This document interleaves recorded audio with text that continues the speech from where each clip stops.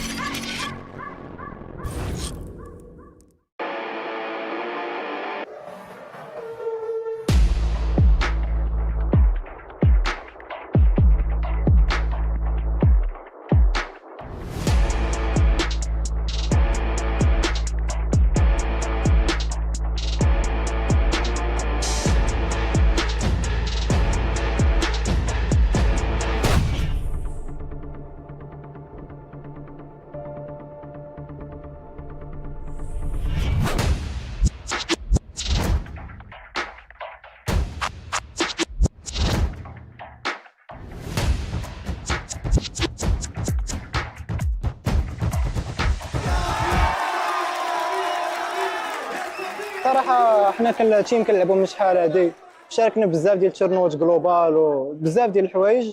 الحمد لله ترينينا وجينا وداكشي اللي كنا موجدينه راه درناه والحمد لله توفقنا وخدينا البطوله.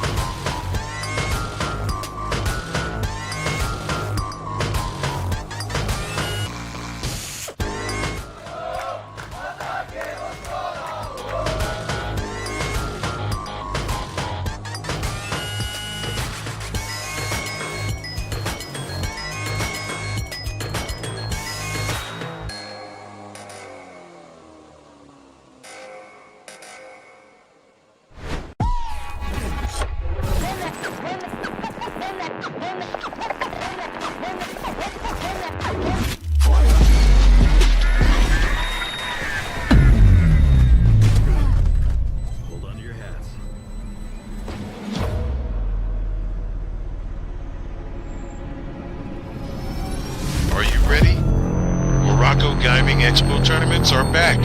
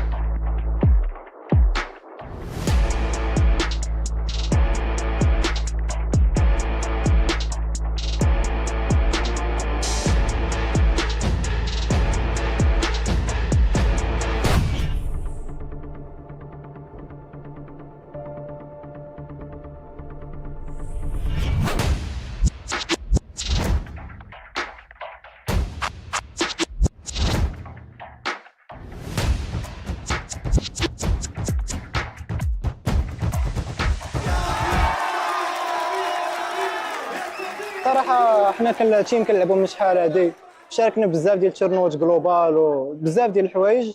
الحمد لله ترينينا وجينا وداكشي اللي كنا موجدينه راه درناه والحمد لله توفقنا وخدينا البطوله.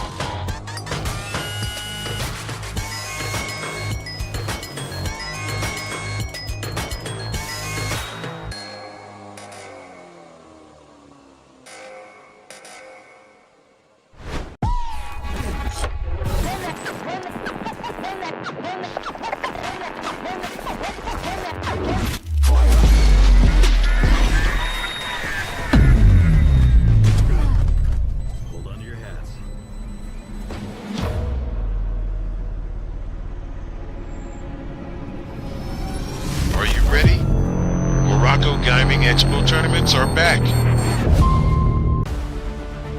Après le succès de la première édition, le Morocco Gaming Expo revient pour une deuxième édition, riche en surprises. Du 2 au 6 juillet 2025, au Palais des Sports du complexe sportif Moulay Abdellah à Rabat. Organisé par le ministère de la Jeunesse, de la Culture et de la Communication, cet événement incontournable réunit passionnés, professionnels et leaders de l'industrie du gaming du Maroc et d'ailleurs. Participez à des sessions de formation, des opportunités de networking et conférences, ainsi que des tournois e-sport. Morocco Gaming Expo 2025, là où les rêves deviennent réalité. Soyez au rendez-vous.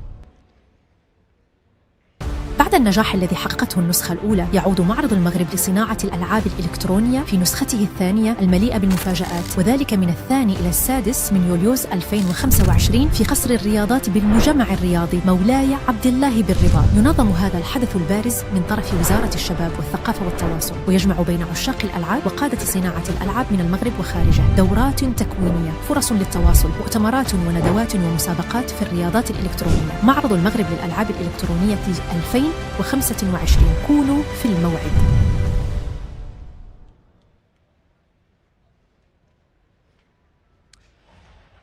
سيداتي سادتي جمهورنا الكرام، مرة أخرى أهلا وسهلا ومرحبا بكم في موروكو جيمنج اكسبو 2025 في النسخة الثانية، وهذا المرة مع اللعبة الأكثر شعبية، اللعبة اللي كيمارسها الصغير والكبير، لعبة EAF 75.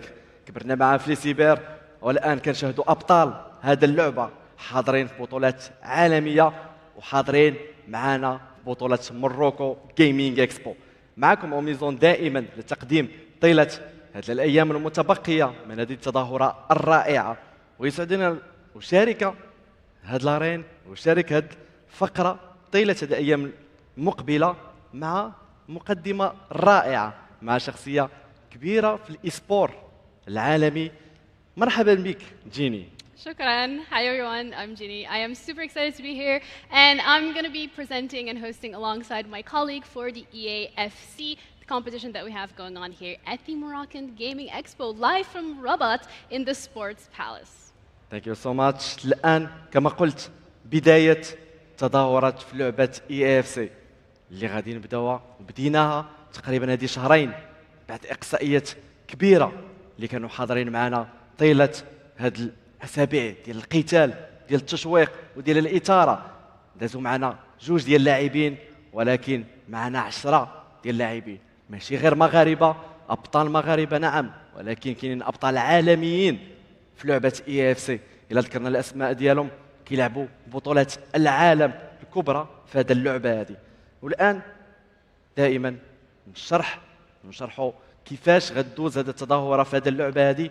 عندنا مجموعتين، كل مجموعة مكونة من 5 ديال اللاعبين اللي غيضمنوا التأهل 4 لاعبين للربع النهائي يوم غد، ونصف النهائي والنهائي، باش نعرفوا بطل ديال هذه النسخة الفريدة من نوعها جيني.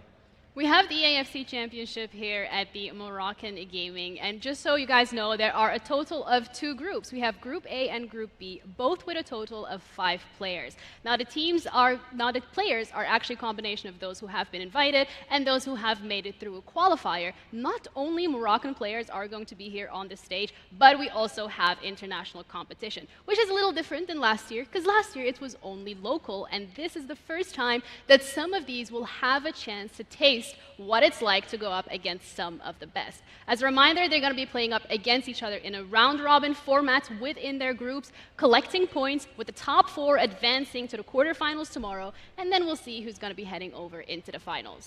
نعم، والآن كما قلت دائما شكرا للجماهير الحاضرة معنا، تصفيقات لكم، تصفيقات كبيرة، حضور رائع في هذه اللعبة اللي كما قلت أكثر شعبية. والشكر الخاص مرة أخرى للمشاهدين اللي حاضرين معنا في النقل المباشر في كل من قناة موروكو جيمنج اكسبو وفي الجامعة الملكية المغربية للألعاب الإلكترونية، في النقل كل من يوتيوب، فيسبوك وتويتش.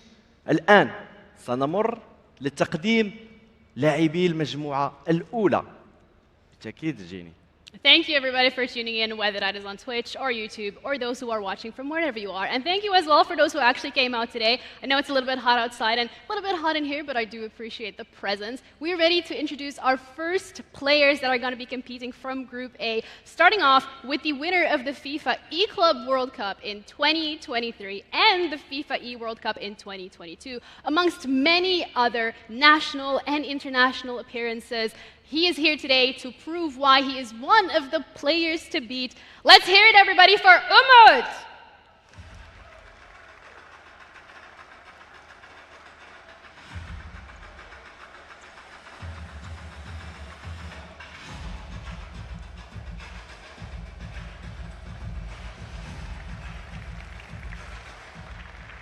You guys are a little quiet. You have to be louder. Come on!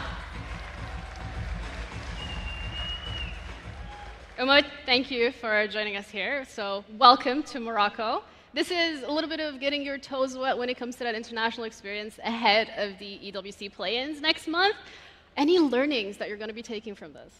Yeah, I'm really excited. I mean, the opponents are really good, and it's the first tournament ever as a EFFC player, like in Africa. So I'm really excited to represent also like the continent, and yeah, to play also against many Moroccan players, but also against the European guys. Yeah, I'm just excited to play. All right, well, this is going to give you a chance to really get into grid of it, but feel free to get over to your seats. We really appreciate it. صراحة كان فخور ورائع وفرحان حاضر معنا في هذه البطولة لأول مرة في إفريقيا وحاضر في هذه البطولة اللي كيتمنى يقدم مستوى كبير مع هاد اللاعبين المخضرمين في هذه البطولة. Okay, before we go over to the next player, we're gonna do a little bit of a test because راكم ناعسين بغيتكم تفيقوا شوية, okay? So I need you guys to give a good welcome to the next player. So I'm gonna count to 3 and then I want everybody to make some noise. غنحسب حتى 3 وكل شيء ينوض, okay? 1, 2, 3. Come on, you can do better. Okay, perfect. I need you guys to keep that energy for the players, to welcome them, not just the Moroccans, but also the internationals, because we have someone coming all the way from the Netherlands, a very decorated player himself, both nationally and internationally. When it comes to the international title, he has won the FIFA E World Cup in 2023. Everybody, can we make some noise for Bashur?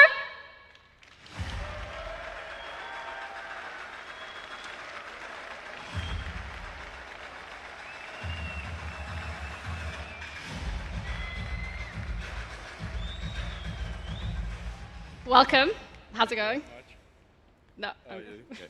Thank you very much. All right. So last time that you guys actually went up against Umut was for the DreamHack for the EWC qualifier in Dallas. Considering how that went and considering you're going up against him for your first game, what's your strategy? The strategy is just to go out there, enjoy this crowd, and hopefully deliver a good game. All right. Well, thank you. I'm going to let you head over to your seat. Good luck. باشور كيتمنى يقدم مستوى كبير امام الجمهور الرائع ويتمنى تستمتعوا معاه ومع المستوى الكبير اللي كيقدمه. والان غندوزو للاعب الثالث وهذا اللاعب مغربي وهذا اللاعب اللي مثل المغرب والمنتخب المغربي في كأس العالم في إيناشنز وقدم مستوى تاريخي احتلوا المركز السادس والان كيمثل فريق الوداد الرياضي وكيمثل الان في هذه البطوله فريق MGE سبور بطل من ابطال هذه اللعبه والكبير والرائع وبتصفيقات حاره لكم للاعب ادم هاتاكي.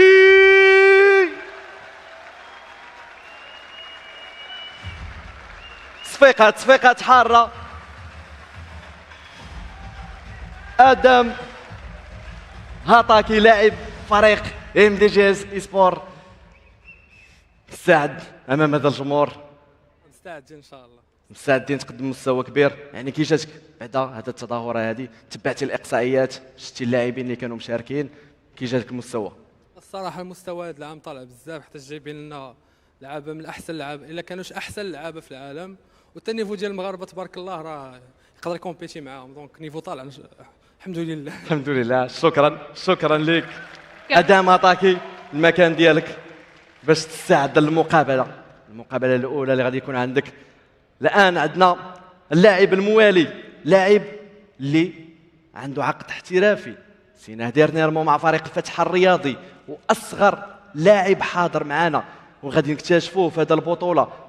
لعب اقصائيات كان ما بين جوج ديال اللاعبين اللي ضربوا الطريق باش يكونوا حاضرين هنايا، وقلت لكم باللغه الدارجه لان صعيب تكومبيتي امام اكثر من 300 لاعب في الاقصائيات، ويقدر يكون مفاجاه هذه الدوره ويفوز لما لا في هذه المجموعه. تصفيقات حاره الاكس ادم.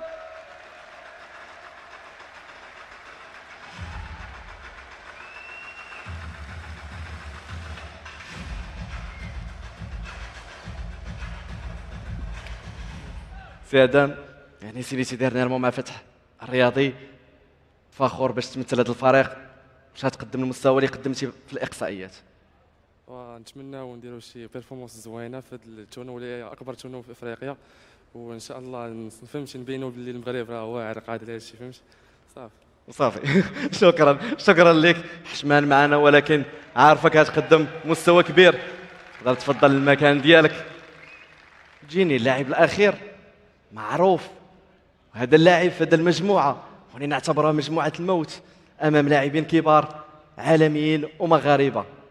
هذا اللاعب اكل الاخضر واليابس، هذا اللاعب فاز مع فريق الرجاء الرياضي بطوله المغرب في لعبه EFC، وكان فيناليست هذا العام، وكان في الموسم الماضي سمعوا مزيان توب 3 في العالم، ثالث احسن لاعب في العالم. وسمعت من الجماهير بداو كيعرفوا شكون. معولين عليكم التصفيقات الكبيره للمرشح الاول ديال هذه البطوله ليوسف شريف.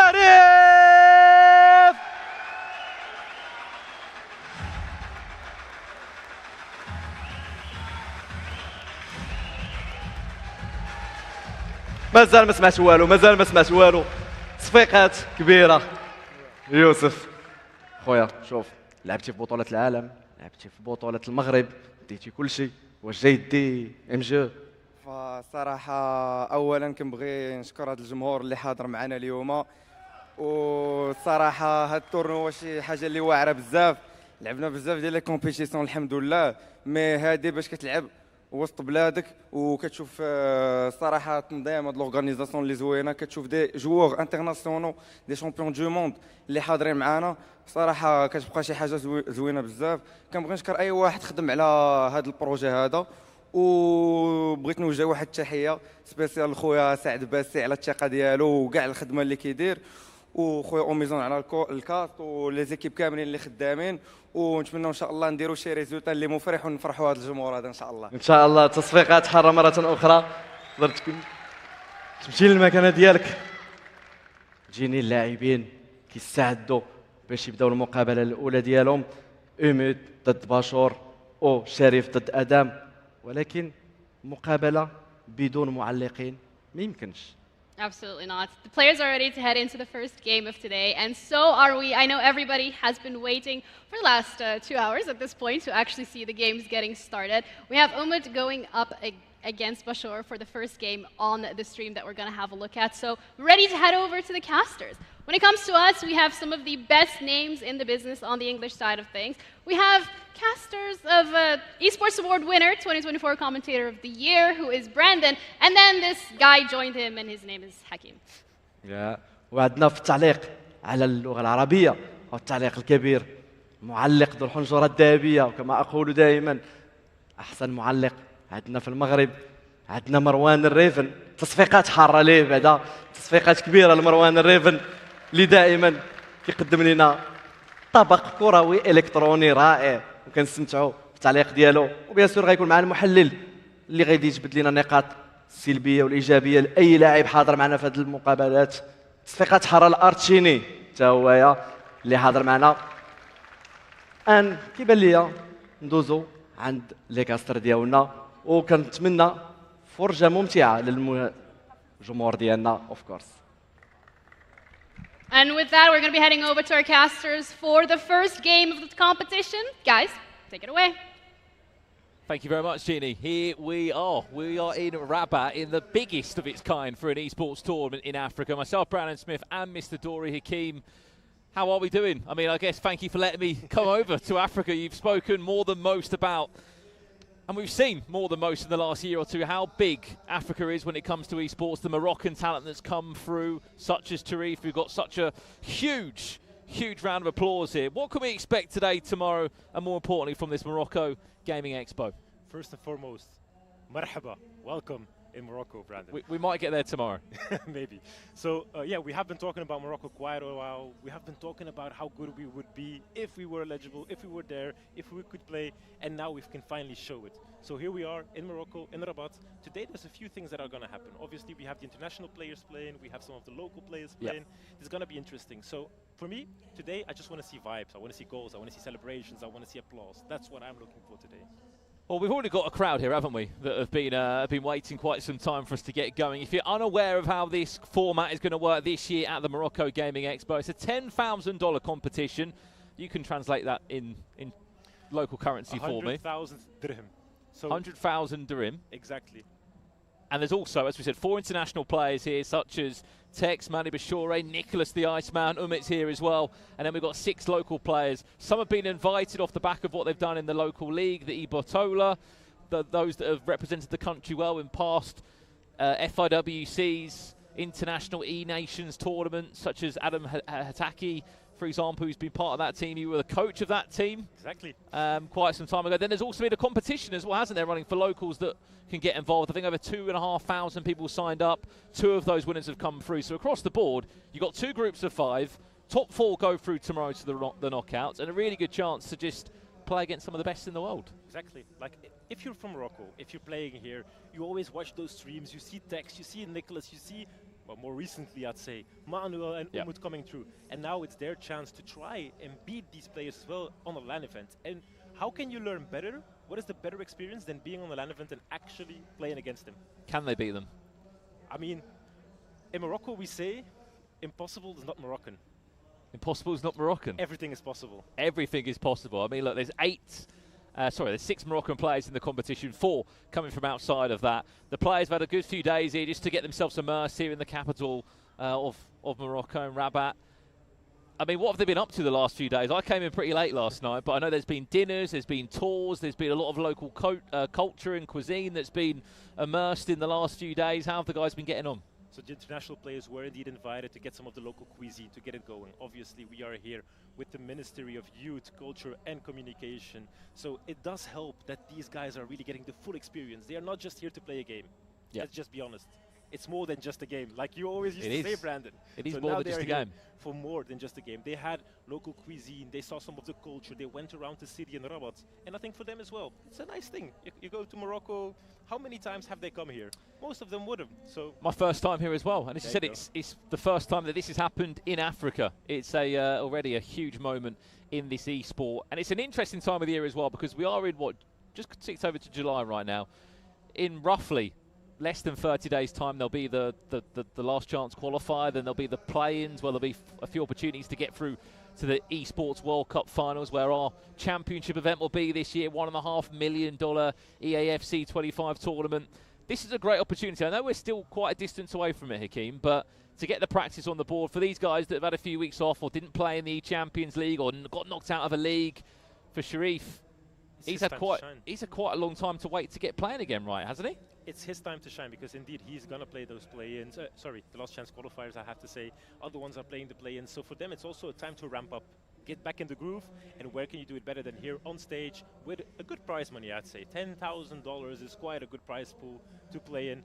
And, well, we got Brandon here, so you have to know. If Brandon is here, it means we are on business, serious business. Well, I've always been interested about the love of esports, not just in Africa, but in Morocco, especially off the back of the E-Nations Cups. Whenever Morocco played, I think they sent me one of my most ever viral clips before in terms of a commentary moment. It might have been a corner, I think, wasn't it? It was the corner in the last minute. It was the round of 16 against Peru. We were 2-1 down, and in the last minute we still equalized. That was when Adam was playing, who's here as well. Sheriff was on the bench, he couldn't play. We only had 3 people. And then, of course, there was still Ayman Mukalik, who's not in this tournament, and also Marwan, who's also not here. But indeed, Brandon, that was a huge moment for Moroccan esports, and it just kept going from there on. Well, players such as Ayman and Marwan, we've seen them, and even, Karim of recent times, we've seen them perform in Europe and show what they can do there. The great thing about a lot of these guys here, they haven't had the chance to step foot in Europe, have they? They've been playing in the local Moroccan FC Pro partnered league out here. This could be an opportunity for them to maybe think about next season. Do they take the jump? Do they take the risk if they can get the investment or backing from a team? And if they can help their CV here and win this competition, and who knows what could be waiting for them for FC26. Well, maybe this is their stepping stone. Even if they just get some good clips out of this tournament, it might be something, you know. If you're thinking about, you could beat Tex. Exactly. If you could beat Nicholas, Manu, Umit, it's not a bad place to start, is it? I think it's a really good stepping stone. Like I said, it's gonna help you with the socials as well. You'll get there. All right, we are waiting to get this game underway. Our first matchup, by the way, which just to kick things off, just to tease you in Group A, we've got two former world champions going head-to-head. We've got Umit against Mani Bashoure. I mean, these are games that we wait for an Esports World Cup for a grand final. We're getting it in Group A, and we're getting it live now. It's not bad, is it? Not bad at all. Especially first game. For both of them, they can get into their groove, and they can get going. So it does help. We can see in the white Umut, and in the black kits, we will see Manu Bashoure.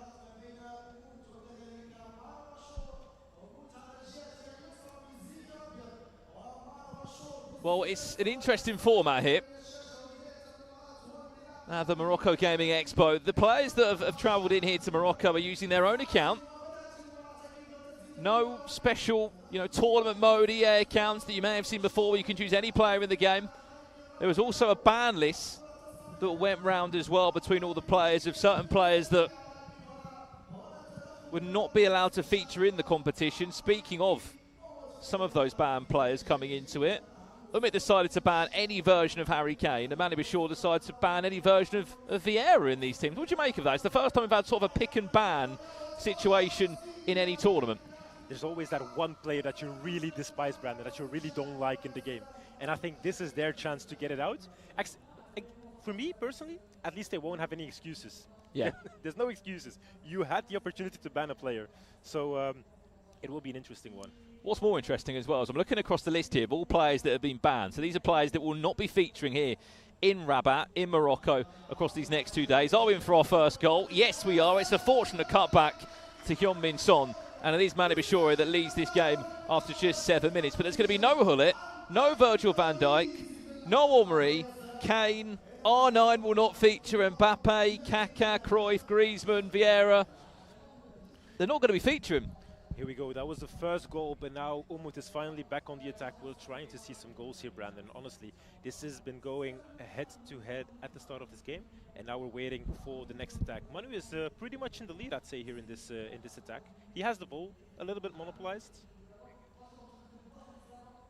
What did you make of that list of players, though, that have been banned, Hakeem? There's going to be no R9, no Hullet, no Virgil van Dijk. There's Elise. I mean, there's plenty of good players, especially now with the shapeshifters coming in. It does help them to get some other players in as well. So we'll have to see how it will turn out and how it will pan out. But I do think some other players will stand up here. And it's also good for your, as you said, if you're working towards those play-ins, toward that EWC, then it's good that now you can play with different style of players because you maybe find a hidden gem that you didn't know about.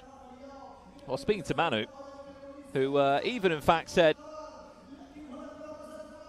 that he did pat Michael Elise coming into this competition. Are we in for an equaliser early doors? Messi, he tries to dive into that one. Vicario comes out and does enough. So, Vitinha now for Manu. Manu still holding on to that lead with 15 minutes in. We've seen it going like both sides, Brandon. The good thing is, though, Hakeem, here, is that technically there's no... the only way you're getting eliminated from the group stage is if you finish bottom of the group, which for a lot of these players, I mean, I think they can relatively enjoy today. You know, top 4 out of 5. It's harder to be eliminated than to go through, in my opinion. I think if we both play, we would be eliminated, Brandon. I mean, yeah, that is true, but aside from that, we're on for a penalty. It's committed the foul. Michael Elise is on for a second. Mani Bashoure 2-0 in 17 minutes in Group A. If you are wondering where the likes of Nicholas and Tex and the rest of the competition are, they're playing in Group B a little bit later on today here in Morocco. This could be a final game, actually, if you think about it, Brandon. Well, the bracket could look interesting because, say, you know, there's the players that have turned into this tournament. You know, 6 Moroccan local players that have travelled here to Rabat, all dotted across different parts of Morocco. They're going to be most definitely, and why wouldn't they be up for this competition? What to say of that is that should have been one goal back from it in this match. You could have a situation where, you know, Umit might finish 4th. Let's say it could happen. It probably won't. And then Manu finishes top. When you go to the knockout bracket, we're suddenly looking at on the opposite side, are we going to get Nicholas versus Umit in a quarter-final? Because these are the matches that certainly could happen. Exactly. Everything is possible. Like I said, everything is possible within Morocco. So, in the meantime, Brandon, I have been checking the streams a little bit, and I have been checking the chat. What's the community saying? Because we can see people. It's in Darija, so I okay, won't bother you with that. Forget about it then. But they did call you, and this is something they said. We want Brandon Smith right before we were jumping in, so that's perfect. They saw you, they see that you're here, and people are happy. I see Wadi, for example, very knowledgeable person within the scene as well. We had Amin Kaiza and Enes. There's Anko. There's plenty of people here that are watching and also supporting you, and they're happy that you're here in Morocco, Brandon. I mean, I would try and give you some Arabic back, but... One word, not that hard. Honestly, we can do it. Go on. Shukran. Shukran. There you go.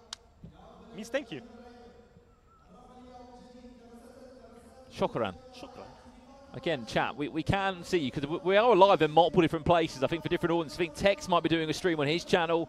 I think we're live on the MGE YouTube channel as well across the next few days. There's a third for Manu Bishor. You wouldn't believe that man's a goalkeeper, by the way, but he's got a shapeshifter centre-back item.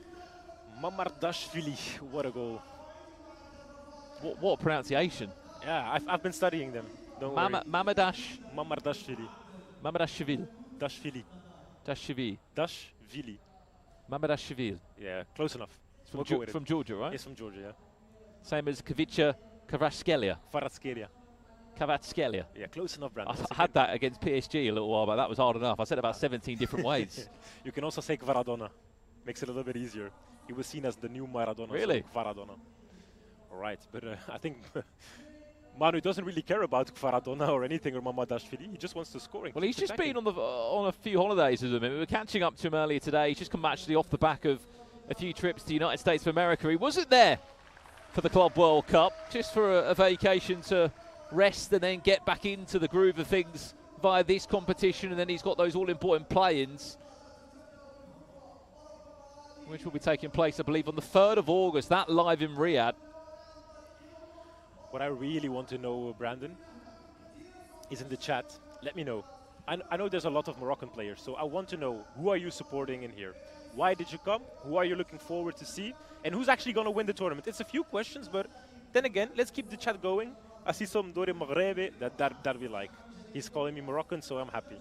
Finally. There's a goal back again, Umit. Finds another one with Messi. 5 goals in just 34 minutes on this one. But to answer your question, I'd say firstly, straight back to the chat that are watching. Let us know out of the 6 Moroccans who you think is going to go the furthest today. Because, you know, Youssef Sharif, he fell out of the FC Pro Open in quite a dramatic way. He was obviously on the floor crying, tears. I did quite enjoy that exchange that him and Nick Sneb had, though, between the two of them. That was a bit entertaining. I'm all for that. But for him, not the end that he would have wanted to have coming into this, hence why he's got to go the long way around. He might not have the same World Championships journey that he had last year. So I'm looking forward to seeing Sharif in action. I'm also just keen to see what Ayman can do. I'm going to try and pronounce his name as Fakir. Fakir? Yeah, close enough, Brandon. Won the Batola this year, the Moroccan League, obviously following the footsteps of last year's champion in Sharif. And I feel like that's been, in what is, you know, there's not all the opportunities in the world for a lot of these players in different leagues. That really is your opportunity to showcase from Morocco who are the best players that are coming through. That's kind of true. Like, the thing is, more importantly, it was indeed Ayman Fakhr who played against Brahim, his teammate, because they both won the E-Botola together.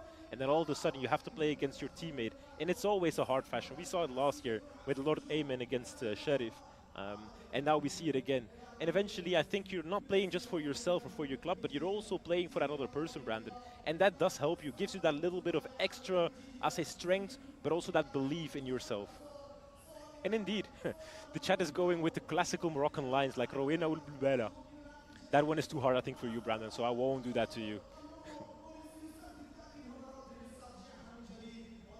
As we said, we haven't been short of goals really so far in this game between two former world champions going head-to-head here in the group stage. This is just Group A. Today we'll be bringing you all the group action from the Moroccan Gaming Expo, the biggest EAFC event we have had in Africa so far.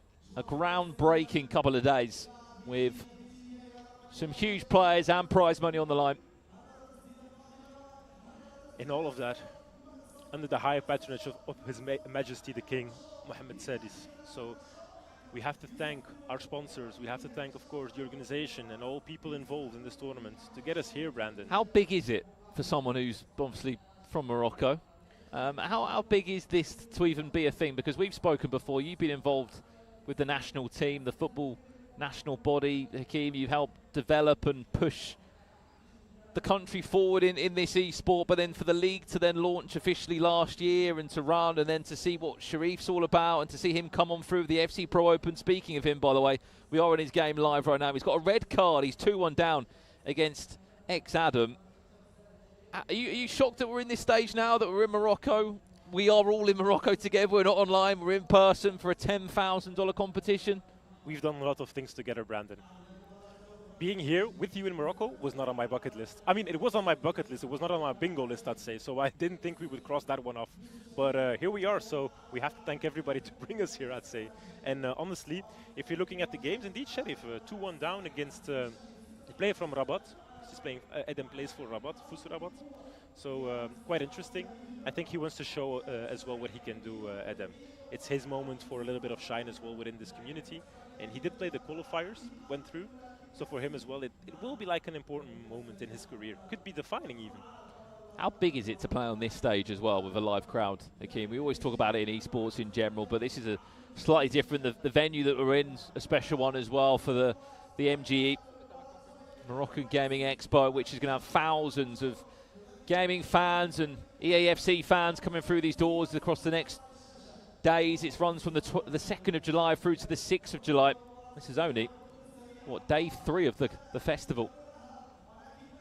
We still have a few days to go, and indeed it's interesting to see these Moroccan players, and it does help me when they see how everybody is, so whenever I see the international players, they're running around, and we actually see people in the street recognizing them. Oh, this is Nicholas. Oh, this is Tex. Oh, this is this guy. So it is fun to see that they actually have a name, even these international players, and they are treated as stars here. We have to be honest. With the Moroccan food, the Moroccan cuisine, we've been running around with some of the players, and I have to tell you, Brandon. Who's been spotted the most then? I think Sharif is spotted the most if we're talking about the non-international ones. But then again, I've seen some of the people going to Tex, and I know a few fans, big fans of Tex, that are in the chat right now even watching, and yeah, he actually said, I want Tex to win already. So there's going to be an interesting storyline, but I think Tex could be seen a lot. He does go a little bit unknown, you know, has his hoodie on, glasses, little hat, so most people won't recognize him until he's at the beach and trying to enjoy his time. Well, here's an opportunity now, straight down the opposite end for Manu Bashore to try and find a fourth. It's an interesting record between these two when it comes to this e-sport. They've played only 2 times before, and that was last year in Dallas, where, if you can remember rightly, Manu Bashore and his teammate Emre Yilmaz were the first 2 players to get through that qualifier and get themselves to the Esports World Cup. Yeah, and now in the group stage, so that's quite nice for them that it's just the group stage, because now they can still feel a little bit and be more slow about this game, be more methodically, like I say, interesting to see how they're gonna how this is gonna pan out. And then once again, once you get into those knockout stages, that's the moment where everybody goes for the neck. That's the moment where you cannot make any mistakes anymore. So I think it's interesting to see them in the group stage right now. First game as well, immediately Manu against Umut. Both are world champions. So what else do you want here, Brandon? And for these players as well, I think we arrived here about midday. They've been waiting a good few hours to get going. I think they'll just be happy to get on this main stage and to get their first game out. As we said, it's the top 4 out of 5 that will go through to the knockout stage as Manu finds a 4th in that game. As it stands, Manu Bashore is on for a 3-peat against Umut. He's not lost a game against him on a competitive stage since he picked up a controller. 4-2 he leads. Maybe interesting. One thing I'll learn as well, Brandon, well, I'll teach you at least.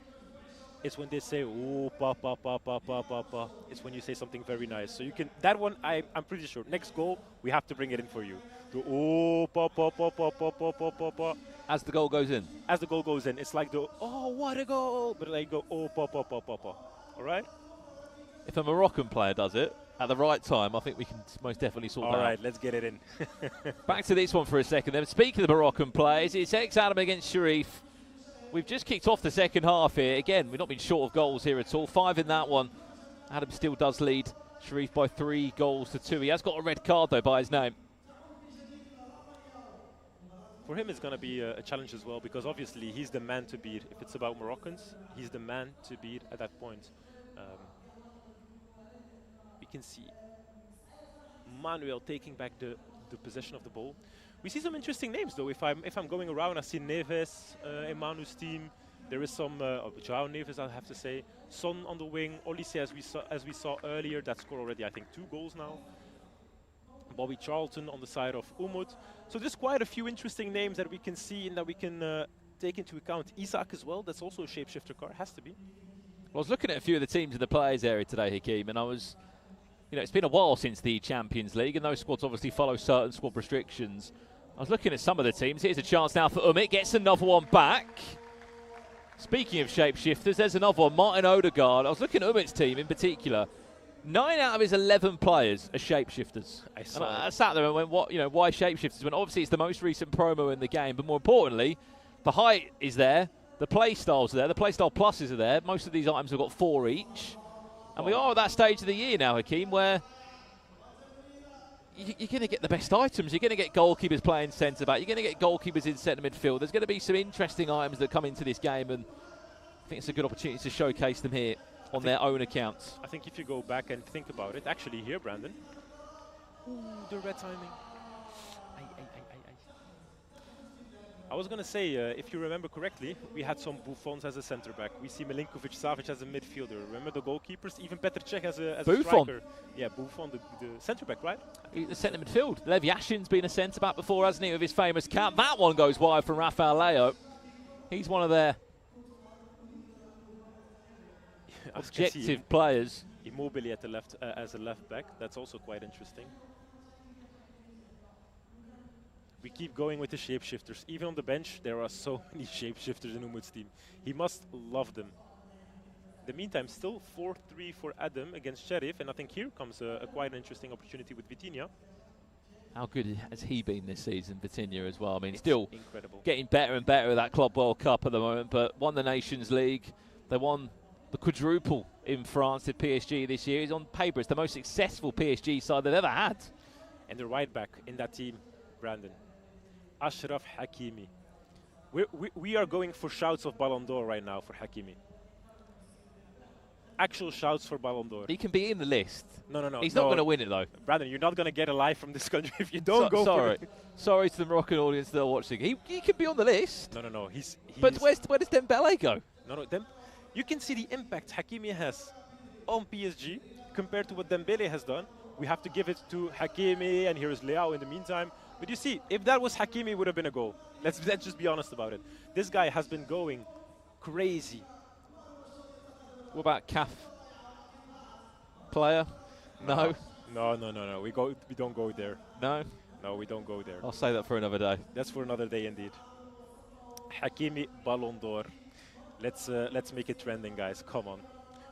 Actually, Brandon, for those that have missed it, Brandon was casting during that.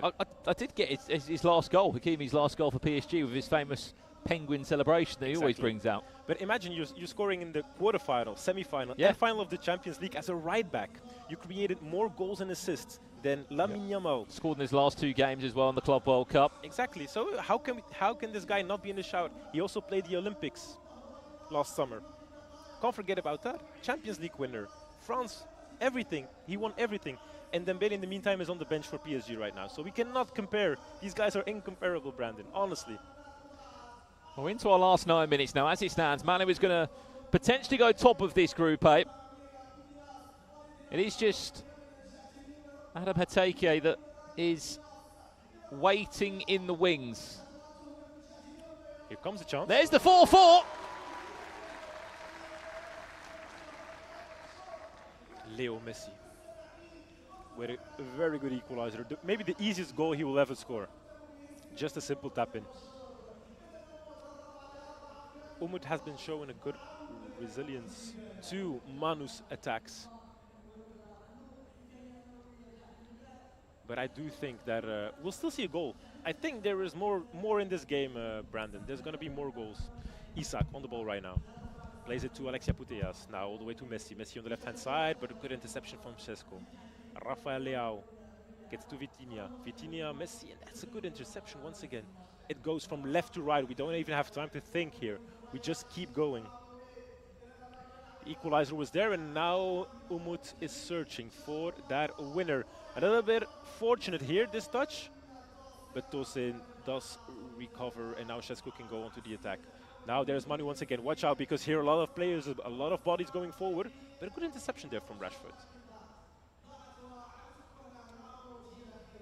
What I personally like in this game is the fact that it goes so up and down. Once again, an opportunity here. Isak right now on the right-hand side, in the middle. Putellas gets the ball. Putellas! Ooh, just went wide, Brandon. We missed that, like with a few centimeters. Could have been. Finally, the goal where he would take the lead. That could have been the ultimate turnaround, couldn't it, for Umut, who's always been behind so far in this one. The comeback has been great from Umut. Have to watch out. 1 more minute, additional time. Isak playing it to the wind to Alawairan. Barcola. Isak once again. He's building that momentum, isn't he? It's Bobby Charlton now, one of his only icons in the team. He's got 9 shapeshifters, and that's going to do us for a full-time result. I believe a draw will stand. We won't be playing extra time by the looks of it. In the group stage, it will be a 4-4 draw between the two former world champions. I mean, it couldn't really be set any better than that, could it? Two absolute juggernauts in their own right. Here on African soil for the first ever time that an EAFC tournament has been of this size. I'll be honest, I thought Mali was going to walk away with that one and be on his way to 3 points in Group A. It was a really good comeback from Umut. Eventually, it was starting a little bit slow, then getting back to in his groove, back in the rhythm. And at the end, he had the opportunity to actually win the game. So it could have turned out quite bad for Manu. I think both of them are happy with the points. I'm not sure if we can see the other game at all. I don't know if it's still playing. I can just see over my shoulder. That one does look like it's in the game still. But we can go over to check out Adam against Sharif. That would be superb. I know our main feature game has just finished. Again, there are 2 gaming pods just behind us here on our main stage in Morocco. We're here for the MGE for 2025, and it is bigger and better than ever. I mean, look, that makes the table quite interesting. The fact that those two technically have dropped points against each other, there's not like a front-forward winner. That gives a chance for Adam Hateki to come through. He wins his first game. Depending what happens in the other game, he could go top. Exactly. Easy. After 1 round, you can go top already.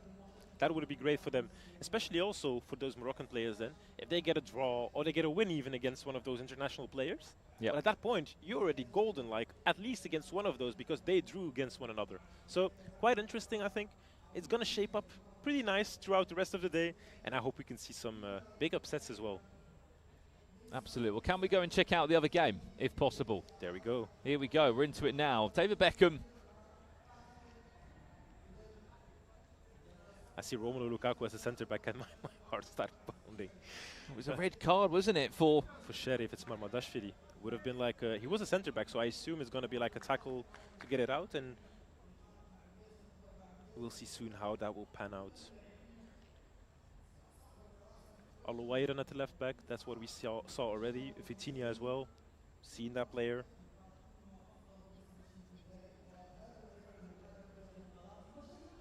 Might go back into the game. It's 4-4, Brandon. Actually, Sheriff equalized that game.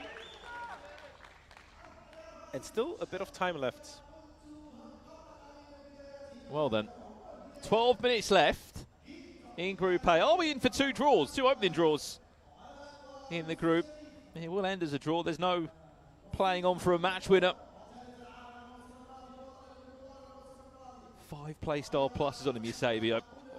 What an absolute monster. You can keep dancing with that player in the box, outside of the box, shooting, passing. What can he do? The thing you have to remember as well is that these are all their own items as well, their own accounts. There's the time green Trivella from David Beckham, which is stopped by Levi Ashim. Now you have to watch out on that counter attack. Obviously, you have a red card, so I have to watch out. Rafinha. Again, it feels like Sharif is really building now some momentum, isn't he, as he comes forward again, looking for another goal. This one could be the first time he's been in front. That one is a very ambitious effort goal from quite some distance.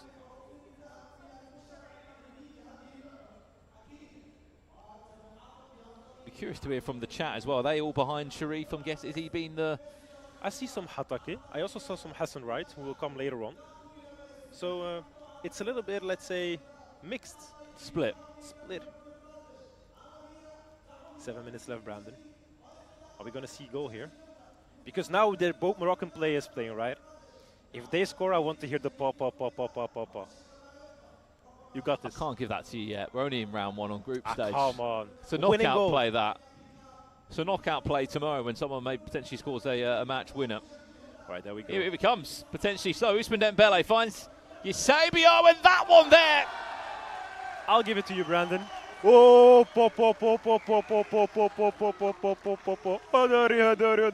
Eusebio.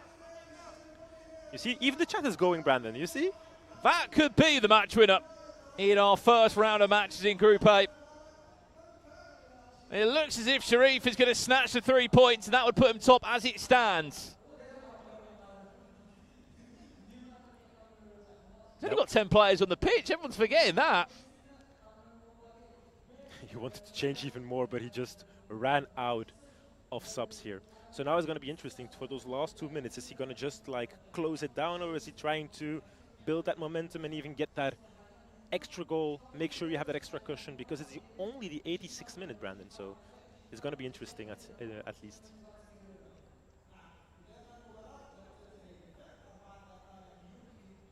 What is so much more impressive here is the fact that he's been able to play with 10 players. He was 4-2 down, I think at one point 3-2 down another time, Sharif was speaking about here. And then to come back with 1 player left on the pitch, Hakeem, how's he done that? That's just the mentality. Like I said, nothing is impossible within Morocco. Everything is possible, Brandon. You will get to learn, it's fine. I'll give you some time. Well, that doesn't really work because it's 2 Moroccan players playing against each other, does it? One is on the back foot, but yeah, interesting. Maybe we'll have to change that one. Last 2 minutes now, it's Sharif in possession. He should look just to see this one out now and put himself top of the table.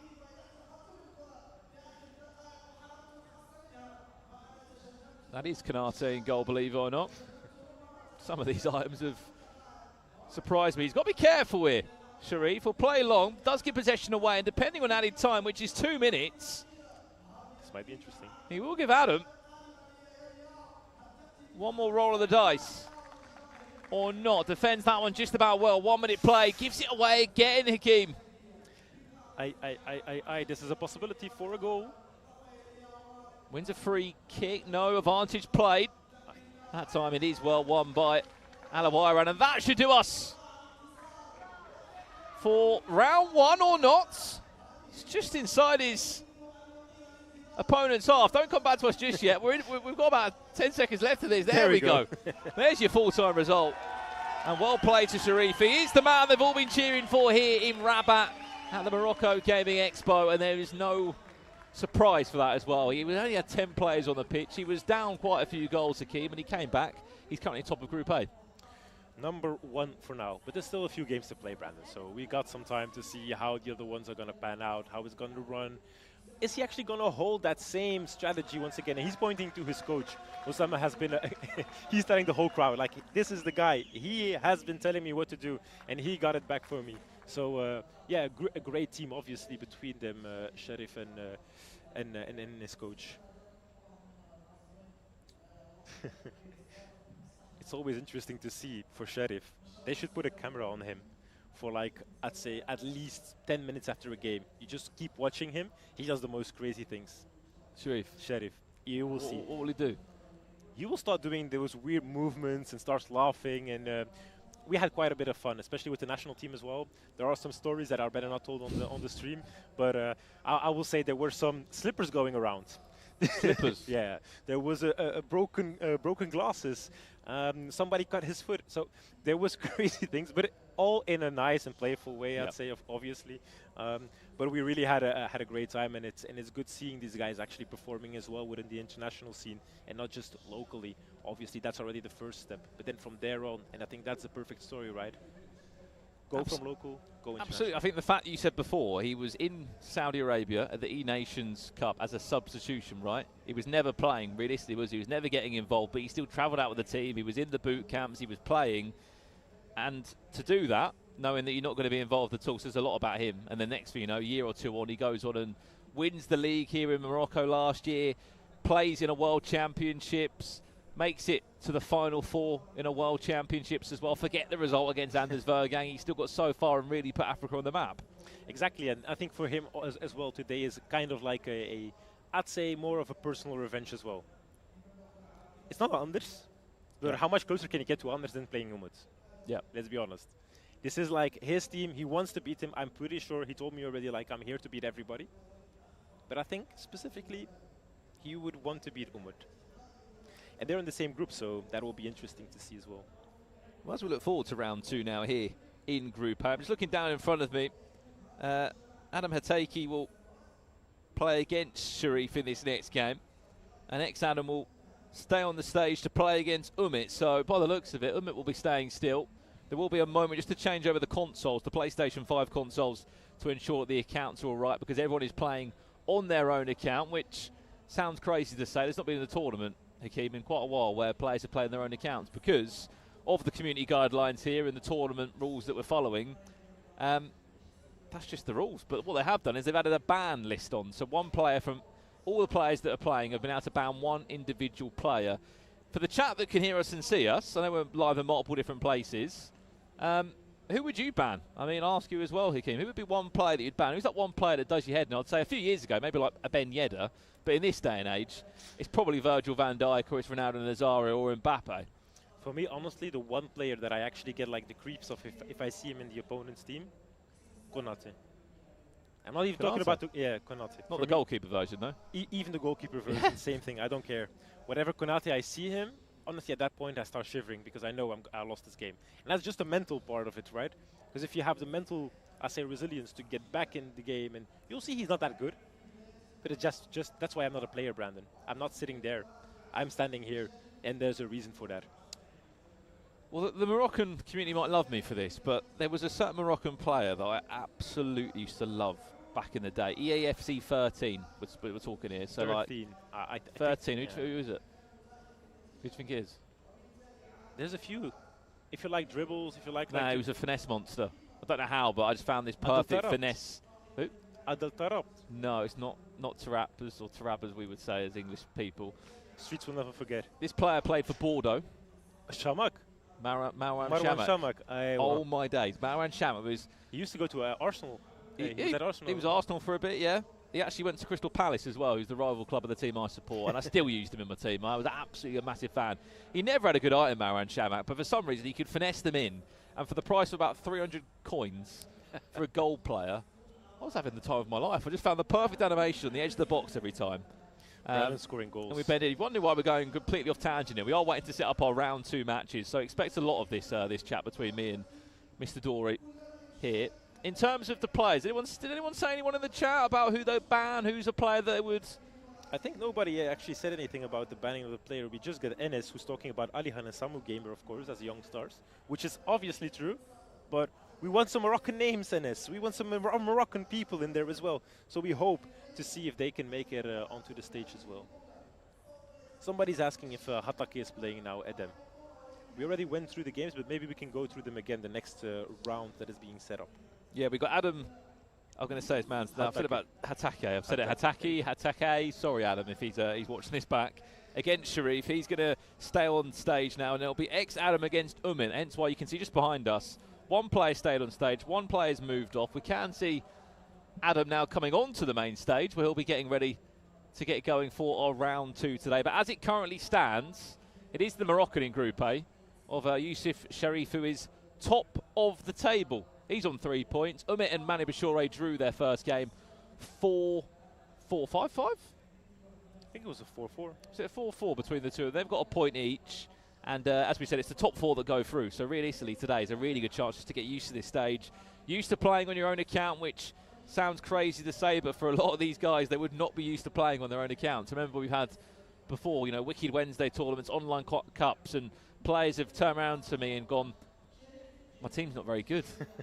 The team's just not very good. It's either that or it's full of loans, and they can't get these loans. Yeah, here they can use them as well, but in the end, I think for the players here, it does give a little bit of an advantage to the Moroccan local players as well, although their teams will probably be less good than the other ones, but they are more used to playing them.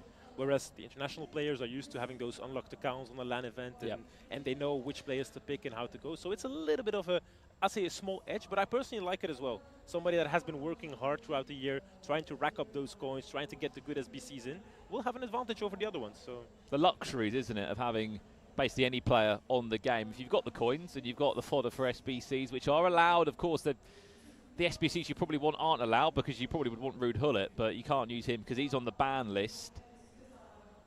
I see some Hatake fans, so that's already good. Adam and Sheriff may be an interesting one as well. They used to play duo. So whenever we tried to qualify for the World Cup, for the FIFA E Nations League in 2023, it was Adam and Sheriff playing together. And then eventually, as we were going to the World Cup in Saudi, we had to pick 3 players from the 4.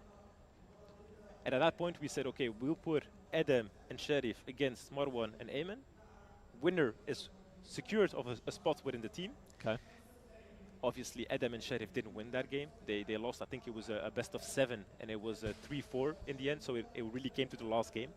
And then after that, obviously we have 3 places. We already have 2 locked in. So we said, now the losers of the game have to play again against one another. And now it's the battle of the brothers. Sheriff against Adam. And that also went crazy. Went to the last game once again. And I think that was also a best of 7. And it was eventually Adam who won against Sheriff. And that sealed Sheriff's fate to not be included in the actual E-Nation squad as a player. But I think it fueled him enough seeing the tournament unravel and not being able to play yourself. I think gave him a lot of energy and also gave him the strength. He might not have been on the same trajectory that he's on now, exactly, if he didn't experience that, right?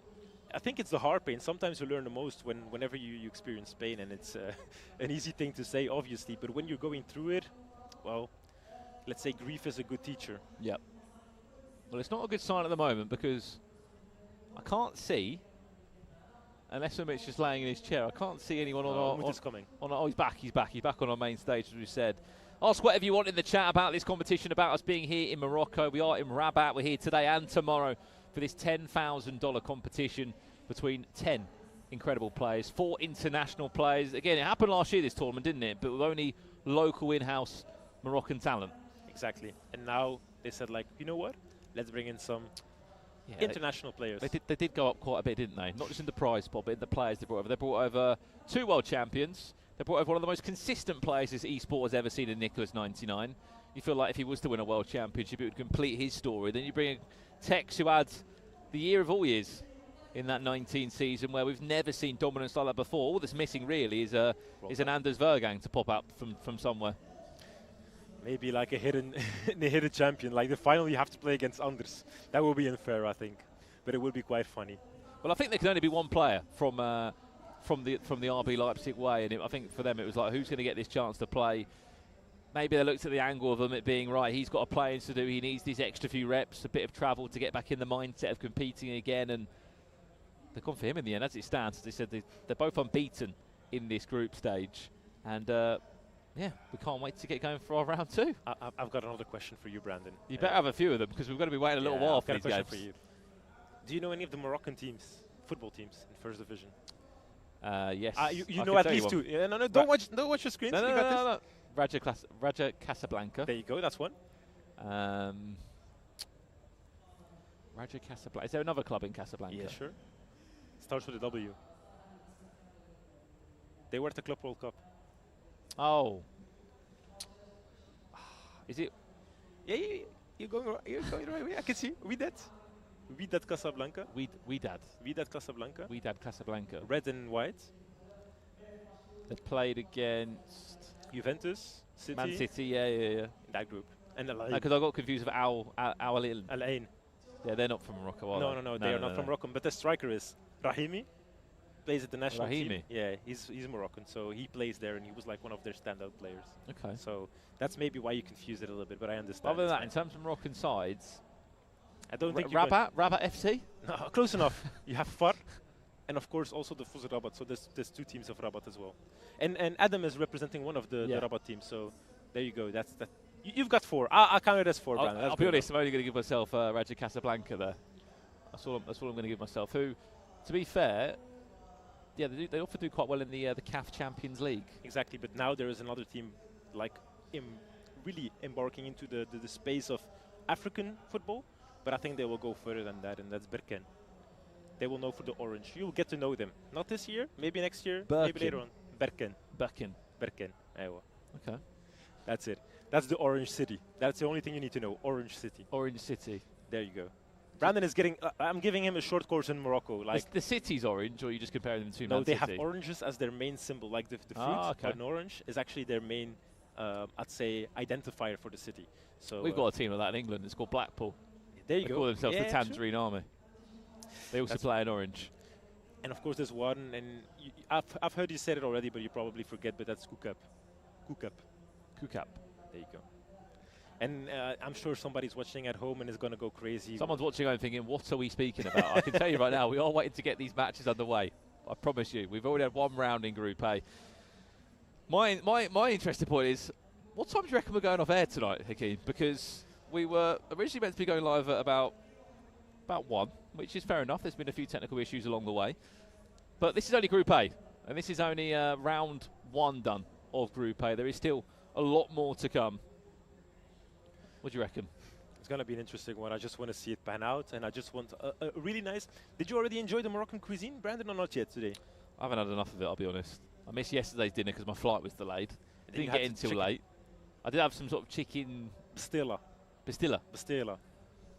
What's like beautiful in Arabic? Beautiful, Zwin.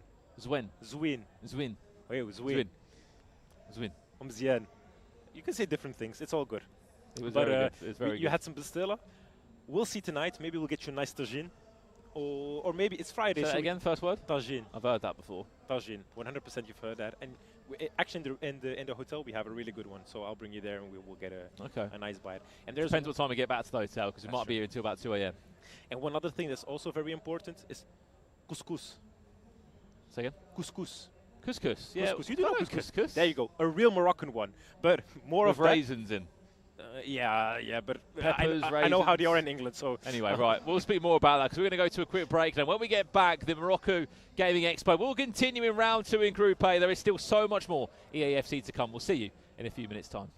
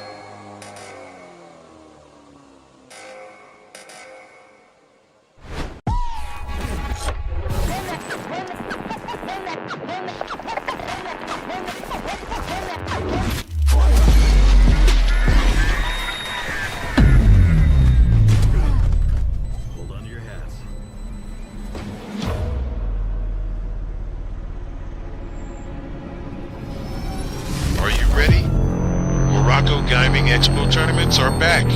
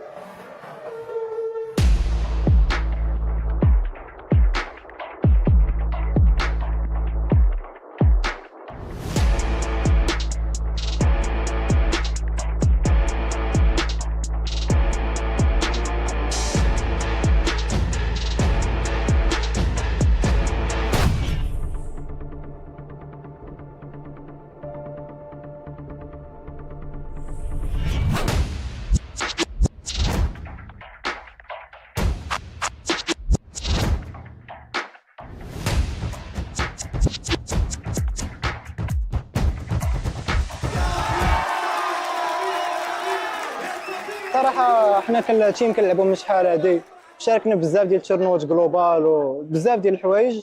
الحمد لله ترينينا وجينا وداكشي اللي كنا موجدينه راه درناه والحمد لله توفقنا وخدينا البطوله.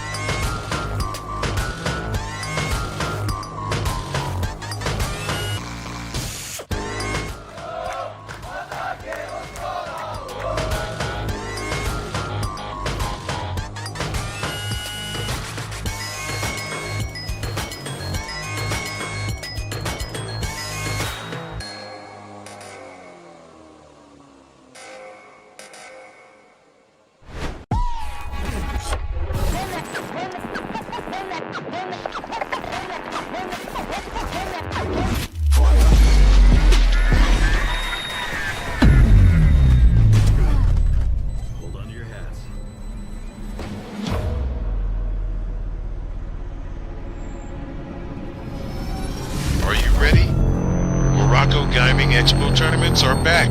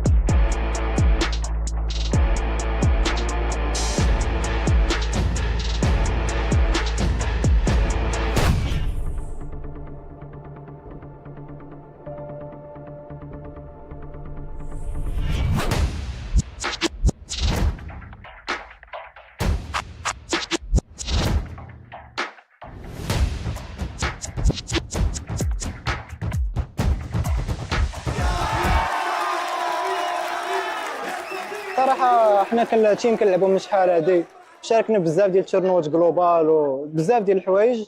الحمد لله ترينينا وجينا وداك الشيء اللي كنا موجدينه راه درناه والحمد لله توفقنا وخدينا البطوله.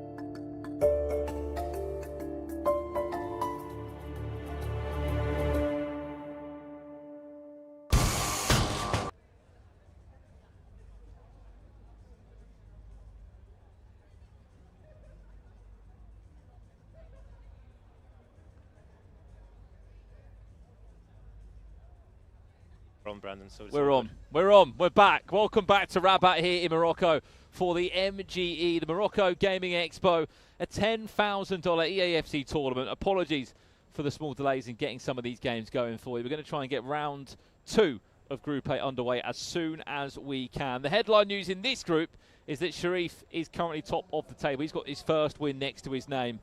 And look, he was the player that got all the love when he came out on stage, Hakeem. He was the player that they're all excited to see here today.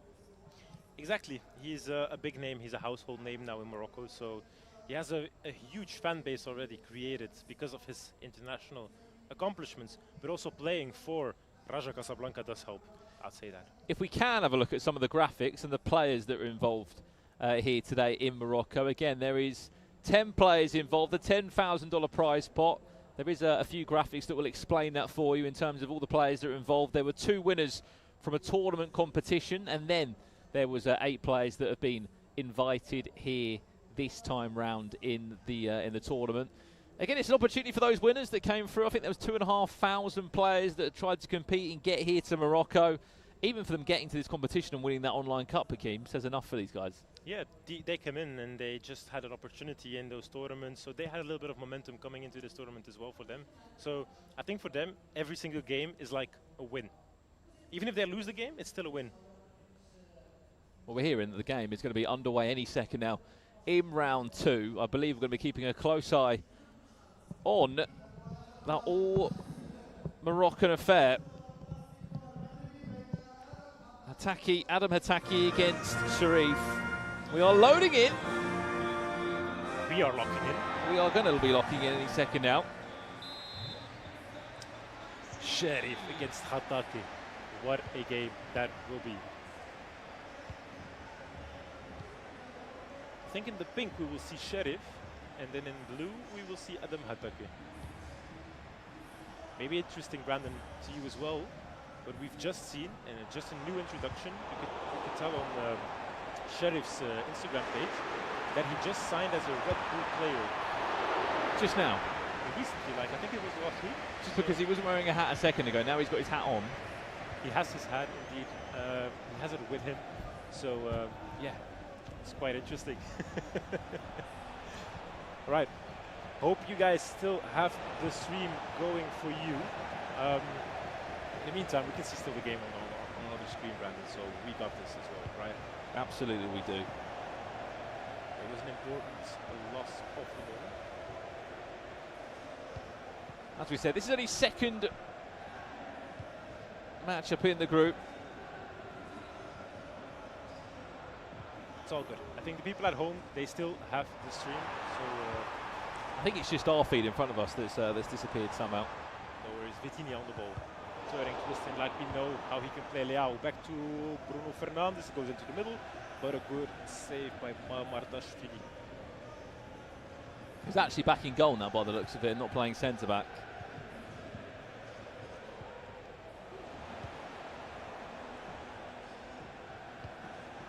I'll be in for our first breakthrough in this one. As we said, Sharif, off the back of that win, he only had 10 players on the pitch. Time green finesse, that was asking quite a lot to get past David De Gea from that far out.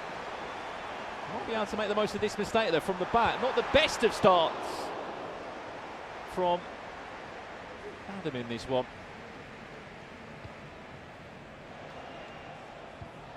Bigger question is, for those at home, are you getting any game sound through? Because we're not getting any game sound through on our end.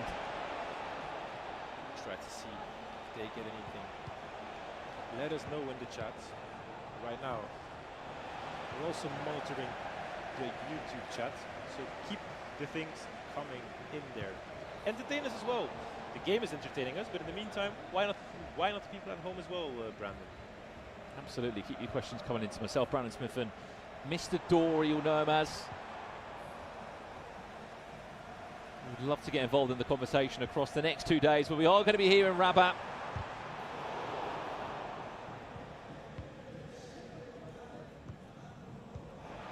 There's a first time through ball just offside.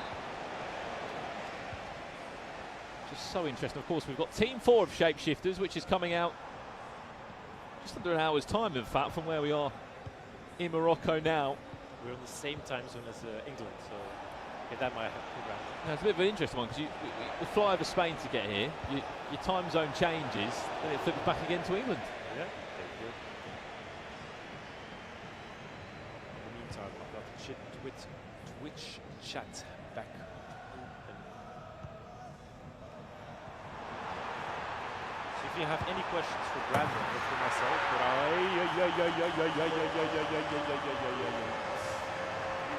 Well, there's the first breakthrough.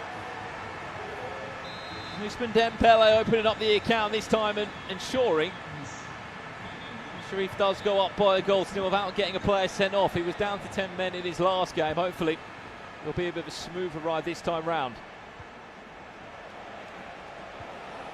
Break of pace. The thing with Eden, and a lot of people don't understand, is Eden is like one of those guys, he goes off of momentum. So he will be, I won't say bad, but he's inferior to his opponents for a small amount of time, and then he will find that breakthrough, like one moment, and he will keep going for like 20 minutes in game. Yeah. And that's the moment where he needs to score a few goals. So same thing for Sheriff, he's mostly dominating, and then he needs that break. Lewandowski, his shot blocked. Not giving up on that one as of yet, the Rafael Leao, that one. Again, no way through, as you see. All players, Lukaku as a centre-back across some of these teams. One of the few players that wasn't banned, Hakeem, was Lionel Messi. Yeah, his team of the season one, which a lot of people have been a fan of. Ousmane Dembele, Eusebio got the time, finds a second. Make it double, 2-0. Sheriff is leading now. Eusebio is an important role, and has an important role in his team. It's a player usually at the end of those attacks with those small passes in the box once again. And I do think for him, he does need one of those players.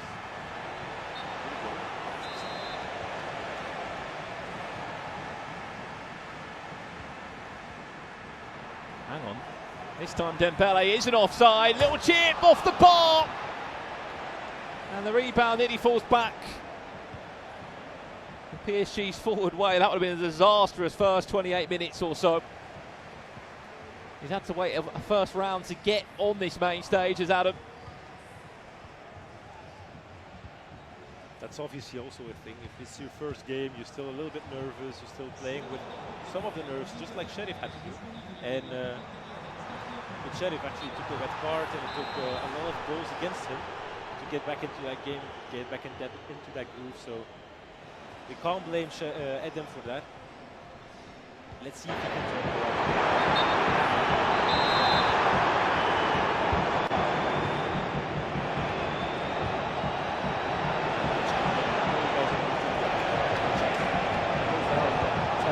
What should I get advantage besides the standing dodge? I actually tried some of those. There's a finesse. Oh! Eusebio! One of his best finishes I think we'll see across these next 2 days. I don't think it was even time green. Just a relentless finish from the Portuguese striker. I mean, he has got 5 playstyle pluses next to his name for a reason, but to bend that in and make it look so easy, Hakeem, what a finish. Yeah, that was, I told you this word already, but it's quite Zuena. Wonderful goal by Sheriff to get it up to 3-0, and he has to watch out at them because Sheriff's on the attack once again with Eusebio. He's playing free, gets some space, but that's giving the goal way too easily. Now Adam can finally try and search for an opportunity. Here comes the pass, but a good interception by Lewandowski. Who do you think tops this group? Interesting question, Brandon. I do think Sheriff, the way he's playing right now against Edem, he did win against the other Edem, so let's say he won against the Moroccan players, and I think he's going to draw against one of the international players and maybe lose one game. And I think that will be enough for him to see it as a first seed player in this group. And do you think on paper you could argue that the competition winners from Morocco that came through, maybe lesser known names in this competition, maybe not as well known in the Moroccan scene for the national side that we have seen previously? There's 4, no, off the post. That could have been an even better start to this first 40 minutes for Sharif. But do you think there's a world that one of those competition winners will make it out of the group? Obviously there's one player from each group that will not make it through. On paper you'd probably look towards that competition winner and go, maybe they're going to have a slightly harder day, but you never know. 4-0, Rafael Leao with a thunderbolt. Makes it 4-0, and it's actually quite a, let's say, a big amount to climb now for Eden, right?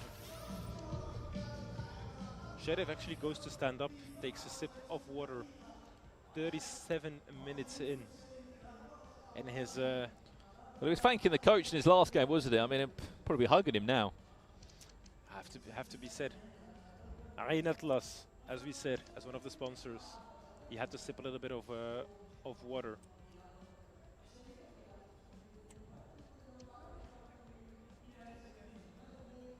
Sheriff is on fire. He's playing with a lot of confidence. He's actually feeling the groove, and here we see the replay of that finesse shot. Might be interesting to see how the other game is panning out against Umut and Edem. Yeah, can we switch games if possible? There is another game. We have sound, Brandon.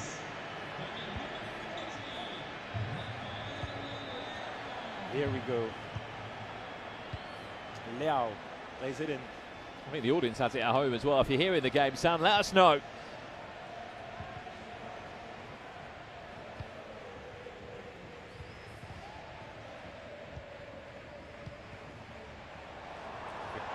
Here comes another opportunity now. Leao on the right-hand side. Bella shot! Whoa, whoa, whoa, whoa, whoa, whoa, whoa, whoa, whoa, whoa. Oh, Robert Lewandowski. What a goal, Brandon. What a goal. Trivela after Trivela. Well, 4 becomes 5. Here with the Morocco Gaming Expo for Sharif. It is free-flowing. Opa. Does concede his first. I was about to say that for a second, Hakeem. That's just getting a bit personal, but from Sharif. 5-0 up in this first half. Free-flowing, cruising towards his second win on the table. And for two players that were actually, on the same team in 2v2 practice for the national side a few years ago, then they had to play the cider game against each other. He said this is an opportunity for a bit of revenge, maybe. Penalty, this could be even worse. Is the referee going to go for a red? No, just a yellow card. Here's Bruno Fernandes to make it 6-1. back to a 5-goal cushion right here. Tackle was a little bit uncalculated, I'd say, from Eden, but he goes straight into the attack once again, and here's an opportunity, but a good interception there by the defender, and eventually Konate can pick it up to launch us into the half-time. What would you say, Brandon? It has been quite like one-lined and quite, I'd say, interesting to see Sheriff play and how it panned out for him as well in this first half. But are there any key takeaways that you have? Like things you see, things you noticed?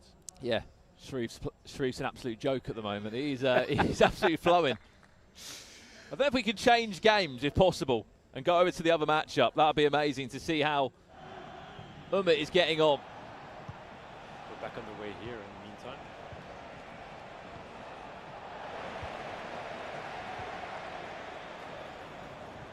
On the left-hand side to Sabio once again.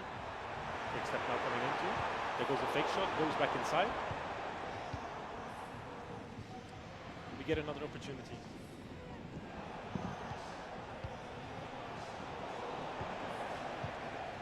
Six-one Sharif leads at the moment. He won't just be top on points. His goal difference will also be looking incredible for him. But now Edem has something to prove, obviously. He still needs to show that he can win. And he can come back from this. A 5-goal cushion seems like a very steep mountain to climb. But I think if you get a goal... He said he was a momentum player. When you fall 5-0 down, the momentum's certainly not going your way. But if you can get one or two, Hakeem. Who knows? Come back, exactly. Who knows what can happen?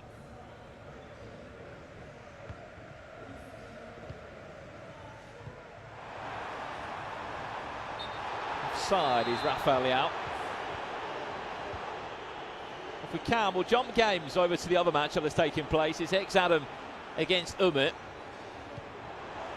Quite interesting to see what the scoreline there would be at this point. And here comes Sharif once again. Brilliant save. Stop the deficit big, even bigger. This will be the biggest scoreline we've seen so far.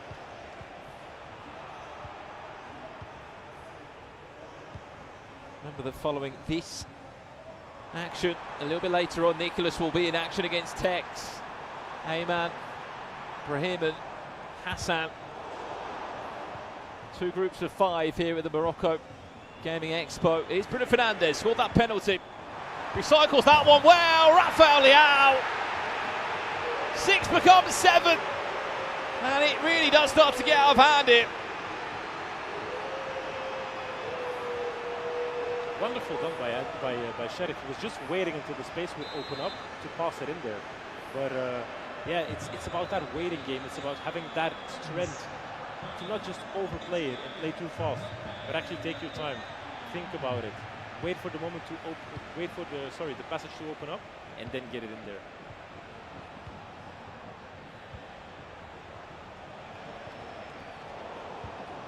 Now Edem is rushing it a bit, trying his best to try and score that one goal that might get his motor starting.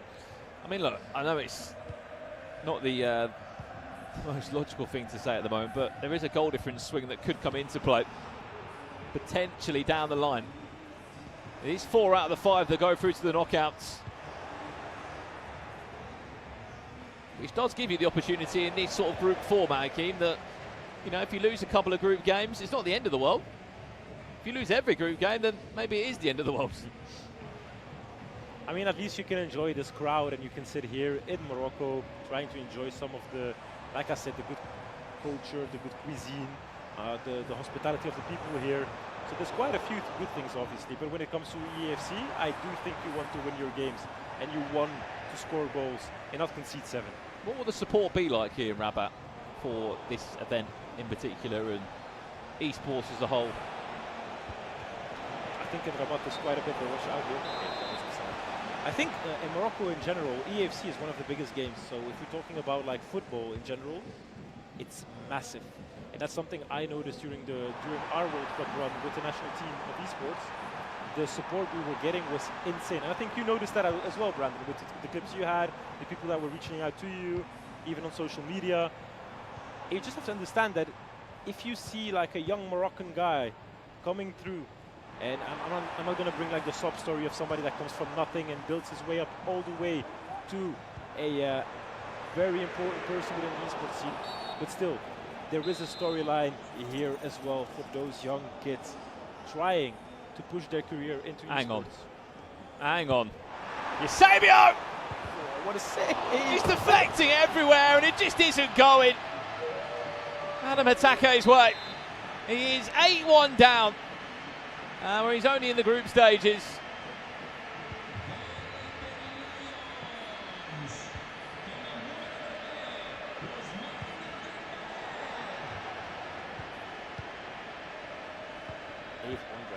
What a game.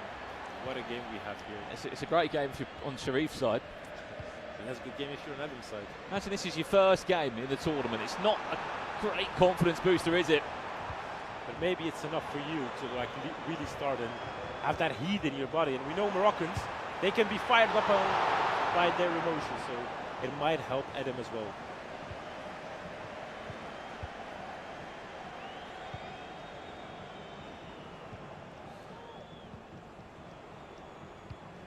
Lukaku gets it to Theo Hernandez.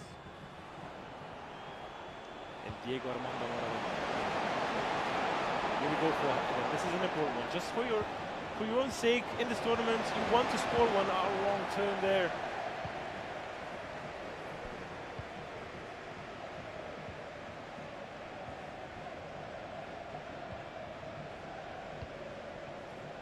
It's about unlucky, but in the end, you still have to try and keep going because you never know that one goal might be the spark for your next games.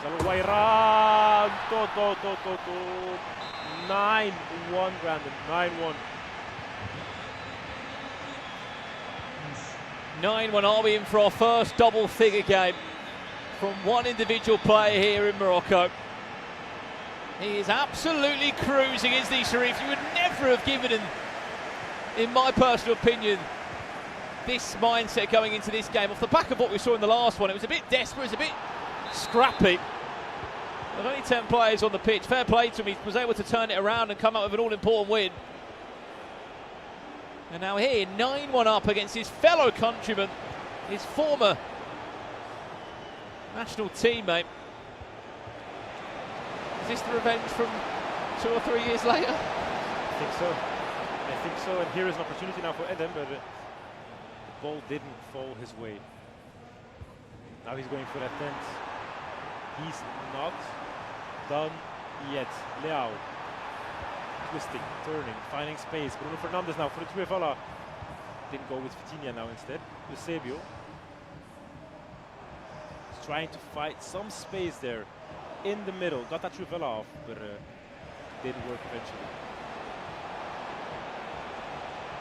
Dembele just teased the keeper off the line. It's a cheeky chip into Maradona, and I tell you what, it's not a bad goal.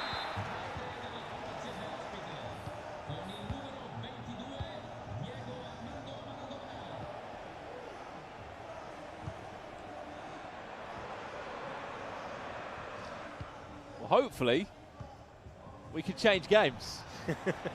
Because I think this game's done. We might have to wait until the last whistle is blown to get that other game in. I am interested to see like what the scores will be, because we haven't gotten a score update throughout the whole game. Should we play guess the score? I reckon Umit's winning 4-1. I'm going with an upset, and I'll go with a draw at this point. 4-4. No, 4-4 is too much. We'll go for 3-3. That will be better. No, Adam, don't let me down. I want to see that 3-3. Needs to happen. Well, I mean, the 8-2B Adam joke is out the window because it's 9-2, unfortunately. Oh, it's 10! Never mind, Brandon. 10-2. Yusuf Sharif leads. He's making this a little bit personal, isn't it? If you know, the person in front of him was the reason he couldn't participate into the FIFA E Nations finals within Saudi. So it is something personal for him. In the end, they are friends, so it's nothing personal. But for him, it's more about like having that opportunity to once prove himself, and he did quite a few times. And in the meantime, there we go, Brandon. There we go. 1 more minute to go, and as I told you, 4-4-3-3, close enough. Close enough. Well, we're only going to get to see a minute of this game, Mr. Dora. We're going to see a little bit of it. A minute is better than nothing, right? It's not 4-1 though, I'll take that back. He's made this a lot more of a tighter game as ex-Adam. But Umit is 1 minute away from his first 3 points in Group A here in Morocco. And he's the former world champion. After a 4-4 draw against Mali Bishop, will get his first 3 points on the board. And there's a full-time result there. 9 goals between the two, but just 1 goal to separate them. As it looks like we might have full-time results all around us here in Rabat. Handshakes around, that's round 2 of Group A concluded, Hakeem. Sharif still top of the table. 6 points for Sharif after 2 games. Umut with 4 points, Manu 1, and then we have, of course, Adam, both Adams with 0. The more worrying part, though, is Adam Hatiki is on a minus potentially 8 goal difference. That will be a hard one to overcome, so you need to win that, I'll say, direct against your direct opposition, I'd say. So he has to win that game against Adam at this point to make sure that they are like getting that. Absolutely. Well, as we said, look, we are done in round 2, but I think we're going to head down and check in with our fantastic team who are going to be catching up with some of the players off the back of that one.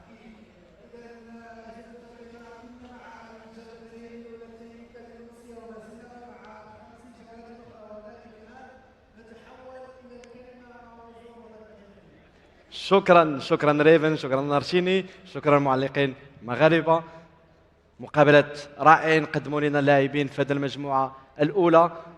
جي للفائزين وهارد لاك يعني اللي خسروا مالوريزمون لسوء الحظ ديالهم. المستوى كبير ورائع تجيني. That's it for the first 2 games here in Group A. We still have 3 more games going up, but before we do so, let's have a little chat with the players who did manage to walk away with the win in these first ones, because the points are being accumulated as we speak. So I'm going to be heading over to Umut first and see what he has to say after a tie, but also a victory. Hi, guys. I'm going to come bother you both. Surprise. Sorry. So you had a tie in the first game. You won this one. Having 2 games here on the stage, how's it been for you? Yeah, I mean, 2 games, 4 points is pretty decent. Of course, I want to go through the group. That's the main point, and I think like I'm not sure to go through, but it's looking good. And yeah. Okay. And you're the coach. You're sitting here. I'm gonna bring you in for the interview too. I just want to ask a little question. When it comes to the changes that you're making, or what you've noticed so far when it comes to the players, what's the strategy moving forward? First of all, I was during the game this time not the coach, because like I'm doing some content today. Okay. So, but we are always preparing a bit, and yeah, Umut has a clear plan which he should do and which, yeah, against which formations, and obviously he did against Manu really good switches after he went down and did a comeback, and yeah, now 2. So 4 points after 2 games is good. Pretty good. It's looking promising. Thank you guys both. I'm going to leave you to it. That's me done here over this side, but we're going to be heading over to the Moroccan side of things. شكرا جيني. الآن غادي ندوزو ناخذوا الانترفيو مع اللاعب اللي فاز بالمقابلتين. المقابلة الأولى اللي كانت صعيبة نوعا ما، هذا اللاعب كانت عنده ورقة حمراء، كان ماتش صعيب. وماتش الثاني اللي فزتي بأريحية كبيرة، دخلتي تايق في راسك، سي نورمال. شريف ما لعبش عليك الضغط ديال هاد لارين. كيفاش دازوا الاجواء ديال هاد المقابلات؟ صراحه الحمد لله فرحان انني قديت نجيب 6 ديال لي بوين من لي 2 بروميي ماتش. صراحه 2 ماتش اللي على الورق اللي صراحه صعاب بزاف، وسورتو كو الماتش الاول انني خديت كارطون روج في دقيقه 10 اللي شي حاجه اللي صعيبه بزاف، عارفين باللي لعب شي ب 10 د اللعابه في هذا لو جو، فراه هذاك هو اكبر ديزافونتاج كيكون عندك. والحمد لله قديش نربح ب 5-4. الماتش الثاني جو بونس كو جيريشو مزيان، سورتو كو ما حاولش ندير بزاف ديال لي رياكسيون داكشي، نبقى مكونسونطري سوغ لو ماتش. وفوالا الحمد لله قدرت نماركي البيوت اللي جاوني لي زوكازيون نستغلهم باحسن طريقه، والحمد لله فرحان بهذه الفرحه فرحان بهذا الرباح هذا. وان شاء الله مازال هذه غير البدايه، هادو غير لي جروب، مازال بزاف ديال لي فاز جايين، دو ماتش اللي صعاب جايين عاوتاني. وان شاء الله غدا كاين لي فاز فينال، ونتمنى يكون شي ريزولطا بحال هذا ديال اليوم. نعم يعني وشريف شتك لمحتي اشاده للمدرب ديالك في المقابله الاولى اللي على ما اظن عتقك بزاف، يعني بالتركيز اللي عطاك او ميم طون الطريقه الجميله اللي خلاك تبقى مكونسونطري في الماتش وترجع في الماتش. يعني اسامه انت ككوتش للشريف، الدور ديال الكوتش مهم اكثريا في الماتش بحال الماتش الاول اللي كان عنده ديزافونتاج كبير اللي ديال الورقه الحمراء. والصراحه الماتش الاول كان صعيب كونتر ادم، كرون جوور واخا مازال صغير. ديك الحمراء اثرت عليه، ولكن كان خاصو يلعب غير من جهه واحده ديال الاوزيبيو، حيت بلاصه ثلاثه ديال سترايكرز عنده غير جوج. والصراحه كان شويه متسرع، ولكن ديك الميطه الثانيه الشريف اللي كنعرفو حضر، وهذا الشيء شفناه حتى في الماتش الثاني. غير هو بغيت نمشي لواحد الحاجه، السكور راه ما كيعني والو، واخا كتشوفوا 10 ولا راه حاجه عاديه، حيت حتى ادم راه كرون جوور خرج بريسي، ولسوء الحظ الشريف استغل لي فوت اللي دار ادم، وغتشوفوا ادم مازال في الماتشات الجايه ان شاء الله. روح رياضيه كبيره للاعب شريف والمدرب ديالو اسامه. جيت للاعبين ادم عطاكي وادم لاعب فريق الفتح الرياضي اللي خدموا مستوى كبير رغم الخساره الاولى ديال ادم بالريح والخساره الثانيه ديال ادم فريق الفتح الرياضي. جيني على ما اظن خصنا نانونسي واحد الحاجه.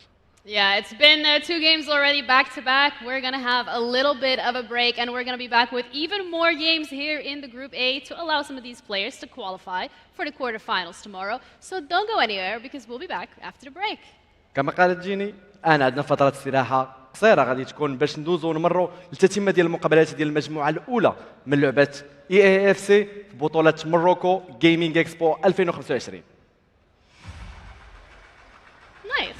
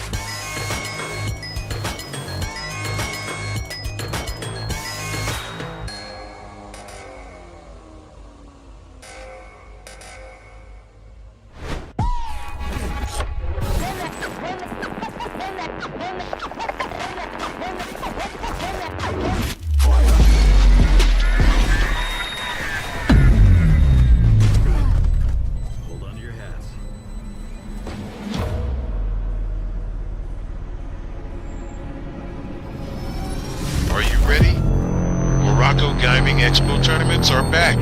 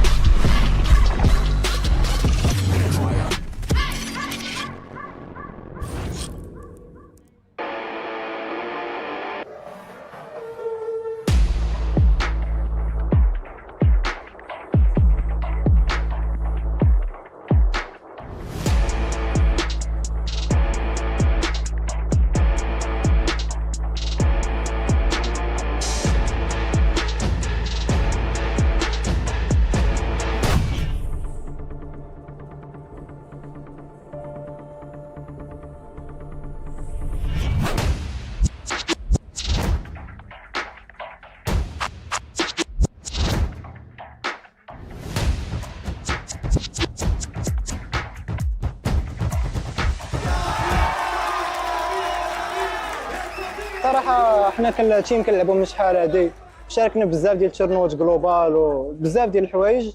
الحمد لله ترينينا وجينا وداكشي اللي كنا موجدينه راه درناه والحمد لله توفقنا وخدينا البطوله.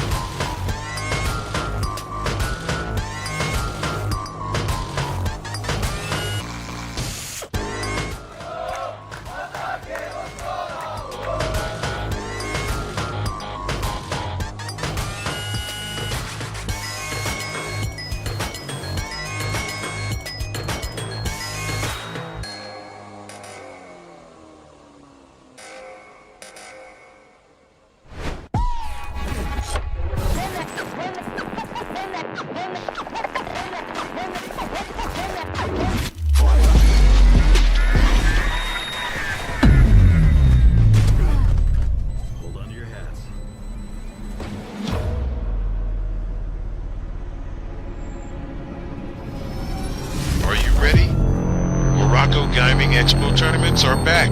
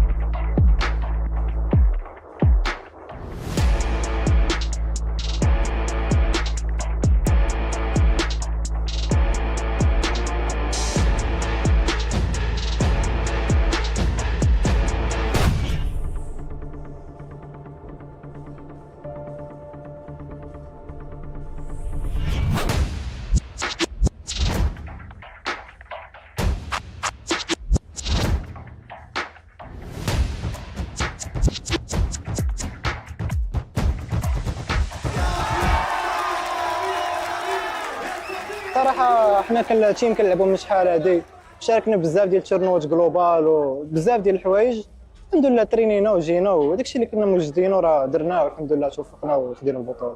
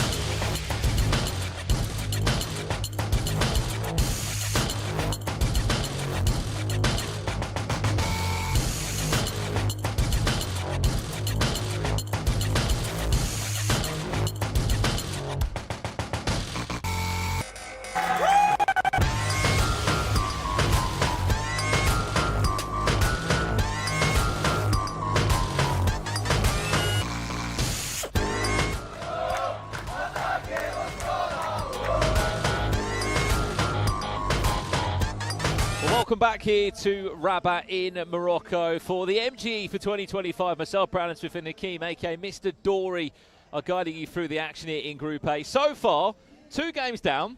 There is a front runner in the pack. It is the local hero of Sharif, who is 6 points from 6. Quite a big goal difference behind him.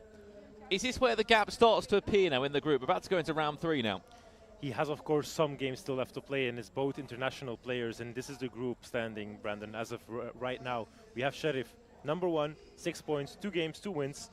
On the second place, we have Umut, who just drew against Manu and won his game against Edem 0-7, with Bachoro with 1 draw, only 1 game. And then Edem now losing both of his games, with Hatake also losing his game with 0 points, but a bigger goal difference, hence why he's the bottom after 1 game. Yeah, not the best of starts, is it, from Adam Hatake at the bottom of the table so far. Conceded 10 goals in his first game against Sharif, a player that I'm sure a lot of you will know about that are tuning in now. Again, this is Group A. We are hearing that we are going to try and get Group B set up just behind us as well, so we can get these games moving thick and fast as we move into the later hours here in Morocco this evening. Again, it's only day 1 of the competition. Tomorrow we are back for our knockout stages. 8 of the 10 players will be going on through to the knockout rounds. If you are wondering who the 10 players are in the competition, I believe there is a graphic of all 10 players which showcases those that have been invited and those that have won their way to this competition. As we said, 2 competition winners made it here from some open tournaments. They called it the Road to the MGE 2025.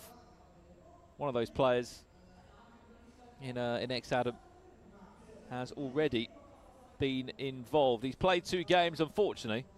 Not been able to pick up a single win yet. Or point on the board. He's still got 2 more games to go, though. He can still show himself. He had, of course, the 2 top players as of now. He played against Sharif and he played against Umut. So for him, might be a good, I'd say, wake-up moment for him. You still have Bachori, you still have Hatake. maybe he can get some points on the board against him. You only need a top 4 in here, Brandon, anyway, so yeah, still possible, obviously.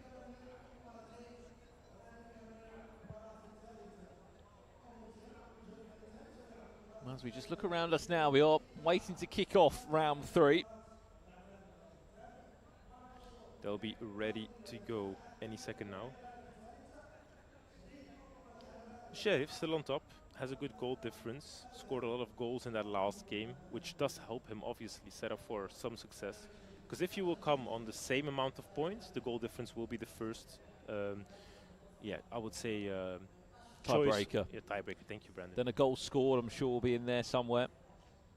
So it is important to score a lot of goals and to try and score as much as possible, just to make sure that you have that advantage over your opponents once you would end on a tie with the same amount of points. Well, this next round should be as this, which if this is the case, this is actually a really exciting round. We'll have Mani Bashore against ex-Adam, and then it will be Adam Hataki against Umit. That's correct. In round 3. We are looking to kick these ones off pretty soon indeed.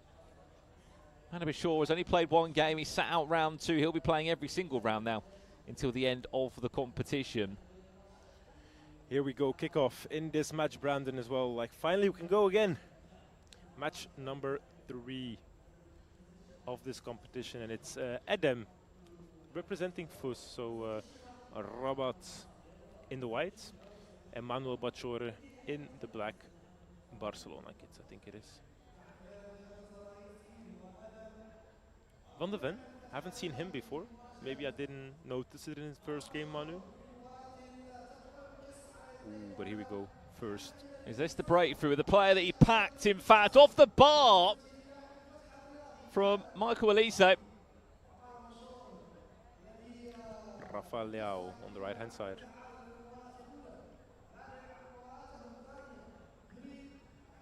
Adam needs something. He needs at least a point here in this game if you want to keep your chances high, because you're putting then the pressure on Adam Hatake, who's playing against Umut. But here comes Manu Bachore once again. This is an opportunity, and the goal.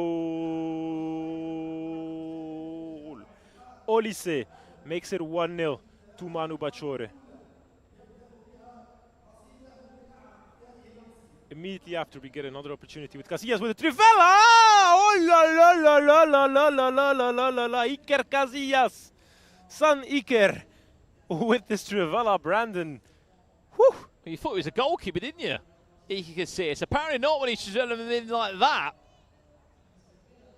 What a response! We love it. We love it when goals keep flying in.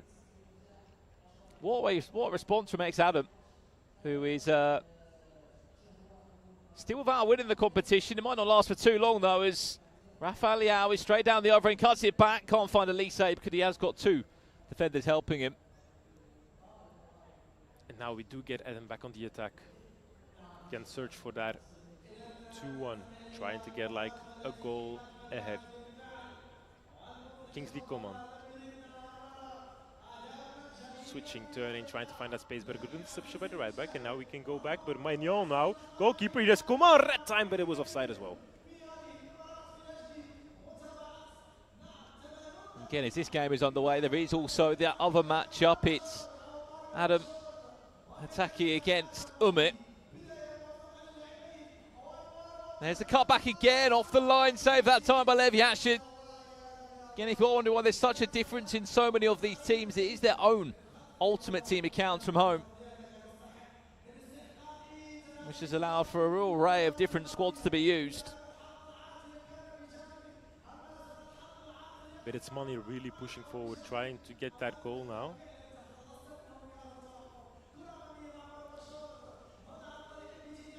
Rafael Leao trying to step over his way through, wins a penalty. Mamardashvili once again.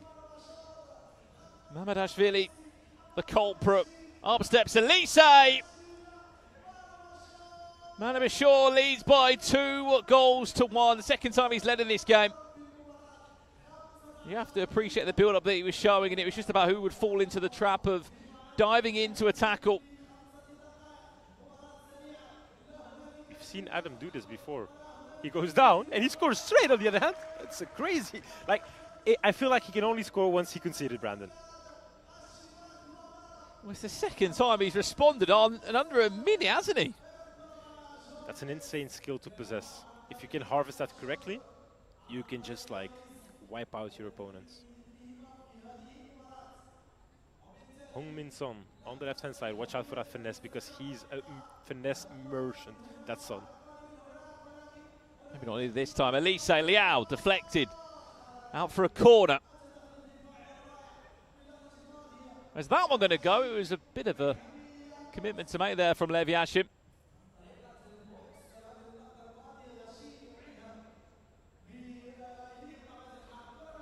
There goes Edem. Watch out now. There's Got all the the pace. For Kingsley Coman to drive down. Still in possession. He did well there. Just the La Croqueta onto his right boot. Didn't see that one coming, Brandon. Didn't see that one coming. But the goalkeeper did. So we're back with Manu Bachor now. João Neves. Opening to Messi on the left-hand side. Messi. No, never mind.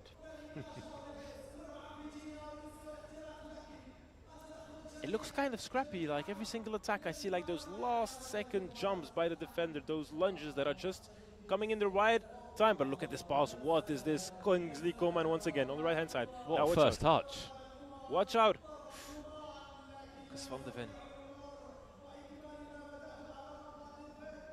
I think at the end of the day, at this stage of the year, we've seen so many players come through, Dory, that when you get a defender like Mickey van der Ven, for example, as long as you've got the play styles that you need to possess and you're very fast and you've got good height about you, you're the perfect fit for the team, aren't you? Exactly. Like we have different roles in different positions. So if we're talking about a centre back, then obviously we're looking at somebody with the correct play styles, but also somebody that is quite tall, that has a good body build. Besides that, the stats are less relevant, I'd say. It's more about the body, the structure of the player, and obviously, if you can get 10 more pace points on you, then sure, we'll take it. But I think the most important part is those play styles and the build of the player. That's a good example of how a lesser-known player, because if you have the choice between, let's see, you have to choose between Virgil van Dijk or Mickey van de Ven, I think most people will go with Virgil van Dijk, obviously. You can take both. Why not? Absolutely, you will. Again, the reason why Virgil van Dijk is not being used in this tournament, there is a ban list, and he is on that ban list. There's another effort goal. And it's Ike Casillas that's on for a hat-trick in this first half, believe it or not. Get used to it. We're in the summer of the AFC 25, and there are so many players playing out of their normal positions. Goalkeepers outfield players in goal. And for the first time in this one, it's the competition winner, believe it or not, that ex-Adam that leads Mani Bashore 3-2. But for how long? There was an opportunity for Son to do the exact same thing as Adam did. Score immediately after conceding. David Beckham finds a space, and once again, Manu does leave a lot of space, because right here, Rafael Leao, once again on the right-hand side, in the middle there's Coman waiting, there goes the ball, and it just falls back to Coman again, and it's red time, sadly. Vicario can intercept.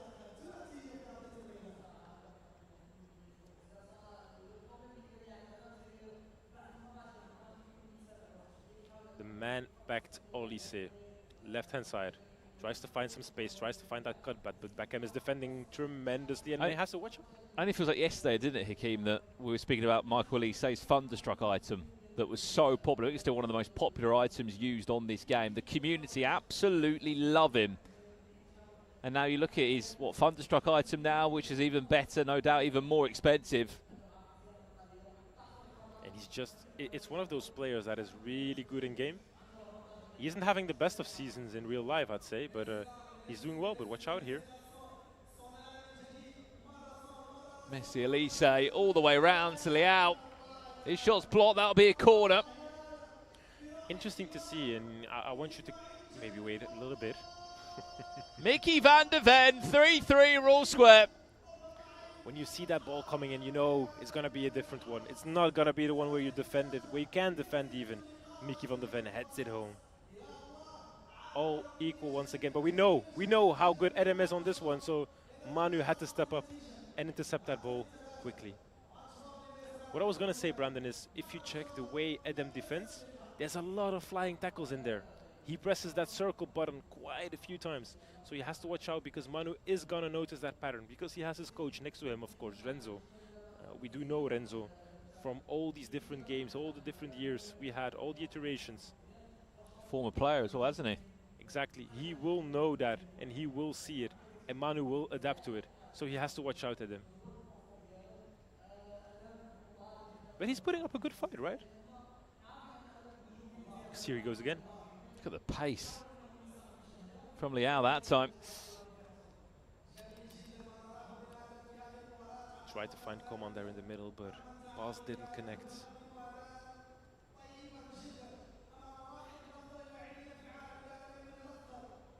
Ooh. Is he going to be able to get the legs there just in front of the Russian goalkeeper?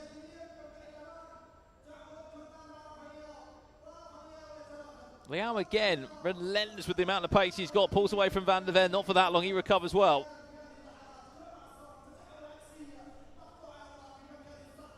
That's a foul. Should be also a yellow for João Neves. And we've seen free kicks.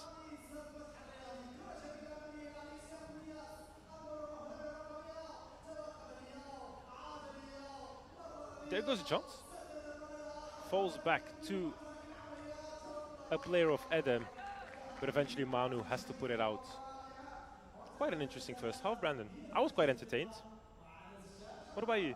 Absolutely. I think, look, when you see Manu Bashore go not 1-0 up and then 2-0 up, it's always scary, but how quick he replied, Adam, was even more impressive. Both times he conceded to Manu, he replied just 60 seconds later in game. First half done and it's still even, 3-3, 3-0. We are waiting to see who can break the deadlock and go 2 goals up, because I think that will be an interesting one, the moment you go 2 goals up. Because right now they have been replying pretty fast. Every time they go down, they reply pretty fast. So maybe mentally it might be a little bit harder if they go down and take a second goal, and that might be the end then. Or at least the start of the end. Let's jump back into the second half here. Well, we have got another game taking place, haven't we? We have got the ability to switch games. And have a look at how Umit's getting on. Let's see here. Mignon gets it to Alexia Putellas. Iker Casillas now with Rafinha. Rafinha, this is a good pass. Here we go again. Rolfo found Coman. Passes in there. What a tackle that was. We know how fast Rafa Leao is in those first 2 to 5 meters, so you just need to catch him by them. But now we have to watch out because on the other side, Olise is through. Keeper's been brought off his line, does enough. Leviashin with his right boot though to win a corner. Just about towed away there by Casillas.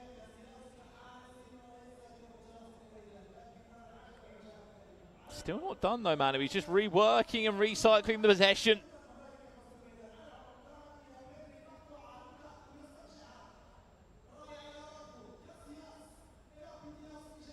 Rafinha gets it to Coman. Coman now gets it through, and now I think it's passed. Ooh, that might be true. Rafinha, does he have the legs to get it? But Mamadashvili was just fast enough to catch him.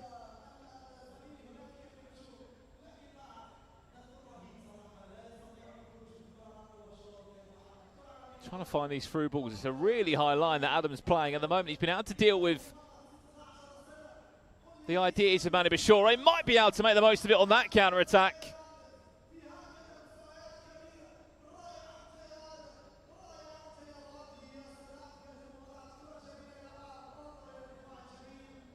Well, in the end, comes to nothing in the end. We get Casillas once again. This man has been on fire in the first half. Second half is a little bit more. Ooh, la, la, la. Time Green Trivella. I was going to say, that second half is not as special as that first one. And then, of course, Adam hits us with the Trivella. It always has to be that way. The commentator curse, Brandon. I think the more interesting part here is I don't think this is going to end as a draw. But if it was to end as a draw, Manu Bashore to be on 2 points from 2. Yes, he's unbeaten, but no win next to his name. potentially after the first 2 games. That will put even more pressure on the Adam against Adam game. Well, here's the opposite game now. We have just switched sides. Umit is leading 6 goals to 2. That is not looking promising, is it, for Adam Hatake's goal difference, Hakeem? He's on 16 goals conceded with a minus 12 goal difference at this moment in time. That's not the start he would have wanted at all here at the Morocco Gaming Expo. Don't think he wants that, but if you think about it, in the end, he just has to hope that Adam does exactly the same and keeps losing, and then you have your battle between the 2 Adams, and that's the moment you can then win that game to make sure that you still go through, although your goal difference is utterly bad. Pedri now for Manu. Every single Adam Hatake fan is now watching, hoping Manu can beat X Adam here. Well, this is his chance now, Manu. Only as far as Mike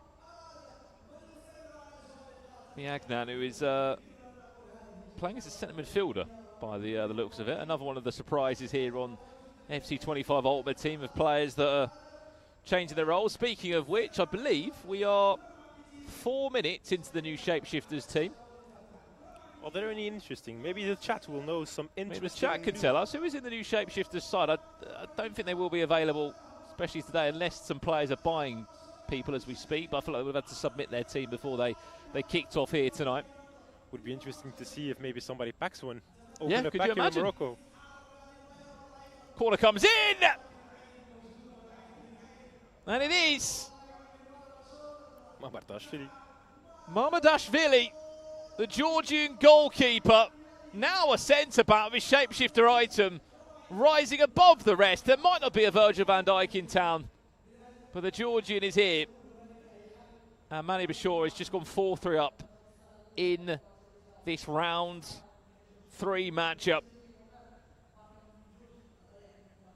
Is this where the game is going to start to shift now, and Manny's going to have to pull away and get another one? Manu is trying to put on the force, but Adam is waiting for his time to try in. I would say he goes slowly, he goes methodolic, but right here, oh, this tackle, quite a bit of luck, a bit of fortune for Manu. This game in particular has been everything that I imagine about Ultimate Team. It being so fast-paced, the ball just ricocheting everywhere. I mean, it's often sort of got that arcadey feel, hasn't it, Ultimate Team, compared to maybe more of a kick-off seasons mode. And we're seeing it here, especially when you've got players with these stats on them, the play styles, the best of the best. As Lionel Messi is introduced, and so is Cristiano Ronaldo, the two goats playing next door to each other. I wouldn't expect to see that. Cody Gakpo and Iker Casillas as a CDM partnership in July on EAFC 25. Just wouldn't expect to see that, would you? Not at all, Brandon. Left back, we have Aloiran. So what's he doing there? I mean, he has the legs, so it's good. He can get somebody back if needed. Now it's up to Iker Casillas. Rafinha as well. On the left-hand side, there is a Trivela again. He did master that Trivela with Rafinha. It's just about the pace, though, isn't it, of the Trivela? There's one thing we haven't said on stream, Brandon, and you will know what it is.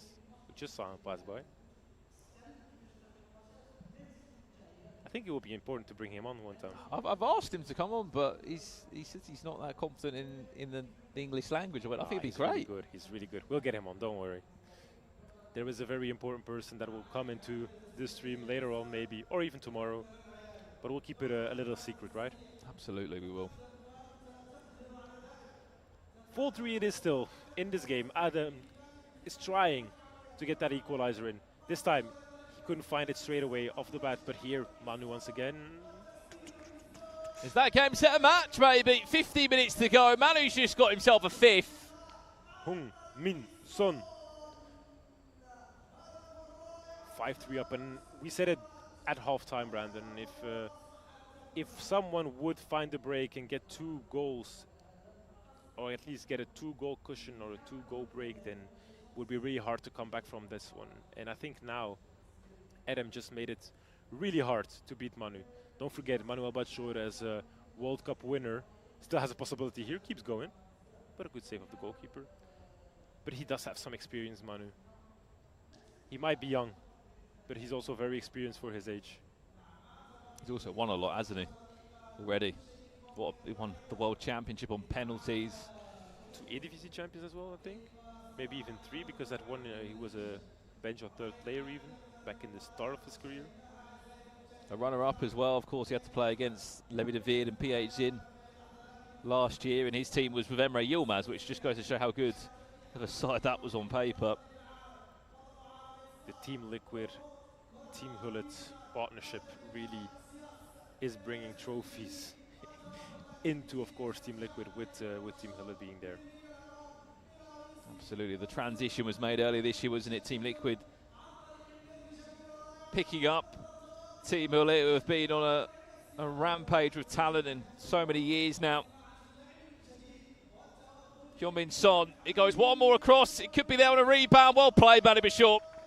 Even on that angle, it was an open goal for Ousmane Dembele, but he still timed green the finish to make sure it was 100% going into the back of the net. And that's where the gaps start to appear between the best in the world and those sort of just starting out on their journey. That one extra pass, Brandon, most people would start panicking when they are in that situation and would shoot. Maybe it would get blocked, maybe they would have missed the chance, but now Manu was calm and collected, found that extra pass, got it into Dembele, and Dembele with a green time shot. Although there was an open net, although he was in the perfect position, didn't want to leave it up to chance, and did shoot and score. 3-goal cushion right now, 82nd minute. I think this game is done. Or is it? Or is it? We know when Iker Casillas is in the box, there is an opportunity. Penalty! Someone's just fallen to the ground there.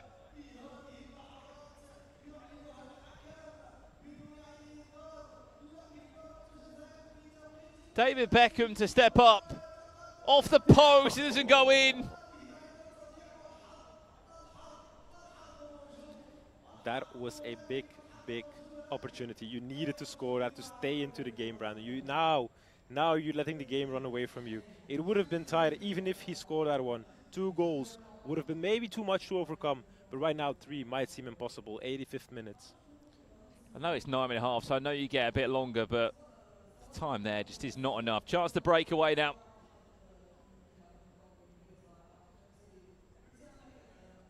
And I believe that's going to do us for round 3 here. Manny Bishore will get his first win as that one ricochets off the bar. But for Adam, this is where it gets a little bit dangerous now, Hakeem, because he's got 1 game left to play. It's against Adam Hateke, who at the moment is also about a win. Between those two, it could be the battle of who's going through and who's going out. The battle of Adams. I like the sound of that. So maybe to wrap it back up, we have. Well, let's wait after the goal. Oh, Mardashvili. Once again, a goal. On corner. I was going to say, I thought you were. We've seen the goal go in, like the headers are just going in as it's nothing. Manu is just ready to get them in. And in the meantime, for me personally, when I look at that, Adam is just like being, he's actually being sad seeing that the ball will go into a corner kick because he knows how dangerous it will be. Another Trivela, another try, another save by Vicario. And that should do us for this game. It looks as if Manny Bishore will pick up a 7-3 win. His first here in Morocco at the MGE for the 2025 Expo this year. $10,000 competition. And look, the group is starting to shape up now. Umit is still, I believe, in his matchup from what we can see. He was winning last time we saw. He's going to be on 6 points. Manu will also be on 4 unbeaten as he has his hands on his hips.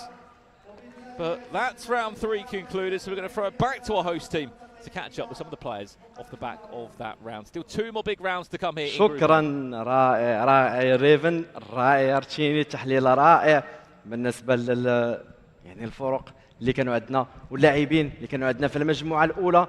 مقابلات رائعه حماسيه تكتيكيه مستوى عالي، مستوى ما كنشوفوش دائما في تظاهره مغربيه محض 100%.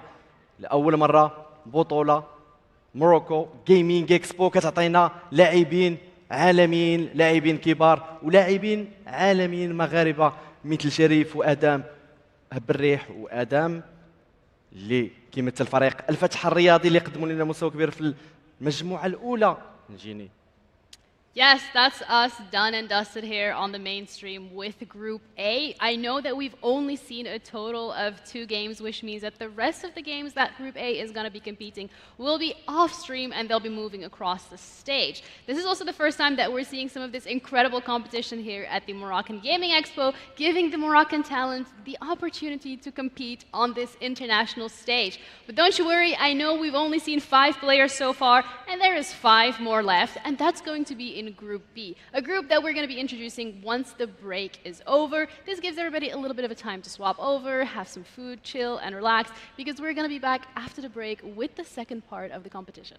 كما قالت جيني الان جمهورنا الكرام، شكرا على الحضور ديالكم، شكرا للمشاهدين في النقل المباشر عندنا في القناه موروكو جيمنج اكسبو وفي الجامعه الملكيه المغربيه للالعاب الالكترونيه. انتهت يعني الجزء الاول من هذا اليوم الرائع من لعبه اي اف سي. المجموعه الاولى ستمر للاوف ستريم، ستمر للمكان الاخر لكي تتم مقابلات ديالها ونعرفوا شكون هما 4 المتاهلين في هذه المجموعه. في الجزء الثاني من بعد فتره استراحه قصيره غادي ندوزوا للمجموعه الثانيه والبدايه ديال المجموعه الثانيه اللي غيولوا عندنا 2 المجموعات كيلعبوا في لارين ديال الاطلس.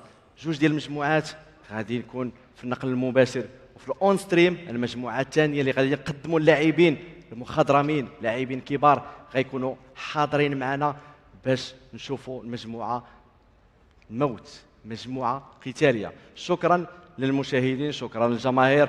رجعوا معنا من بعد واحد فتره استراحه قصيره ديال 15 دقيقه باش نديروا تتمه ديال اليوم الثالث من بطوله موروكو جيمنج اكسبو 2025.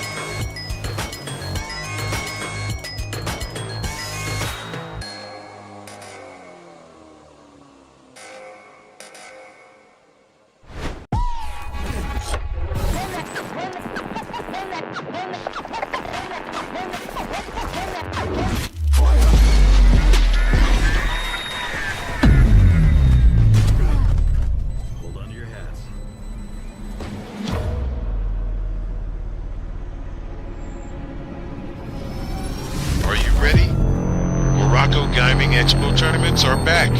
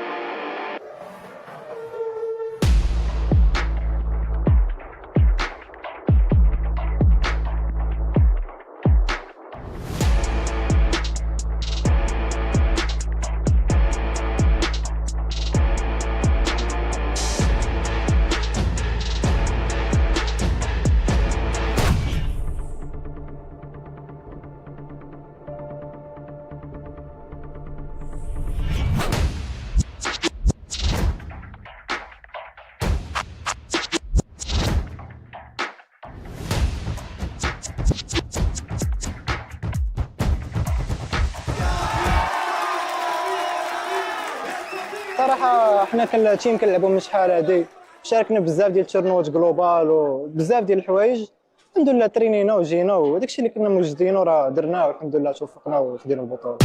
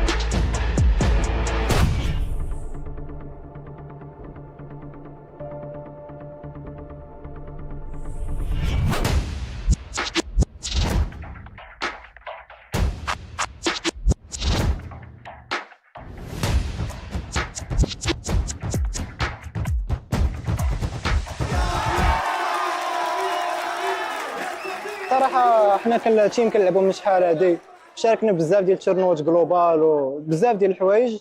الحمد لله ترينينا وجينا وداك الشيء اللي كنا موجدين وراه درناه والحمد لله توفقنا وخدينا البطوله.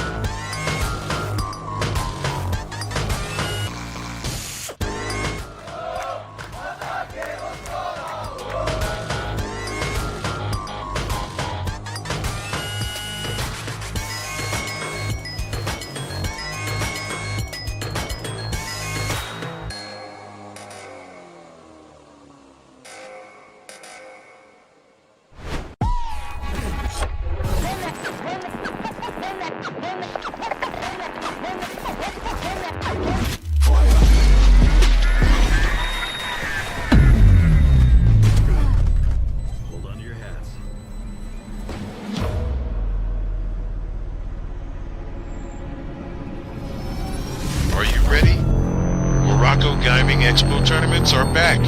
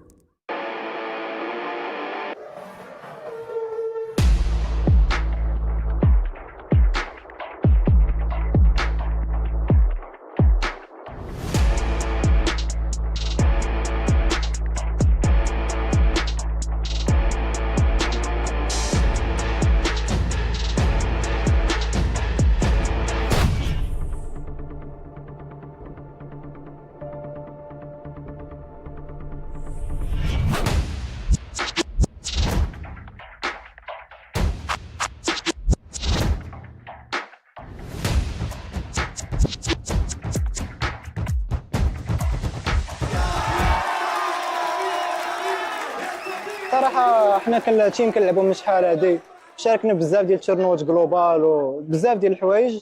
الحمد لله ترينينا وجينا وداك الشيء اللي كنا موجدين وراه درناه والحمد لله توفقنا وخدينا البطوله.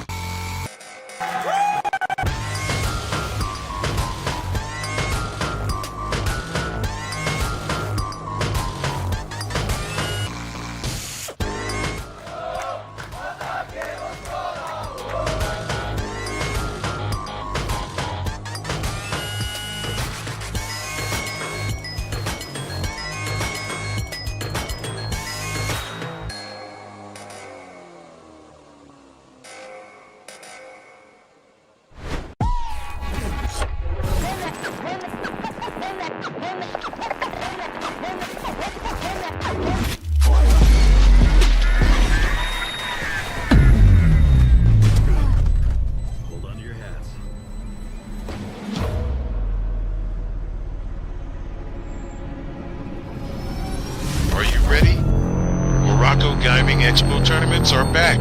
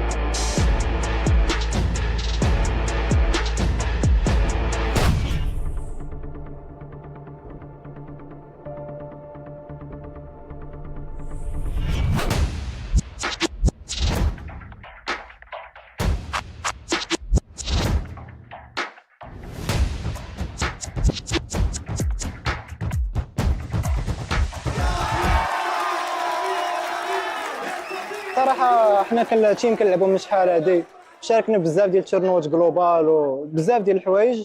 الحمد لله ترينينا وجينا وداك الشيء اللي كنا موجدينه راه درناه والحمد لله توفقنا وخدينا البطوله.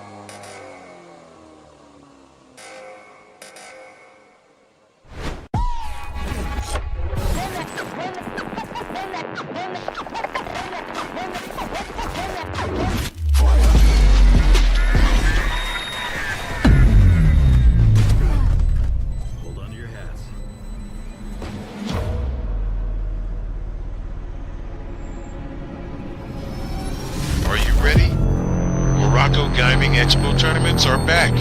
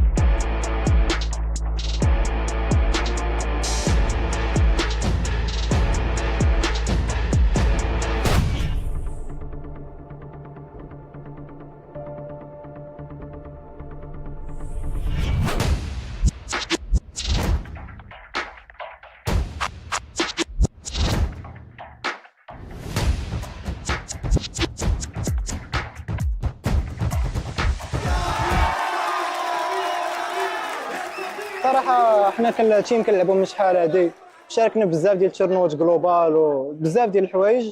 الحمد لله ترينينا وجينا وداكشي اللي كنا موجدينه راه درناه والحمد لله توفقنا وخدينا البطوله.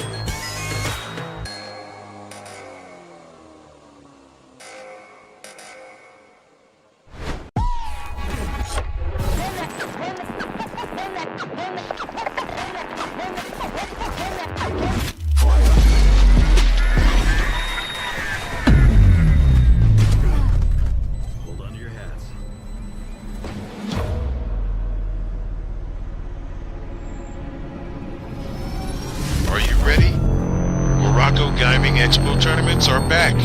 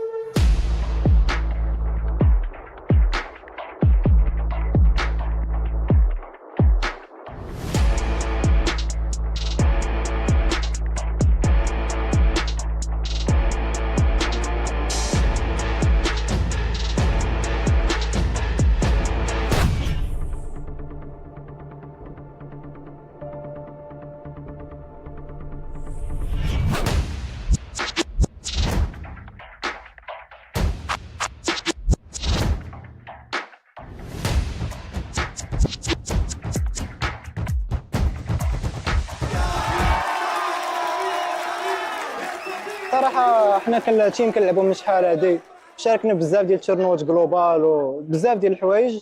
الحمد لله ترينينا وجينا وداكشي اللي كنا موجدينه راه درناه والحمد لله توفقنا وخدينا البطوله.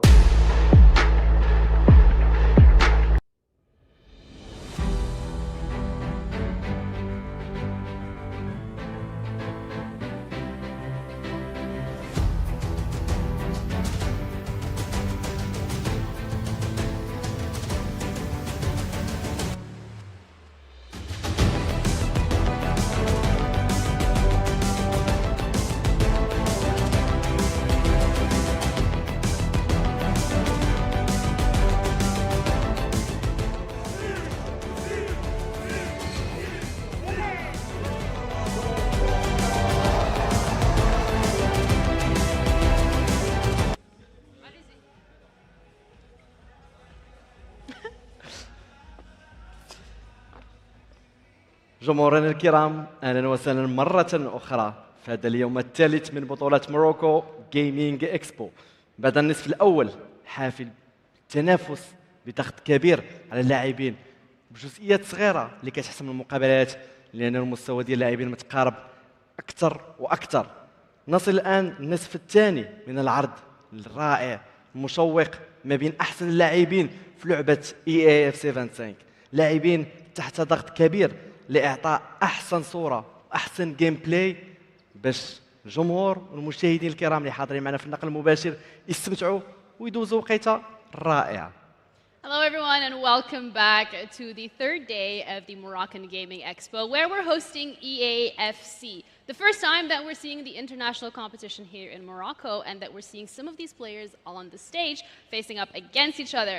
The first part of the day is done and dusted, and we're ready to head into Group B, which marks the second part of today.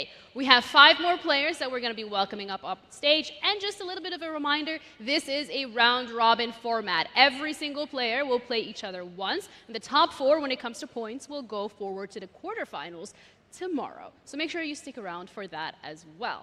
So, are we ready? يس، والآن سنمر للمجموعة الثانية، مجموعة الموت اللي فيها لاعبين رائعين.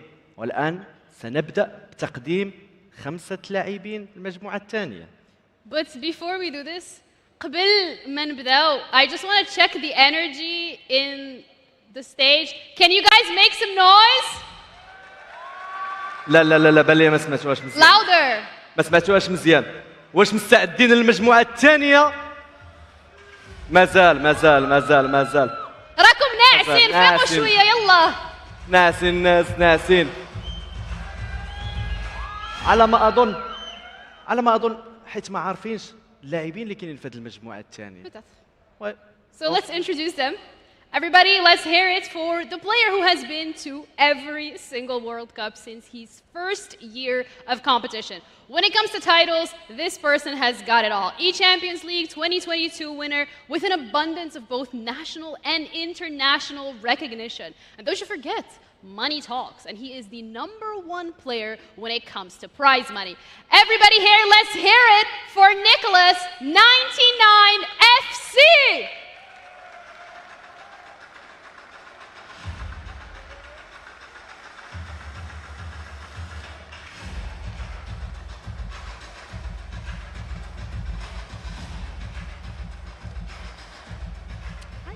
Hello, welcome to Morocco. This is your first time here on the stage today. So when it comes to the group that you're in, Group B, and the players that you're going up against, how are you feeling? I think every tournament is tough, but yeah, as you say, my first time here, I'm so happy and really excited to play. All right, well, thank you so much. I'm going to let you go to your seat. Guys, come on. Thank you. We'll get there at some point. That is player #1. Player #2 is the E-Premier League 2024 and 2025 winner. The E-Champions League 2022 is also a title that he holds to his name, alongside many more international and national ones. So much experience, so many titles, and once again, we're bringing him here to you guys in Morocco. Everybody, let's welcome Tex!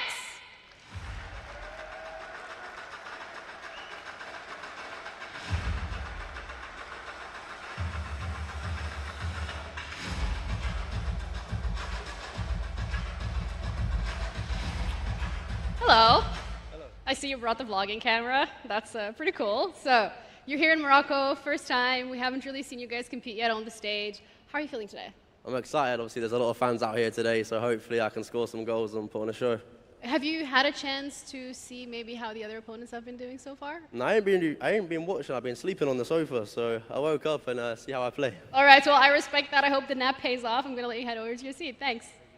نعم، شكرا جيني، شكرا للاعبين الرائعين اللي فرحانين يكونوا حاضرين معنا اليوم، كيقدموا وكيفتخروا بحضور ديالهم في موروكو جيمنج اكسبو. كيتمناو يعطيكم فرجه رائعه ويلتحقوا بالكوكبه اللي غادي تاهل الربع النهائي. الان سنمر للاعب الثالث، وهذا اللاعب بطل اي بطوله النسخه الاخيره، وليس فقط هذا، لاعب اللي غيمثل رايه المغرب في بطوله العالم EWC في المملكة السعودية وبشكل رسمي في النهائيات مباشرة. عندهم فرصة كبيرة باش يشرف كيف ما شرف يوسف شريف الموسم الماضي، يشرف راية المغرب. وحاضر معنا اليوم في بطولة موروكو جيمينج اكسبو، هو فخر وإنه لاعب بتصفيقات حارة وكبيرة، الكريزي فار.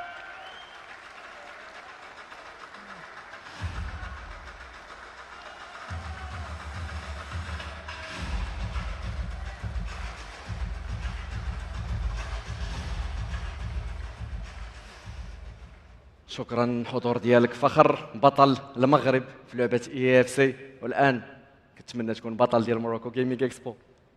والصراحه موروكون جيم اكسبو كتعتبر واحد التورنو اللي سبيسيال كل عام، واللي كيميز هذا العام هو النيفو الكبير اللي كاين، خصوصا هاد اللي جوا لي انترناسيونال. والصراحه تونو مهمه ليا بزاف، حيتاش غتكون واحد المحطه ديال انني نعرف كيفاش النيفو انترناسيونال كيداير قبل ما نتوجه للورد كاب. انا بصراحه متريني مزيان، متفائل انني غنقدر نمشي نيفو مزيان، وان شاء الله ما يكون غير خير. وكنبغي نوجه التحيه لاي واحد ساندني من النهار الاول، من نهار اي بطوله. شكرا للدراري بزاف، وكلمه شكر خاص للتيم ديالي MGE وواحد الشخص اللي مميز حتى هو اللي سعد باسي اللي عاوني انني نوصل لهذه المرحله اللي وصلت لها. شكرا لك. الان تقدر تقدم لنا وما عندكش المقابله الان، مازال غادي تخلي المكانه ديالك 4 اللاعبين اللي غادي يلعبوا الجوله الاولى من هذه المجموعه الثانيه. كما قال بطل فريق MGE سبور، وكان ثالث احسن لاعب في بطوله MGX اللي كانت في النسخه الماضيه. الان غنمروا اللاعب الرابع، لاعب اللي تيميت ديال كريزي فخر في فريق المغرب التطواني، الان كيمثل فريق اكس بروجيكت وكان بطل ديال اي بطوله النسخه الاخيره، والان غيكون خصم وليس صديق للفخر في هذه المجموعه. تصفيقات كبيره وترحيب لابراهيم جونيور.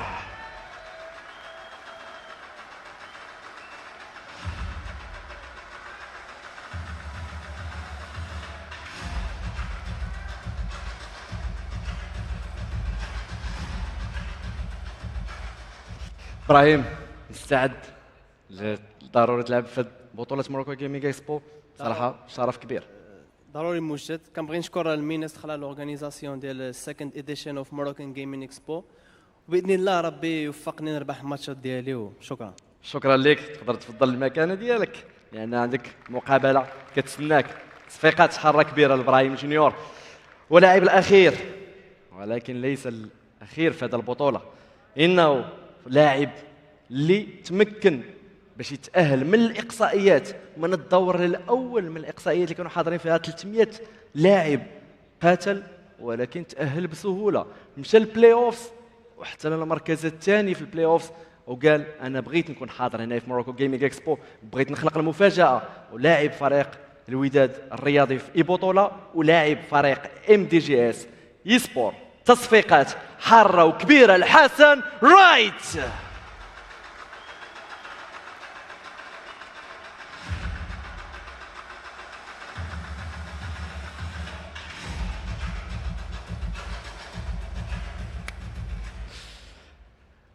حسن يعني ما كتمثل فريق MGE سبور واللي كيمثلوه 3 من اللاعبين اخرين، وشرف كبير يكون حاضر معنا انت كلاعب اللي داز من مرحله الاقصائيات.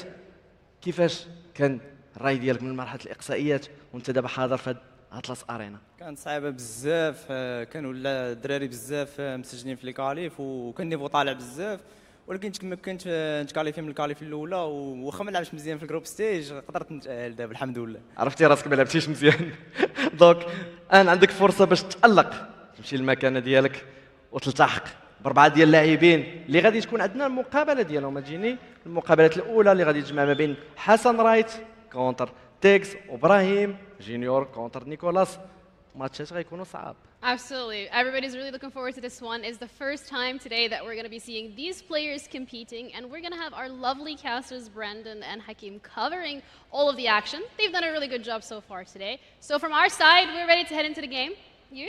يا اوف كورس انا مستعد، والجمهور واش نتوما مستعدين لهذه المجموعه الثانيه؟ تصفيقات وتصفيقات الدراري.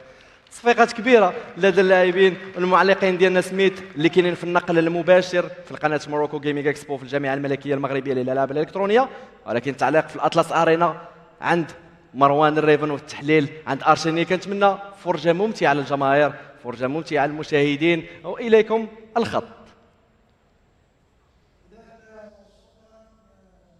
Well, thank you very much. Here we go for part 2 of our Moroccan Expo here in Rabat. I mean, what an opportunity this is for these players. Some of the ones that have come through the competitions here in Morocco, to some of the international players who, look, we know they've been around the block. We know they've been champions. Nicholas has been to every single World Cup, it feels. Tex has won near enough everything other than a World Championship. They go head to win in their first game. But what do we make of this group in particular? We know that Group A is also still concluding just behind us on the left-hand side of the stage. There's still 2 more rounds to be played there. But Hakeem, thoughts coming into this one? I think with these players in here, it's going to be interesting anyways. I think Hassan Wright is a player that's being underestimated a little bit within the Moroccan scene, so he can do something specific with Nicolas and Tex. It only takes 1 game to win, to like try and top your group. And then of course you have Ayman, who won the Ibutola together with Brahim, and then won against Brahim as well. He's going to the World Cup, he's training for the EWC already. He told us that he's going pretty well, but this is his time as well to get like that first taste of like international, I'd say, competition. Is he the new name from Morocco?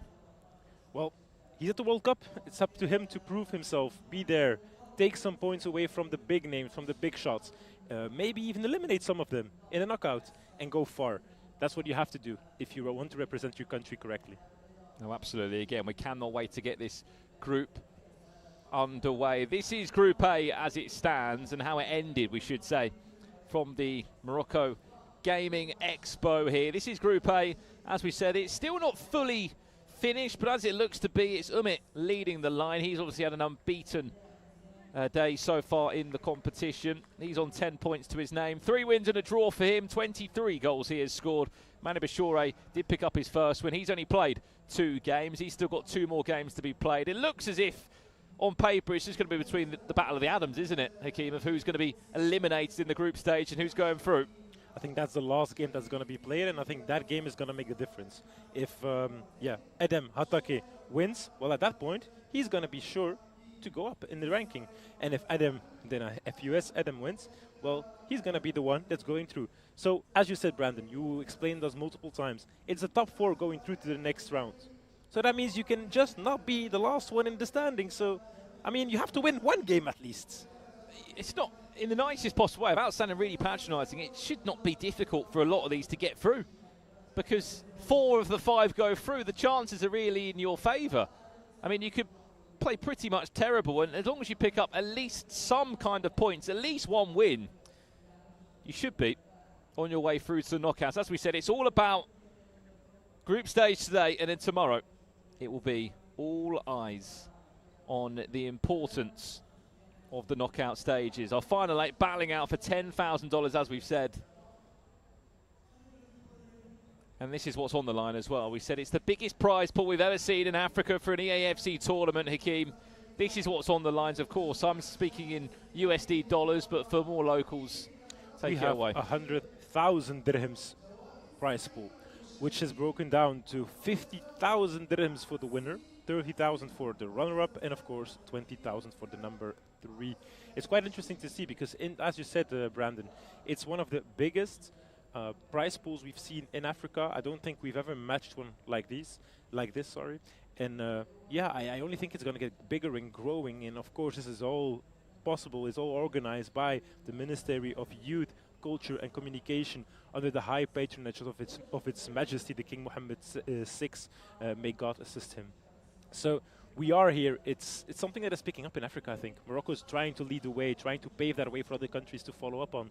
And with a prize pool like this one, well, you actually setting the tone for others to join. Absolutely. As we said, that is what is on the line here across the next 2 days in Rabat in Morocco. And this is our main stage as well. They will be starting soon, I assume. Well, I thought it was going to be Tex versus Nicholas first game, but... No, it's Nicholas against Hassan, and then Brahim against Tex. That should be like the way they are sitting usually gives away the matches they will play. quite interesting to see who's going to pick up the first points. And I think the first ones are important. As we've seen with Umut taking that 1 point, did give him a little bit of a breathing space as well against Manu. And then obviously with the other players, Edem and Edem taking up losses, it did set them up for, I will say, a pretty tough battle at the end of this round for them. Maybe a question, Brandon, for you. We've seen Tex in so many tournaments. This, I said, last couple of maybe years is going a little bit harder for him. It's not as easy as it used to be. 19 and in 20, he was just basically beating everybody. It wasn't that hard for him. He was playing around. Yeah. Oh, I can almost say. And now it's getting like a little bit tougher with the new young kids coming on the block. I'll say Anders, even Manu, Emre.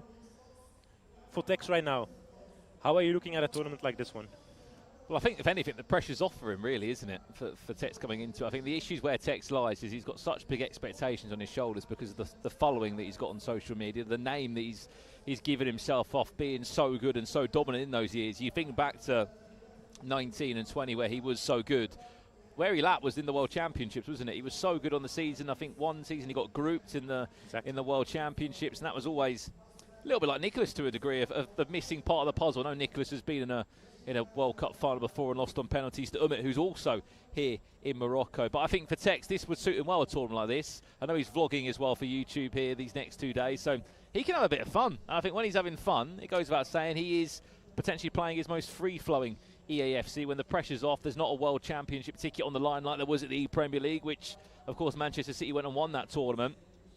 But for him, I think, yeah, just go and enjoy it. That sounds like a good thing. And what better country to do that than Morocco? Who do you think out of the 3 Moroccan players will thrive the best in this group? In this group, I'm really putting my money at Hassan. I think he's going to do really well. The competition winner of all? No, not even. Hassan, right? Yeah, it's qualifier, you mean? Yeah, sure.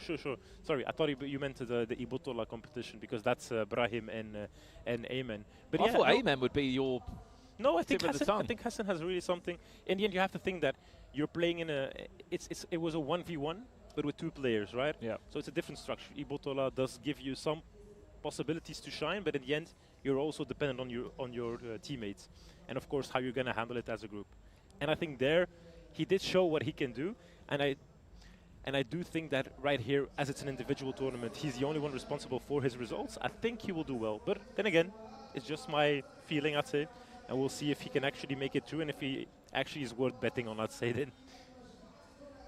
I've heard the matches are going to start any second now. How do you think he's feeling then, obviously coming into this one, Hassan? He's playing against Nicholas in his first game in an international tournament. How did you go into that one and get yourself ready for it? I'll give you a nice little throwback to 2018. YOLO. Just, you only live once. You go with it and you just accept it, and in the end you have to show that you're able to do it. He's the first one to try and attack here. Well then, here we go. Group B.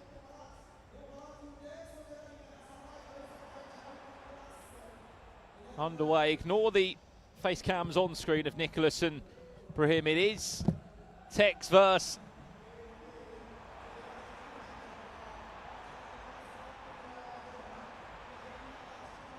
Brahim here.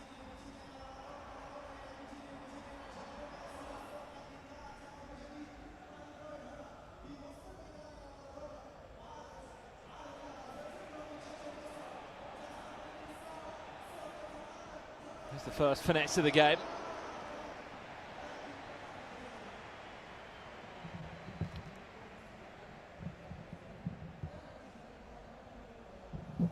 Well, it looks as if we might have... I got slightly confused with where the players were sitting. No, this is the Tex against Hassan game right here. We see. But they're not sitting next to each other, which is the confusing part. You're actually right. They were sitting behind one another. Yeah, they are sitting on. So if anything, you can have a look across him and see what's going on with his monitor. Even better now. So to confirm those matches then for a split second, it is Hassan against Tex and Brahim against Nicholas. Of course, there's an issue in that one. We're going to have to restart the game.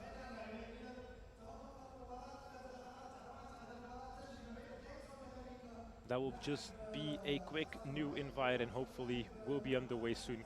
Can we switch in the meantime to the other game? Hang on a second. I think they've actually joined the wrong game. That could actually be a good thing. I think they've actually joined the wrong match. I think Tex has joined the wrong opponent.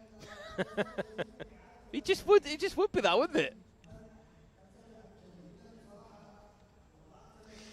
I think that's quite an interesting once again, Brandon. Haven't seen that one yet, I'd say. No.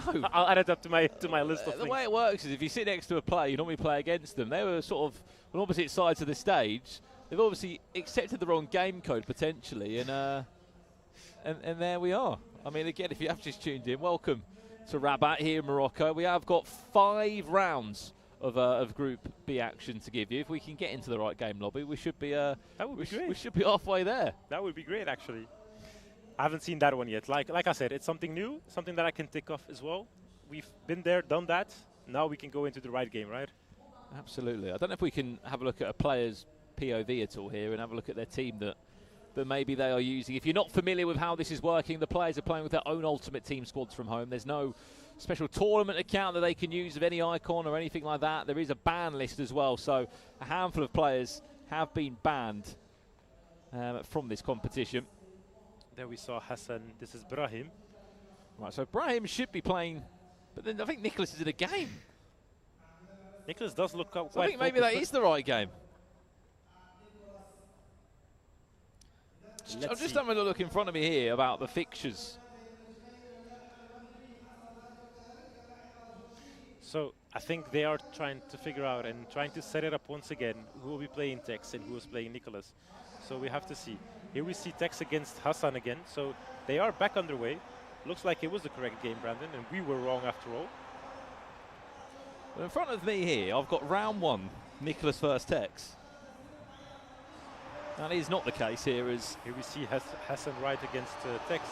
And it's almost the first goal scoring opportunity here. So we'll sit with this one and see how it goes. I see a pause being queued once again. So there goes a chance though. Here comes Rafael Leao. Gets it back to Alexia Putellas. Putellas founds it in the middle. Son turning, twisting, finding space. It's Putellas again. Low driven shot, but a great save by Konate. And Tex kicks it out once again. I don't know what he's saying, but doesn't sound too right. He's not happy with something. That's the second time.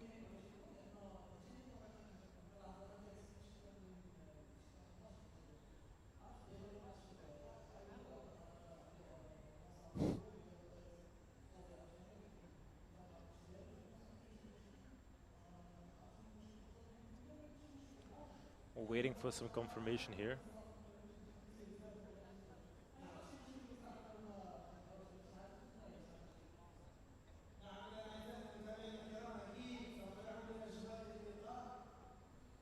I think there's another game underway at the moment. Could we jump across to the other game? I think Nicholas is in a game right now.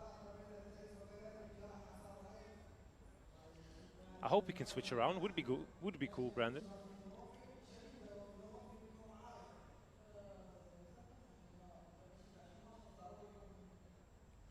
As they are still underway and they are still trying, let's see if we can get something going. Because it does look like Brahim and Nicholas are both locked in on their screen and still going. So for us, we just have to wait and see what will come in this game, in our main featured matchup.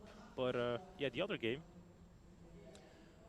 might be underway and still going. Right. We're back to us, Brandon. Back to us for a bit more again. Sorry, I was sitting. So we'll have to see how it will work. Can we switch to the other game, production? Can we jump? Great. If they can, production can hear us, can we go to the other game, please? Nicholas should be taking on Brahim. They look locked in, and they look like they're in a game. Yeah, they're in a game. Well, that Nicholas is sitting especially, look, they're in a game.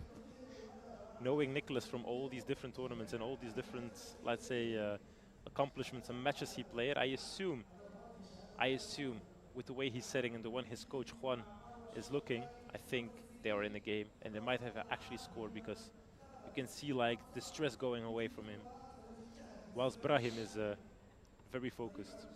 In the meantime, we're back to us, Brandon. Once again, hi to the guys at home. Hello. Let us know. Brandon recently joined us here in Morocco in Rabat. I'm trying to give him the full Moroccan experience. So if anybody has some great ideas... Where should we go for dinner tonight? Exactly what I was going to say. I'll be honest, we might not get dinner at this rate because we've got a lot of games to get through. It's a lot of rounds. It's 7 p.m. In Morocco, we can get dinner until like 11 or 12 even if you want. I thought you were going to say 2 or 3 in the morning. Nah, that's fine. We'll get here. We'll get out of here like in 3 hour stops. What's Moroccan tea like? Eteb Nana. Eteb Naba. Nana. Nana. Yeah. It's mint. Minty. Minty. A lot of people are drinking tea. I mean, and I've not tried it yet. It's a mandatory thing. Tomorrow, breakfast, I'll get you some tea. Only at breakfast or any time in the day? You can have it any single moment of the day. Like, I've seen people drink it from, like, literally the morning till the evening. That's something exciting, Brandon. I can see you getting ready. Please tell me we're jumping into a game. Ooh, hey! We're back in it. But is this going to run well for Tex? That's the problem. We'll see. He's playing Benzema. Once or twice he's already paused the game. Vitinha, Benzema, Maradona as well.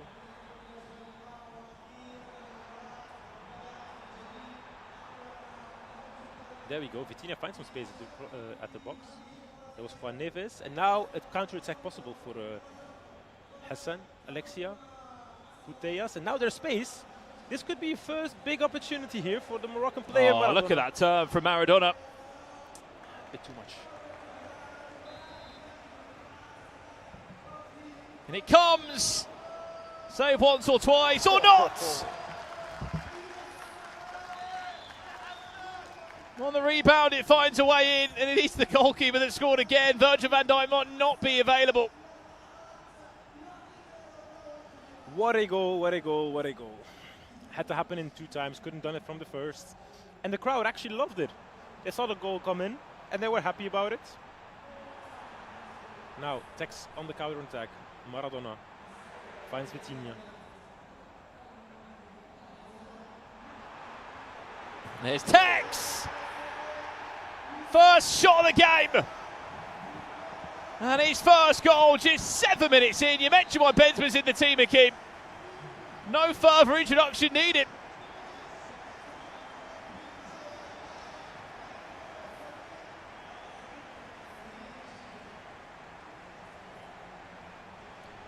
One. After just 8 minutes. Now it took a little bit of time to jump into this one. But hopefully this is just the start.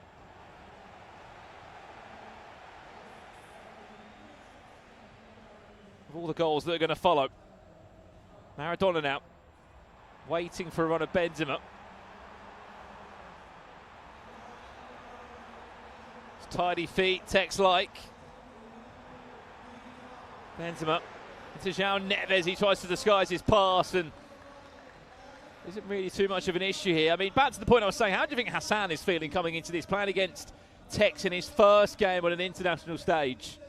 Whether it's Nicholas, whether it's Tex, if you win this one, right now, to them, you're still unknown. This is your possibility to try and get that win. And if you get that win off of one of them, the other one is going to know. They're going to know. And that's the moment that it might be harder. So rather have it against one of these international players, play the best game you have. And in the second one, sure, the other one will adapt a little bit better, will be able to analyze you. But it might be too late at that point. Well, the positive part about this, Akeem, is that the first match up here, you're going into such a huge opponent. Here's Maradona now. Good tackle there.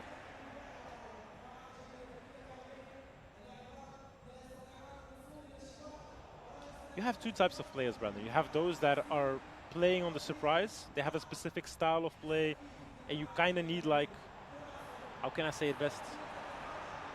Let's wait out. Look at that from Tex. It's a brace for Benzema. But you have to speak about the build-up before. Just look at the dribbling. The acceleration pull away. A simple cut back to Benzema. And Tex in front, 2-1 up after just 16 minutes. He knew what he was doing. He was ready for that pass. But don't count out Hassan. Na. Here he goes again. 2-2. All square again. Heung-min Son. Some of the games we've had here are ridiculous. Great reply from Hassan. Straight off the bat, score that equalizer, and you go again.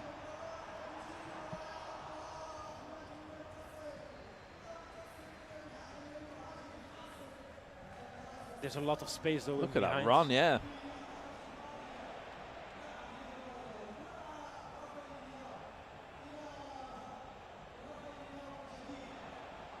Liao. There's the play a lot, which then wins a corner for Hassan. Towards that front post it goes again as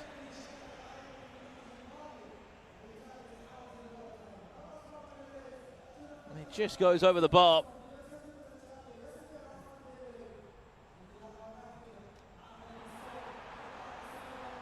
Heung-min Son, Tex looking for a third.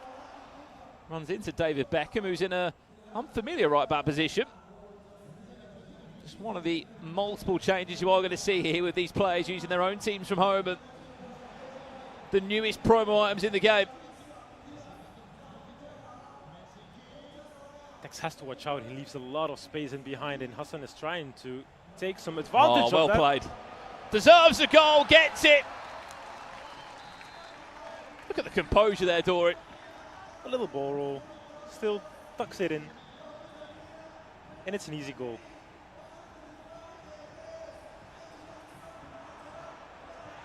What a tackle. I was telling you about Hassan, he knows how to play. He really has like a game plan. He tries to attack that. He found the space in behind with Tex and tries to use that to his advantage. But he has to watch out for Dembele! Oi, oi, oi, oi, oi, oi, oi. 3-0! It does look weird, right? Seeing Ousmane Dembele in a Manchester City shirt. Doesn't fit him at all. One day maybe, who knows? Who knows?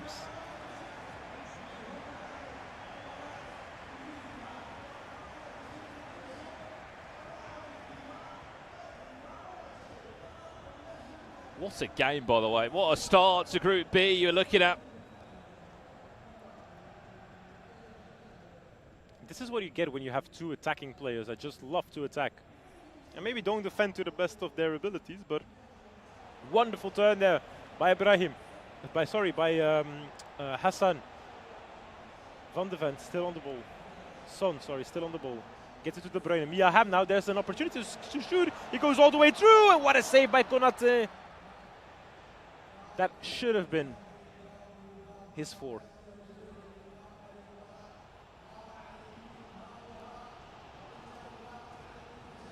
Heung-min Son finds Vitinha. Vitinha goes all the way to Benzema, and Benzema strong on his feet, but I think it's Kevin De Bruyne still pushing him off.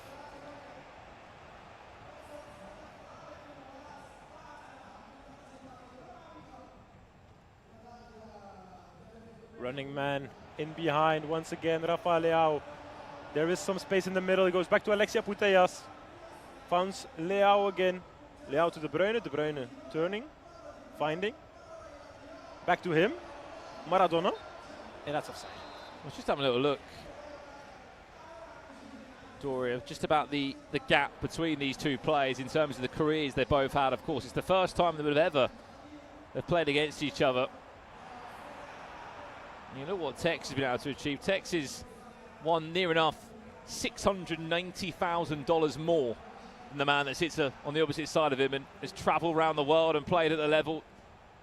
He knows the challenge in front of him Hassan's got, but he is taking it with both hands.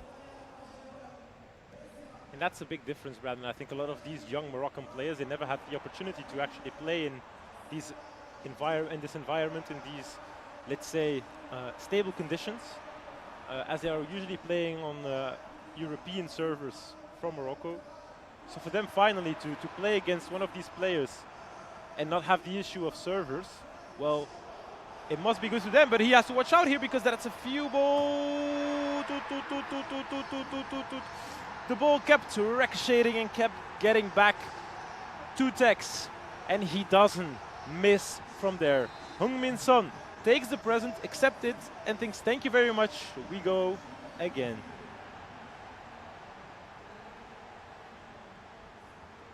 Now it's up to Hassan to reply. Straight from the get-go, Alexia Putellas. Tex back in front, but for how long is the question?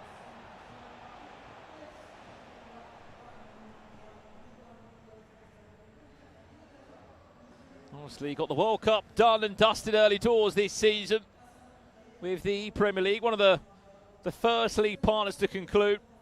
It wasn't a Champions League to remember though for Tex, was it, in the Champions League? The brand new format, he fell out in the group part of that competition on the last round. It was Resende. Bradley, no? It was the game against Bradley, but Resende qualified in his spot. Yeah, true. Just snatched his ticket. Look at the space in behind. The high line of Tex leaves so much space in behind. With one good through ball, you're just going to rip open that defense. But for now, they've been playing it slowly. I can tell the last 10 minutes they've been keeping the ball a little bit longer, making sure that the attack is good. And now Tex is going for that last attack. Look at the space. Bends him up. 5! 3, he leads. That's a hat-trick. It is the perfect hat-trick for the French forward in just 45 minutes. He may have had a bit of a staggered start, this one. But now Tex is in his groove and he leads by 5 goals to 3 at the break.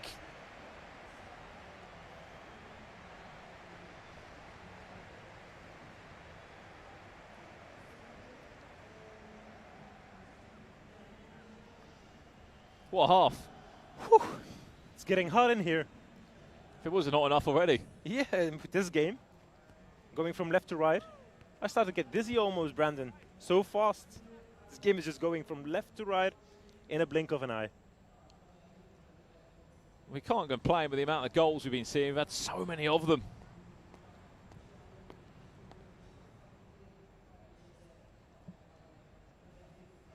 As we look behind us now, there's a few more games taking place from Group A. We'll do our best to keep you updated in those matches.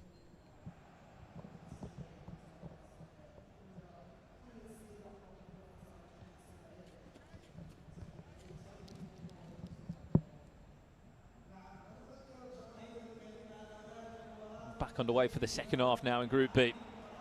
Remember, top 4 of 5 go through to the knockout stages tomorrow.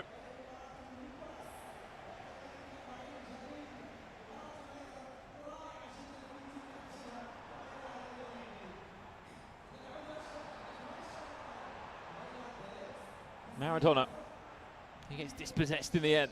He has been unbelievable for Tex so far. Alexi Bateas now. Here's Hassan Wright trying to pull one back to make it 5-4. Mr. Dory, Group A is unfolding in the games. Any updates in them? How's everyone getting on? Sheriff is currently 4-3 down against Umut. So tight game, they are still in it. On the other hand, Adam Hatake is 8-2 down to Manuel Bachore. I think that might explain what's happening. There's a world, by the way. Well, they've got to play each other next, haven't they? The Adams have got to play each other next. There's a world that's about to say that someone could go through on 0 points, but that's not going to be the case. It's at least one. No, actually, at least 1 point. Yeah. It looks like Umut's going to top that group, though, in Group A. If it stands like this, then indeed Umut will win. Now it's up to Hassan to see if he can do anything in this game still. Plenty of time left. And the reason he's been able to top that group as well, Hakeem, is off the back of that draw against Manu. If he had lost that game, it would have been a different scenario. Ham finds Bateas, that one offside. Here's the Barcelona midfielder.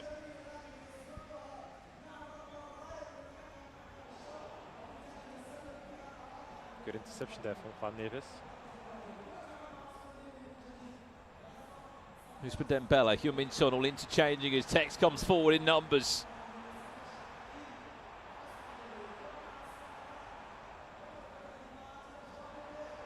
Son. Where's that cut back? It was at the back post for Maradona.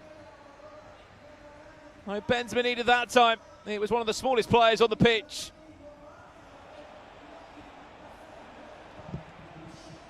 Rafael Leao. Bateas. Look at the feet.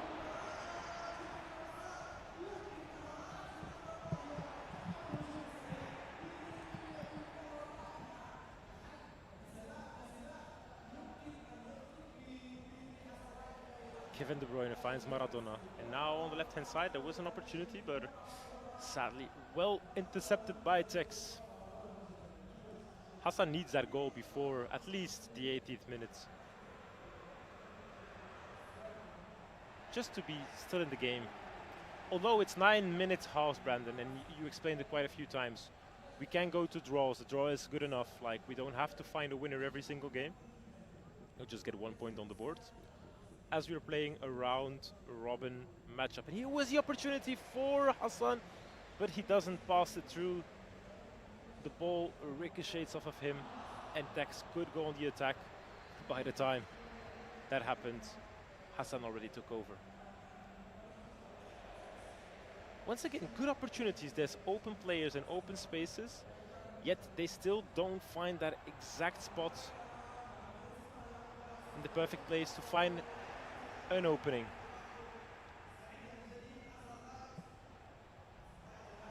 Here we go. This might be it. There's De Bruyne. Maradona and Alexi Putellas will all interchanges. Hassan looking to build what an overlap that is into Rafael Leao. Shot definitely not on from that angle. Recycles back to De Bruyne. And then Mia Hamm unable to find that killer pass. But that time she can, as good piece of defending there by Tex. João Neves coming across to do the job. It was just enough.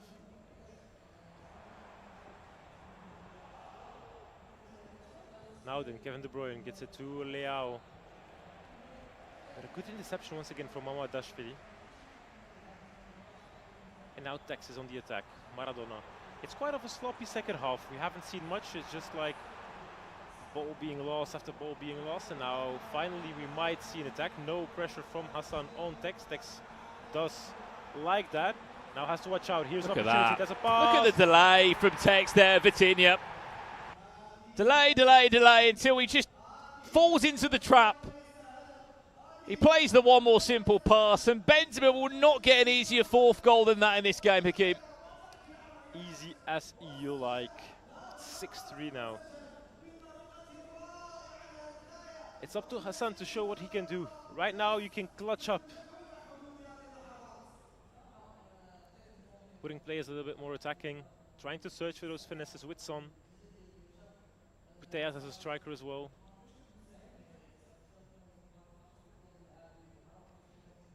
You just need a goal. One goal is good enough to launch you into a comeback.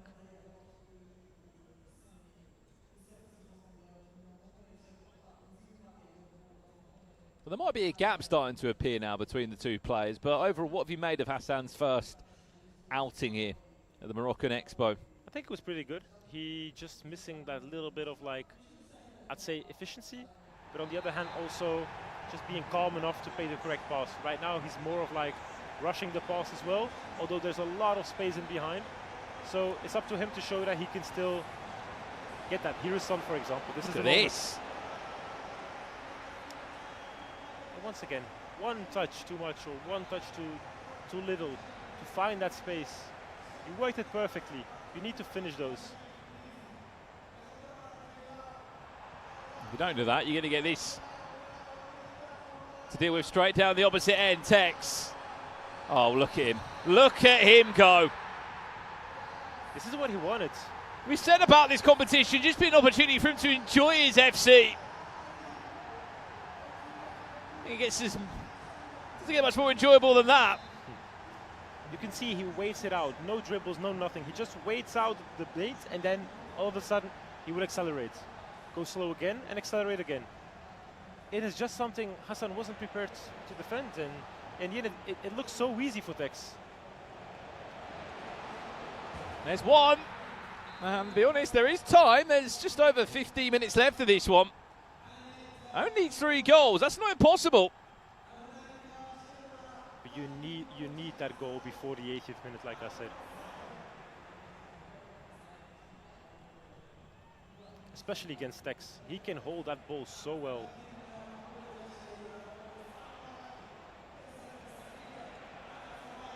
Putellas again. That goes in. It's a very different end. That's 2 great chances. He's been able to create in a moment of seconds, though, Dorit. Once again, it's up to him to see if he can still get that 1 goal so he can narrow Tex lead to 2 goals. That's his first job. Then it's all about momentum, believing in yourself, daring to step out without conceding.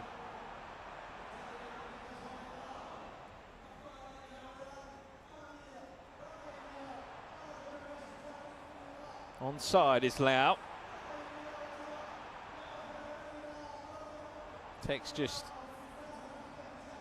flicking the stick, so to say. They're bringing out all the skill moves. Maradona goes back once, twice, 3 times to try and unpick the defence.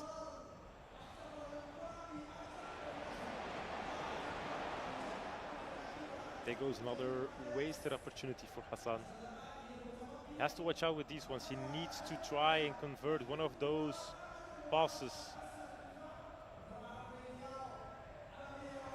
Maradona gets it to Bobby Charlton.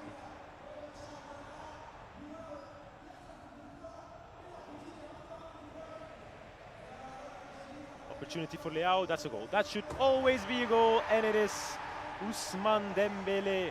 I think that's a hat-trick for Dembele as well. Hat-trick Dembele, hat-trick for Benzema. The French are doing well for Tex. They're not doing too bad at all, are they, for Tex in this game so far? Bear in mind, there are so many players that have been banned, in terms of in-game items I'm speaking about here, that they've not been allowed to play. For example, Tex's ban of choice was Griezmann of all players. I know he's got a finesse shot, which can be quite frustrating to play against.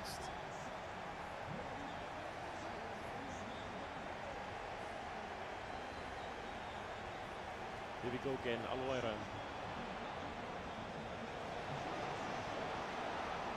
Bellingham finds Bellingham again. Bellingham can turn, can twist. Finds Son. Putellas in the box. Good tackle. Just narrowly misses out.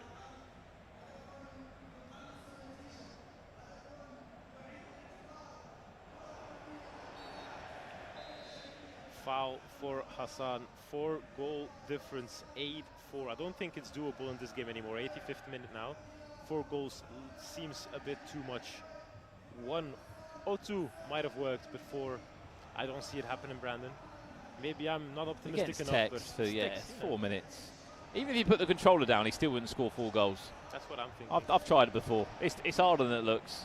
The AI somehow still gets in the way. Now Tex is back on the attack. He'll try to prove a point as well, Tex, I think.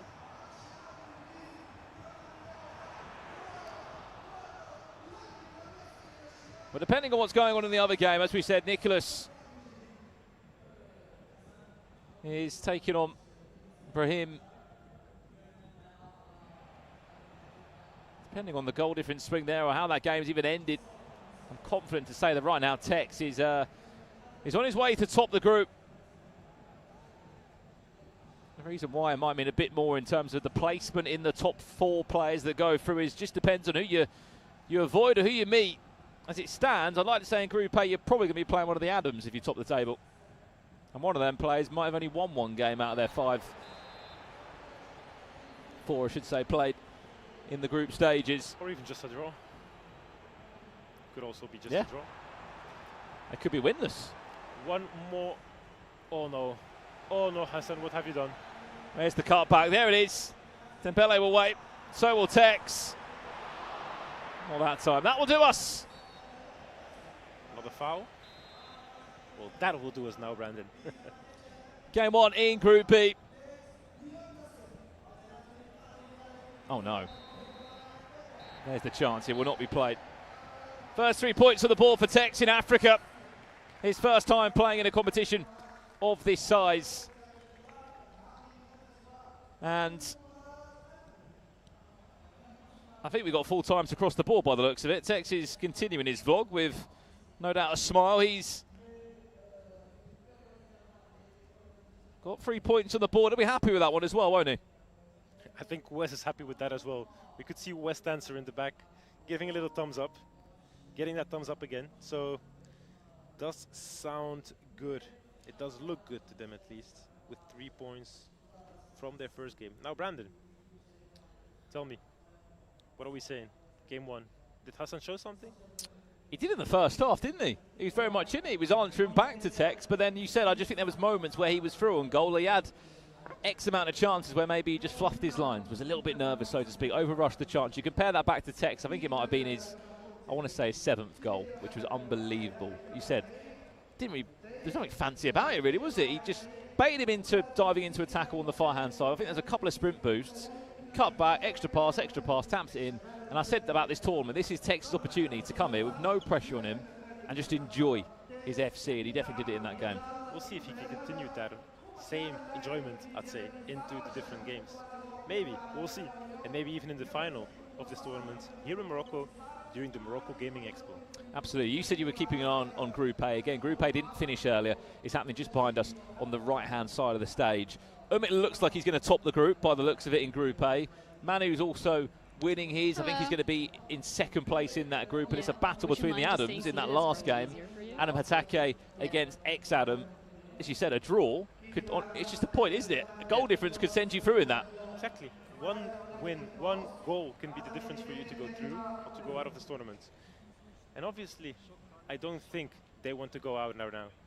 شكرا ريفن، شكرا ارتشيني على التعليق ديالكم، على التحليل ديالكم الرائع للمقابله. كانت رائعه الحسن رايت، بدايه موفقه، ولكن تيكس الخبره ديالو العاليه جدا مع فريق مانشستر سيتي خلاته يفوز بالمقابله باريحيه في الدقائق الاخيره، وخلاته ياخذ 3 نقاط مهمه. وابراهيم جونيور للاسف خسر المقابله ديالو ضد نيكولا 9-1. جيني. Yeah, it started off actually pretty close, but unfortunately for the Moroccan side of things, Tex was able to run away with the lead and get it. But you know what? Instead of hearing from us and talking about the game and how everything has been, we have Tex ready sitting down anyway. So a cheeky interview, as they would say in the UK. That's all I'm going to do for today. But Tex, that game actually started off pretty close. What do you think was the main reason why you were able to bring it back? He was really good, to be honest, like really good, better than I thought he would be. It started like even, and he kept creating chances, but I think I was just more clinical. I took my chances and he missed a few, but if he took his chances, then it could have been like a 9-9 game. You said the prep for coming into this game was just staying asleep on the sofa. But when it comes to going up against opponents that you haven't necessarily played up against before, is there anything else that you can do when it comes to prepping for the game? Yeah, I think some players like to watch their opponents and see how they play, but I came into this one with like a relaxed mindset. So I was sleeping on the sofa before the game, and the first half I was a bit asleep as well, but I woke up for the second half. Yeah, we can tell. Well, thank you so much for the interview. Good luck with the rest of your games. Thank you Tex, thank you جيني. الآن سنمر عند حسن رايت لي عندي أسئلة لدى اللاعب. بداية كانت رائعة، دور هذه من الجهة الأخرى هكاك. كانت بداية رائعة من عندك حسن، كنت متقدم 3-2، ولكن كانت واحد الكيك اوف اللي خلات تيكس يرجع في الماتش. ابخي شنو طرا؟ الماتش في الاول كان كما قال تيكس كان ايكو، كنا بجوجنا كنكريو لي شانس بزاف، ولكن هو كان حاسم اكثر مني، ما زقلش على العكس ديالي انا اللي زقلت بزاف ديال الفرص اللي جاوني. مازال عندك ماتشات اخرين؟ مازال خاصك تريكوبيري. لا مازال تقريبا 3 الماتشات، عندك ماتشات صعاب مع لاعبين مغاربه وميم طون كيتسناك نيكولا. شنو هو فهمني ردة الفعل ديالك؟ خاصك تبقى تزقل؟ ما خاصنيش نبقى نزقل، ولكن كنشوف واخا خسرت الماتش الاول ضد تيكس ما لعبش مزيان، فهمتي. انا عجبني النيفو باش لعبت، غير هو كان احسن مني. راه تيكس ذا كوتش اوف ذا جيم، راه ما عندي ما ندير.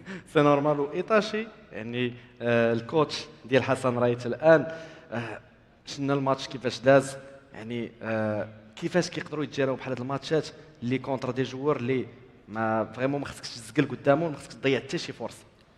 صراحه كما قال حسن زقل بزاف ديال الكواري اللي كان يقدر يماركيهم. هذا هو الجو، كتزقل هنا كتماركي عليك في الجهه الاخرى. هادشي اللي غنخدموا عليه في الماتشات الجاي باش ما يوقعوش، الماتشات الجايين باش ما يوقعش بحال هادشي هذا.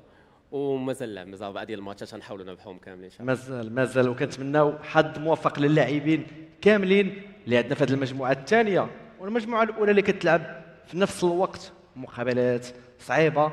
كنتمناو لهم حتى هما حظ موفق. جيني جو بونس خصنا ندوزو الماتش. That's it from us here over on the stage side of things. We're ready to head over to our casters to cover the second match of Group B. So guys, take it away. Good luck للتراري ومشاهدة ممتعة. Thank you very much, guys. Great to be there from Tex as well. I mean, look, rightly so. There was a lot of respect there, wasn't there, on his opponent Hassan, who did play really well. But look, for his first outing in an international tournament like this, we thought he was playing against Nicholas. After a few restarts, he was playing against Tex, and then you throw to the deep end, it's sink or swim. And for about a half of that game, he was swimming with the current, and then he got a little bit lost, let's say, out at sea. It's a slippery slope, Brandon. So once you get into that bad, I'd say, bad part of the water, you can drown pretty fast. So that is what happened for him, I think. If he could keep that momentum going and kept that clinical masterpiece that he was setting up in that first half going into the second one, he might have had a better result. But it is what it is. I have to continue with the games. That is also what he's been saying. I've been playing against one of the best. I'm happy with the way I played, because he's literally, and he said it himself, against the GOAT Tex.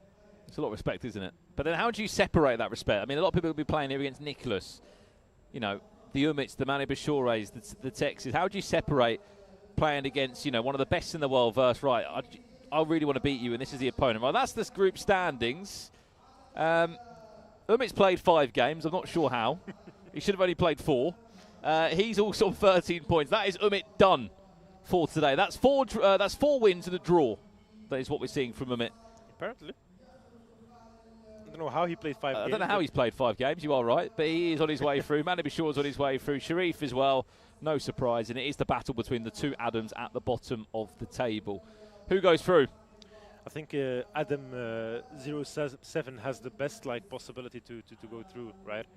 He only needs a draw, whereas Hatake honestly needs a win. So 33 goals conceded, Hakeem. Yeah, 33 goals conceded. It's not the best of results, I'd say, but he's having a shocker of a tournament, Adam Hatake. And it is up to him to see if he's going to make the trip down to Saudi Arabia for the last chance qualifier. But if you have this performance in the tournament, I can tell that you, for yourself, you might be not feeling all right to go there and spend a lot of money to get there, get backed by your team, obviously. But for him as well, might be like a hard one, a hard nut to crack. And I think Adam is a very qualitative player. He's a very good player. Last time I saw him out, I was really impressed by what I saw. But he's so far in Rabat, not his thing. He's been rubbish. Yeah, it's not in the nicest way possible to Adam. I've got a lot of respect for him, but from what we've seen here today, he's not been at it at all. And I'd love to hear from him of why it's gone so wrong. Is it the stage? Is it playing here on land? Is it playing against the levels of players? Is it because he's not been able to use maybe a tournament account where he can use any player, and he's had to use his own team from home, which for some players it isn't quite there of what they want in terms of the icons and the promo items they want in those teams. So there's many questions to be asked, isn't there? That might be great for Ginny if she gets the time, or even for Omizon if they get the time to go over to Adam and ask those questions. Yeah, absolutely. That would be wonderful. For us, we will prepare for our next game. And the next game, I did see Ayman, and I still see Nicholas, I see Hassan, and Brahim sitting. So Tex is free for this one, so it seems. I'd love to see, again, I'm not going to trust where players are sitting because it might not mean anything, but if we're going to see Ayman against Nicholas, the champion currently of Morocco. Against the champion of Spain. Of the champion of Spain. Did it 2 years in a row, didn't he, Nicholas? Absolute ridiculous consistency from that man.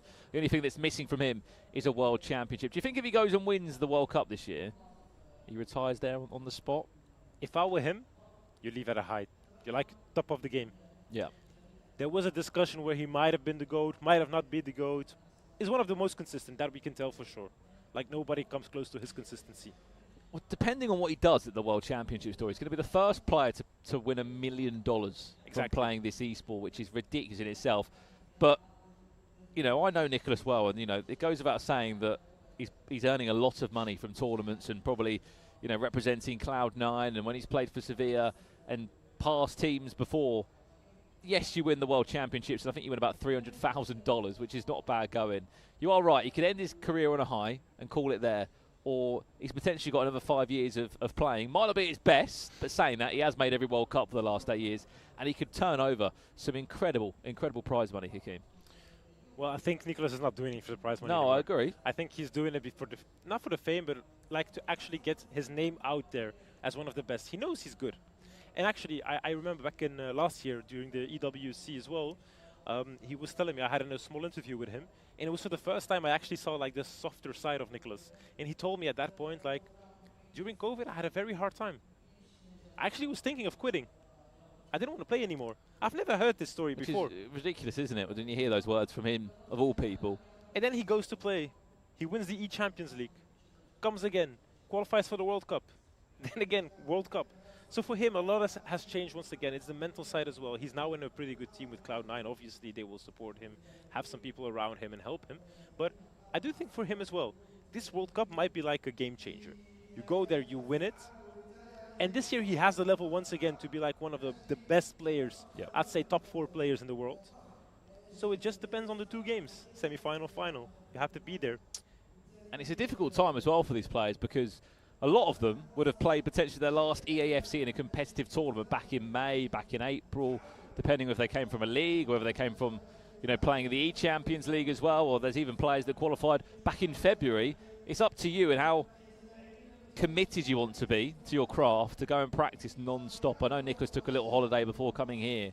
For him now, after this tournament, he's got to use this as the restart point of just playing and playing and playing and playing and playing and playing because, you know, the advantage that these guys could get, Dory, from playing an extra 3 or 4 weeks before we get to, I think the 4th of August is when we kick off, sorry, the 6th of August when we kick off the Esports World Cup for EAFC. It's a huge opportunity. It's over a month away still. Yeah, but right now you can get that LAN experience. And LAN experience is not something you can simulate at home. You cannot simulate in any boot camp or whatever. This is different. You have a crowd here. The crowd is cheering. They are screaming whenever goals fly in, whenever celebrations are popping out. On the other hand, you have a little bit the heat, the lights, the stage. It's all different. It's not the same. You cannot compare it to sitting at home. And once again, it's not something you can simulate. So to be here is actually pretty good for them. At least they have something that they can show, something that they can sit and have that atmosphere a little bit more. I'd say, in German they say Fingerspitzengefühl. It's like when it's in your fingers, at the top of your fingers. It's like that small feeling that you're quite ready to go somewhere. Fingerspitzengefühl. The tip of your fingers. Like, yeah, exactly. I've never heard that before. You should ask Umut or Ferminator or any of the German guys here. They will definitely tell you, Fingerspitzengefühl. We could say to him he's on the tip of winning 4 games and drawing one, but it won't work like that. But he can't because he would have played an extra game. I don't know where they got that one from, but he would have been able to do that. We are waiting to get into our round 2 games here on Group B. We can see the players in the pods waiting to go. There must be codes being sent. There must be something going on. I think they are ready. I think they are ready, and they're just like getting a drink. Maybe somebody's still running to the bathroom for bathroom break. I think some small changes still happening. Maybe Hassan is checking his past gameplay with text to see maybe I did something wrong. Maybe I have to rethink my strategy, because if now he has to play against Nicholas, that's going to be interesting for him. Not much time, is there, to break here between the games? You just straight back in, non-stop. 15 minutes of break is fine, Brandon. It might be longer, depending on how long these players will take to jump back into their game. It's a quarter to 8. We still have some time left in the locker, right? And some energy left as well. Of course we do. We've still got 3 more rounds, sorry, to give you live from Group B. And we've still got, you can't quite see, but just over my shoulder here, you've still got Group A finishing slowly but surely to work out how that is going to end here. If possible, we can show you a graphic of the prize pool. There is a lot of money on the line here, the biggest there has ever been in a African esports tournament that features EAFC. I did get a message from Kailan. He said, no, in South Africa we had something like that already. So like, he did? Apparently they did. They did a long time ago. It was a long time ago. So I also I'll change it to Morocco then. No. We're keeping it from Morocco. This is Morocco's biggest tournament as well. At least give us something. After South Africa eliminated us from the Africa Cup last time, we do need something over the South Africans, okay? Just give us this, okay? We'll keep this one. Yeah, we're taking that mantelpiece today, so to say, at least. All right. Another thing, Brandon. So whenever you're sitting here, and we do know this has been happening quite a few times already. Like you're in the groove, you're in your rhythm, and then all of a sudden it breaks. You have to stop technical issues, or it could be like just a break or whatever. How do you tackle it? Because you do that in commentating as well, so it must be similar, no? How do I tackle it when there's a technical difficulty? Or a break. I just stare at you. Just stare at him and say, save us. That's even worse than the technical break. I stare at him and he comes back at me with something in German at the moment. Fingerspitzengefühl. There you go. No, to be honest, look, this is all a learning experience for a lot of people, and I think there's some issues that you can't control. So I think for us, it's more just keeping people updated with what's going on, providing them some graphics where we can, and let them know the lay of the land and what we've got coming up. As we said, there are still 3 more rounds to come from Group B. What we can do, though, while we have a minute in time, is we can speak about the players that have been banned. There are 10 players that have been banned from being used in these squads. Can you guess the 10? I still remember Tex banned Griezmann, right? There's one. I've heard R9. Yes, There- 2. There will definitely be Virgil van Dijk. 3. Vieira. 4. Gullit. 5. All right. Now we're getting into the more difficult ones. Mbappe. Yep, 6. Is Vinicius Junior in there? No, the rest are icons you're looking for. Icons. Whew. Attackers. Yep. All right, attackers. Eusebio is in there, so that's not a possibility. Attackers. R9. Done. We already had on R9, right? Are it the classical attackers or is So like there's 3 shapeshifters? icons and one current player. All attackers. Just give me something. Okay.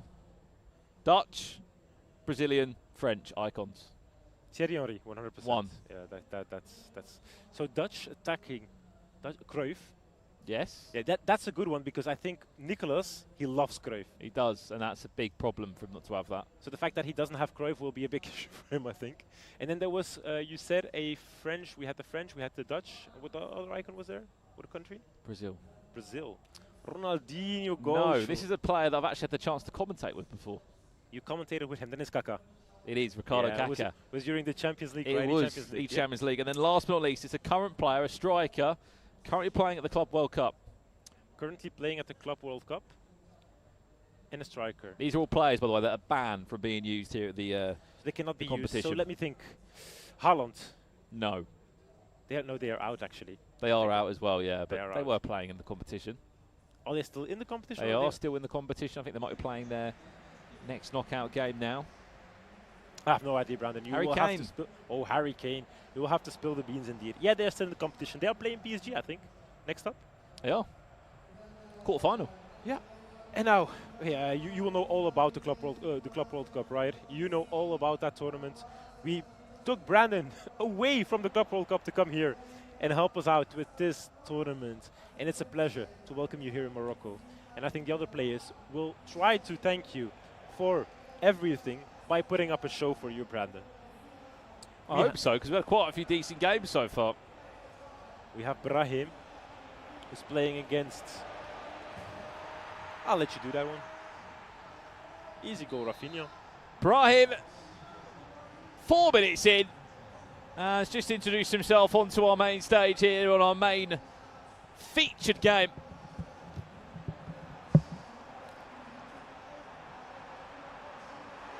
But how long for? That one nearly goes in as an own goal.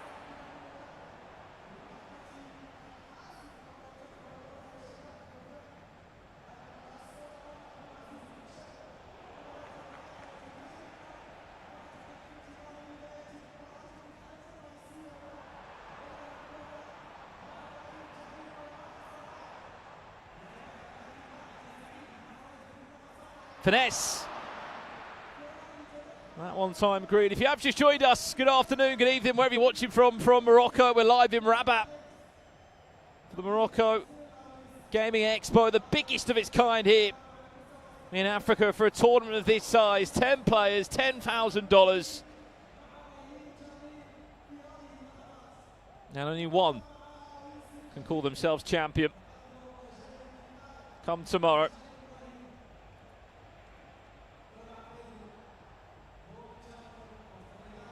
This could be on for a second. Heung-min Son pulls around. Well played, David Haya. I thought there was a bit of goalkeeper movement that could have made all the difference there. Dembele goes towards the back post. Lukaku doubles the lead. Hassan Wright finds himself 2-0 down. And off the back of such a positive start against Tex, he finds himself in a really difficult position. Just 10 minutes into this one.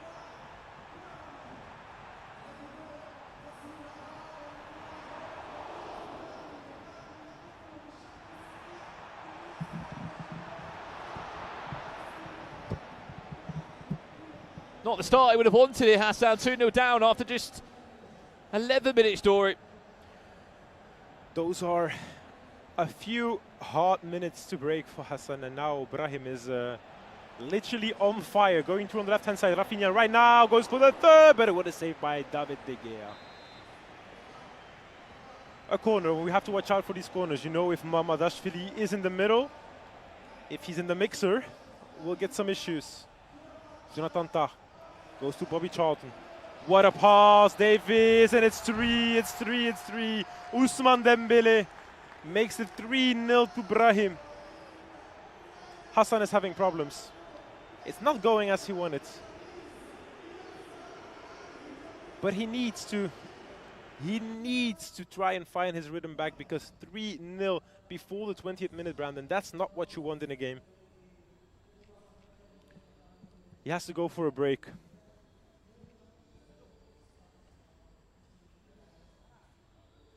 That's what he needs at the moment, doesn't it?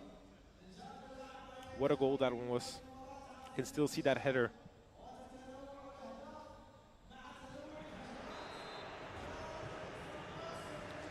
"3-0 as it stands.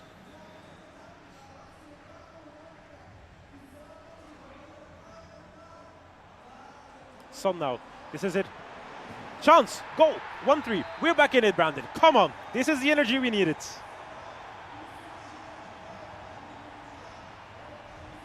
There's one back.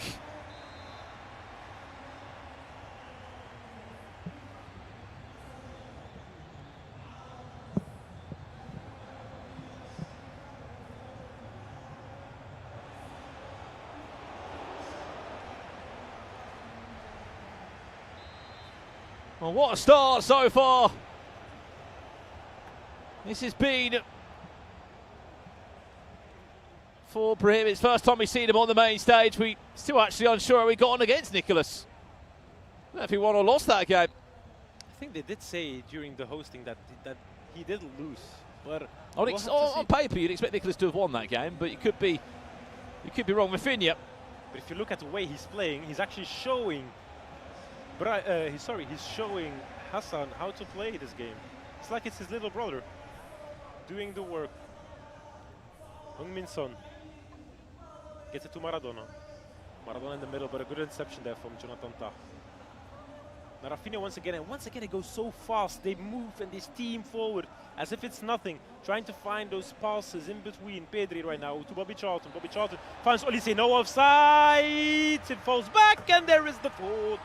Rafinha. Opa, pa, pa. Hadari. You see, there was the opa, Brandon, really well. Opa, pa. That one, that's a clip. That's worthy of a clip. Heung-min Son on the left-hand side tries to find Miaham. That's where it goes to. Now De Bruyne finds Maradona, and just a pass too much, not enough. A little bit too much weight on it.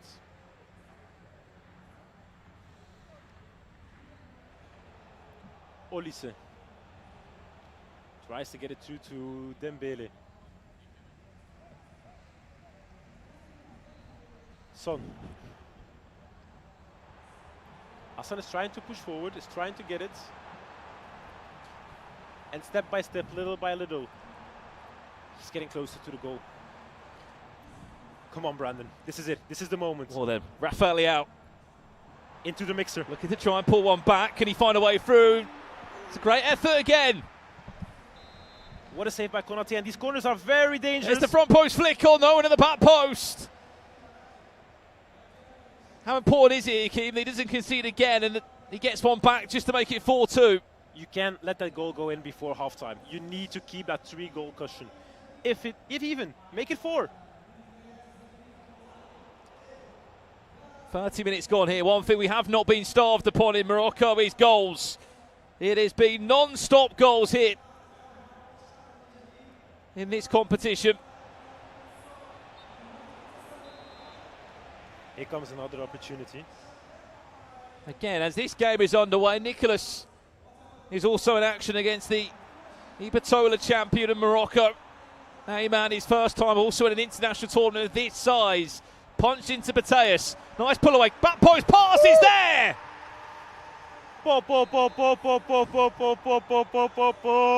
Heung-min Son. There's one back. We said the next goal was so important. And there's the second back for Hassan. There's still plenty of time left, Brandon. Rafinha. Rafinha still looking to go one-on-one with David Beckham. You could just see how much Brim is trying to just disrupt any sort of organisation in that back four and midfield four. But he gets this next goal now. What a game we could have on our hands. Mateus, Maradona, there was the pass. What a tackle by Lukaku. We needed that goal, Brandon. We needed that goal just before half-time to get things moving.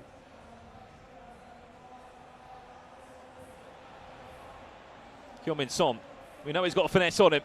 Dembele, Rafinha all the way round. Elise, still battling with it. Dembele, he tries to stab a toe at it. Just not enough. Maradona now for Hassan on the attack. Ball goes out of play, and now Hassan can try and find some space, but I would say good defending by Brahim, but look at the spaces in behind every single time. We see those runs in there. And he has the possibility to just play it in. Look at that time Heung-min Son's got there. He's just sent David Beckham into a spin. Not quite in line or in sync with Mateus there. What a ball that could be. Ousmane Dembele has got the chance to drive forward now. He's got options in the box though if he can find it. Dembele delays but wins a corner. I know where this one could end up. In the back of the net, if they find Mamadashvili. Plays it short. Beckham. Bobby Charlton can turn. Just about kept in by Lukaku. Last minute here in the first half, Brandon. Gets it through to Leao. Gets to Maradona now. Maradona can turn. Try to find some space. De Bruyne. Mateus, this goes in before half-time. What a game we have on our hands. Just goes wide. Front post flick on. Got to say, what a 45 minutes of EAFC that has been, Mr. Dory. The chances between those two is absolutely ridiculous. I have to sit down from that, Brandon. Honestly. What a first half that was. Now I hope we can see the same thing. I'd love to see the stats. Actually, yes. And I'd love to see that second half. I hope it's more of this one. Who wins right now? I think Brahim still has like the best opportunity to win. He's still 2 goals up, so it's quite in his element, and he's still running around trying to find that exact moment.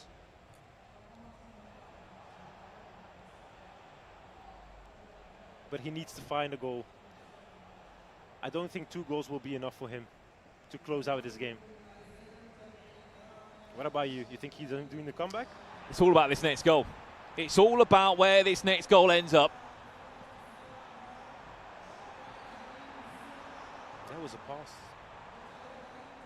Rafael Leao. There it is! No! How's that not gone for a corner, by the way? I thought Konate said no, but apparently it's not. Lukaku with the ball goes to Bobby Charlton. And now it's up to Brahim to try and find that bit of space, that one thing, that one goal to get a 3-goal cushion.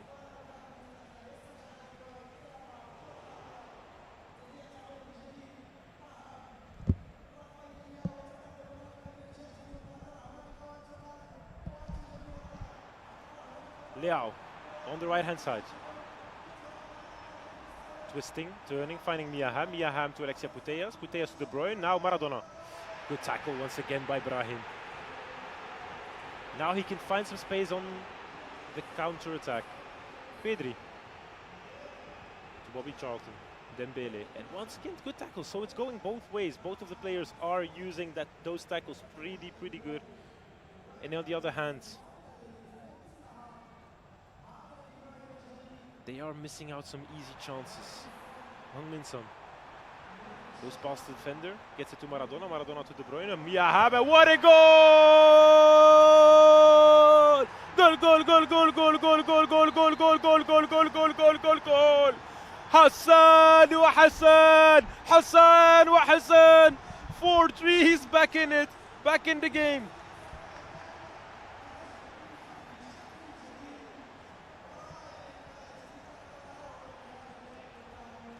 Now, the next one is going to be very important. We said it before, we say it again. The next goal is going to be vital, and it's once again Hassan on the attack. Maradona has been fouled on the left-hand side. Diego Armando Maradona, scoop turn. Tries to get past David Beckham, but what a defender he is. I mean, I have to say, what a game this has been so far. I've just been over, if you wonder why I've been so quiet the last few minutes, I've been speaking to Nicholas. Nicholas won his first game, 9-1, Miss Story. He's just also winning 4-1 at half-time in his second game so far, so he's cruising at the moment. Thanks for that, Jeff. Thanks for the update, Jeff. That's what they said in the older games, no? Brandon is also a flying reporter for us now. He's doing everything, this man. Doing content, he's casting. What can he do? Maybe Arabic, that's the only thing maybe that he can't do. No, I've got one of those as well. We'll get him there, we'll get him there. Right, Rafael Leao now for Hassan. Alexia Putellas loses to Bobby Charlton, and now once again Brahim can go in the attack. I am back now, just for a bit more clarity. As I was going away to see Nicholas' score, I've just spilt a whole coffee all over my laptop, my clothes. It was a bit of a disaster. Even the headset got covered in coffee. So it doesn't matter. My shirt has been wet all day because of the water that I've been drinking. So don't worry about that one. Well, we are back. And although my laptop's stinking of coffee, it's been a great game. We said the next goal will be everything. Look at how this is setting up. Brandon, the coffee usually gets drunk by people. Doesn't spit it on their me laptops. too. I'm normally the first person in the queue to drink it. But right now, I'd say the players are already energized. They had their coffee. Miaham. For Nicholas, by the way, though, 13 goals scored, 2 conceded. He's on for 6 points. I mean, there was never in doubt. There's never a shock about that, really, is there? Still, you still have to do it, although there is no shock. Hola, hola, hola, hola, la, la, la, la, la. Oh, la, la, la, la, la. Oh, la, la, la, la, la. I don't know what he's saying, but there's been another goal. Alexia Putellas. All square again, Brandon. All square again.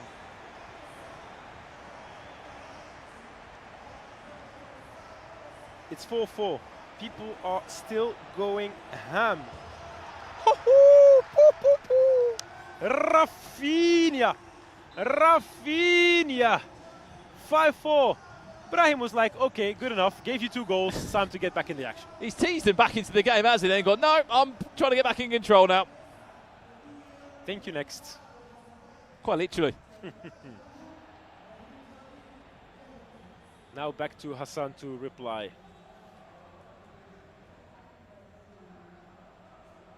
Good interception here. Son now on the left-hand side tries to get past his man, gets past David Beckham. There was a finesse, didn't go for the finesse. Alexia Putellas, here is Leao. Oh, a goal! Goal, goal, goal, goal, goal, goal, goal. 5-5, all square What again. A game. What a game.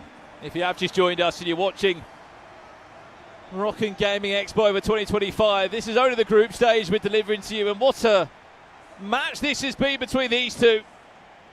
10 goals, evenly split.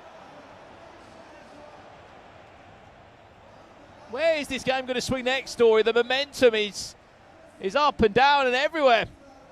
Oh, that was almost a true ball once again, Brandon. You know how it goes. One player goes up by a lot, other one comes back. Player A goes up again, player B comes back again, and then eventually player B will score that 1 goal, and that will be the break. At that moment, he's not coming back from it anymore. If he turns this around and picks up the 3 points, fair play indeed to Hassan Wright. He was praised by Tex for his game. He was. Now he's showing once again to his fellow Moroccan. player that he can play and that he's worthy of that title as well.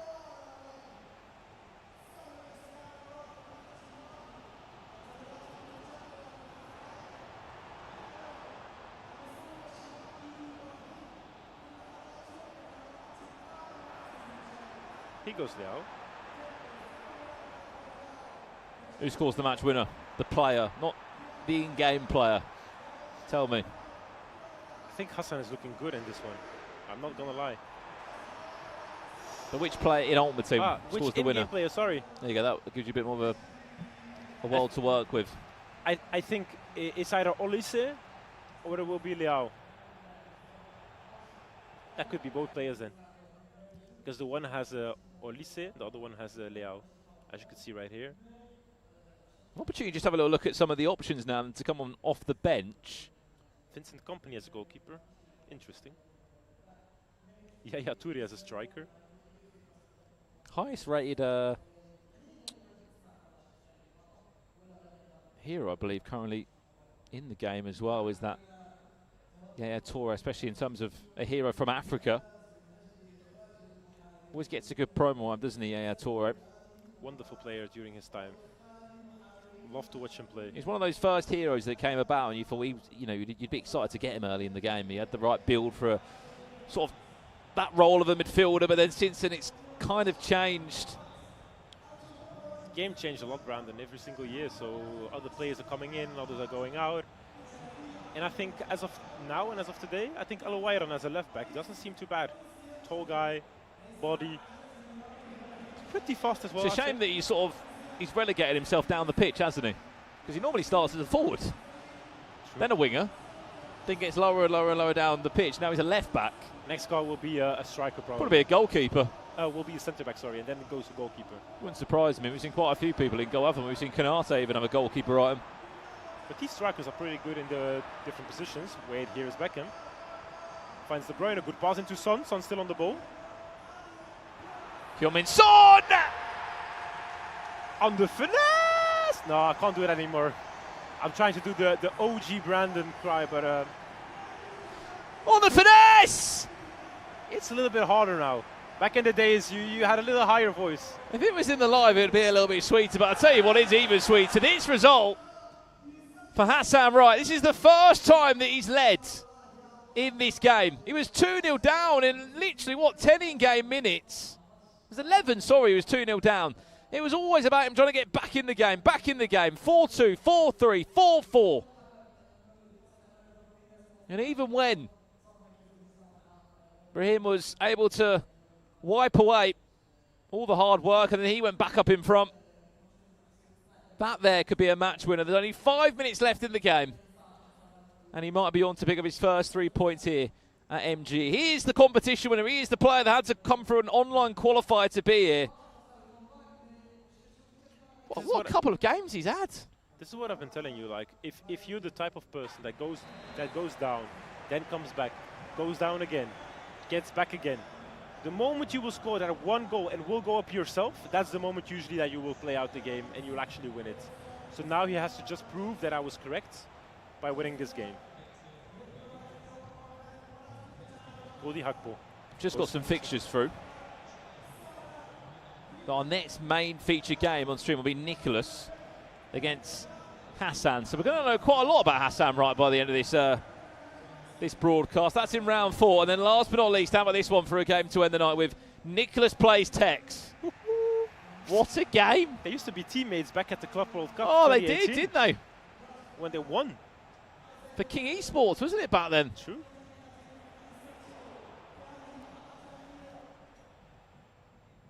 What do we have to say about King Esports, though? What an amount of talents they bring in every single time, every single year, every single game. They've been showing how AFC talent can be made and managed in the correct way. And we see it here once again with Tex and Nicholas. And oh, Brandon. Ousmane Dembele, can he get the keeper off guard? He can! That is heartbreak for Hassan Wright, who has given everything in this game.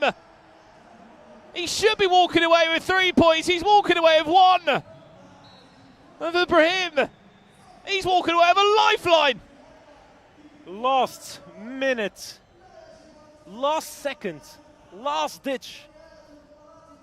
His final opportunity taken by Brahim, and it's heartbreak for Hassan Wright. But Brahim will be happy about the ending of that tournament, but in the end of this game, sorry. But on the other hand, he was down the whole time. He was up the whole game. Yep. And he did give it away. But eventually, when you Imagine grab it you've back, been through all that, Hakeem. Sorry to interrupt and go. You've worked so hard to get in front. So hard. You've got 5 in-game minutes just to see out. I know it's 9.5, so I know it's a bit longer. And then he's just lost. Out on a huge 3 points. You can see how frustrated he was. he was not happy with that, and rightfully so. I do think that Nicholas is still going against Ayman. I'm looking forward to see what the result will be there, but I'm assuming it will be double numbers, double digits. Do you know what the hard part is now, though? His next game is against Nicholas. Hassan's next game is against Nicholas. Back on the stage as well. Back on the stage. Back on main stage. Back on as his main game. As we said, that is it from our round here. We're going to go and check in with a fantastic host to bring you a bit more about what's happened in that last round. Back to Omizon. شكرا للحضور، شكرا للاعبين على المقابلات الرائعه اللي قدموا لنا. بغيت نعطي واحد لانونس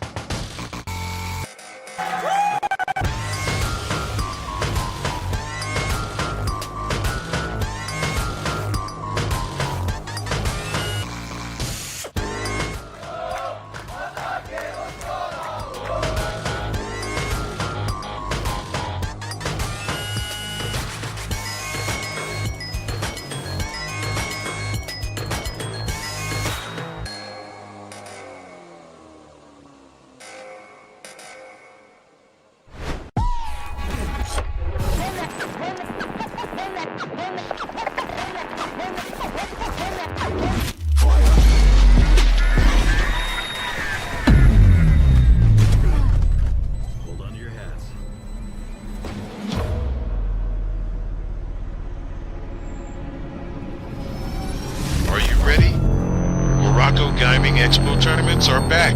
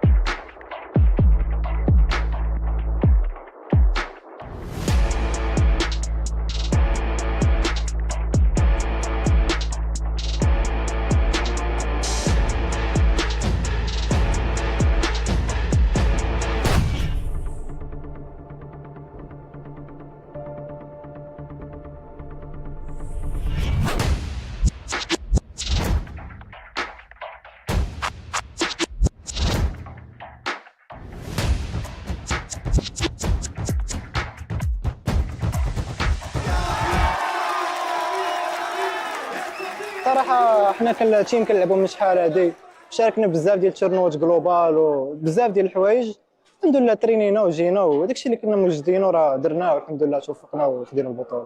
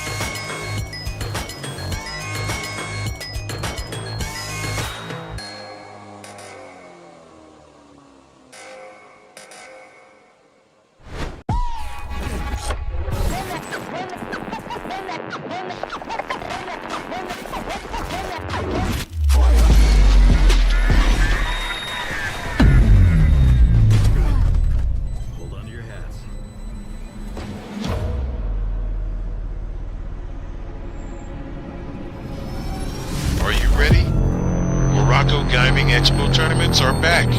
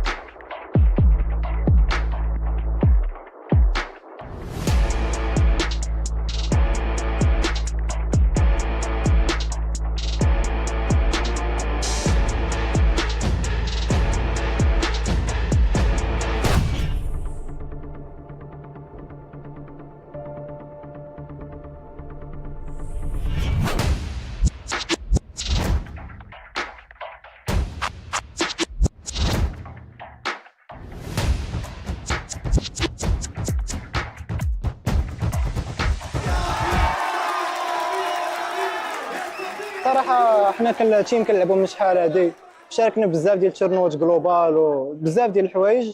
الحمد لله ترينينا وجينا وداك الشيء اللي كنا موجدينه راه درناه والحمد لله توفقنا وخدينا البطوله.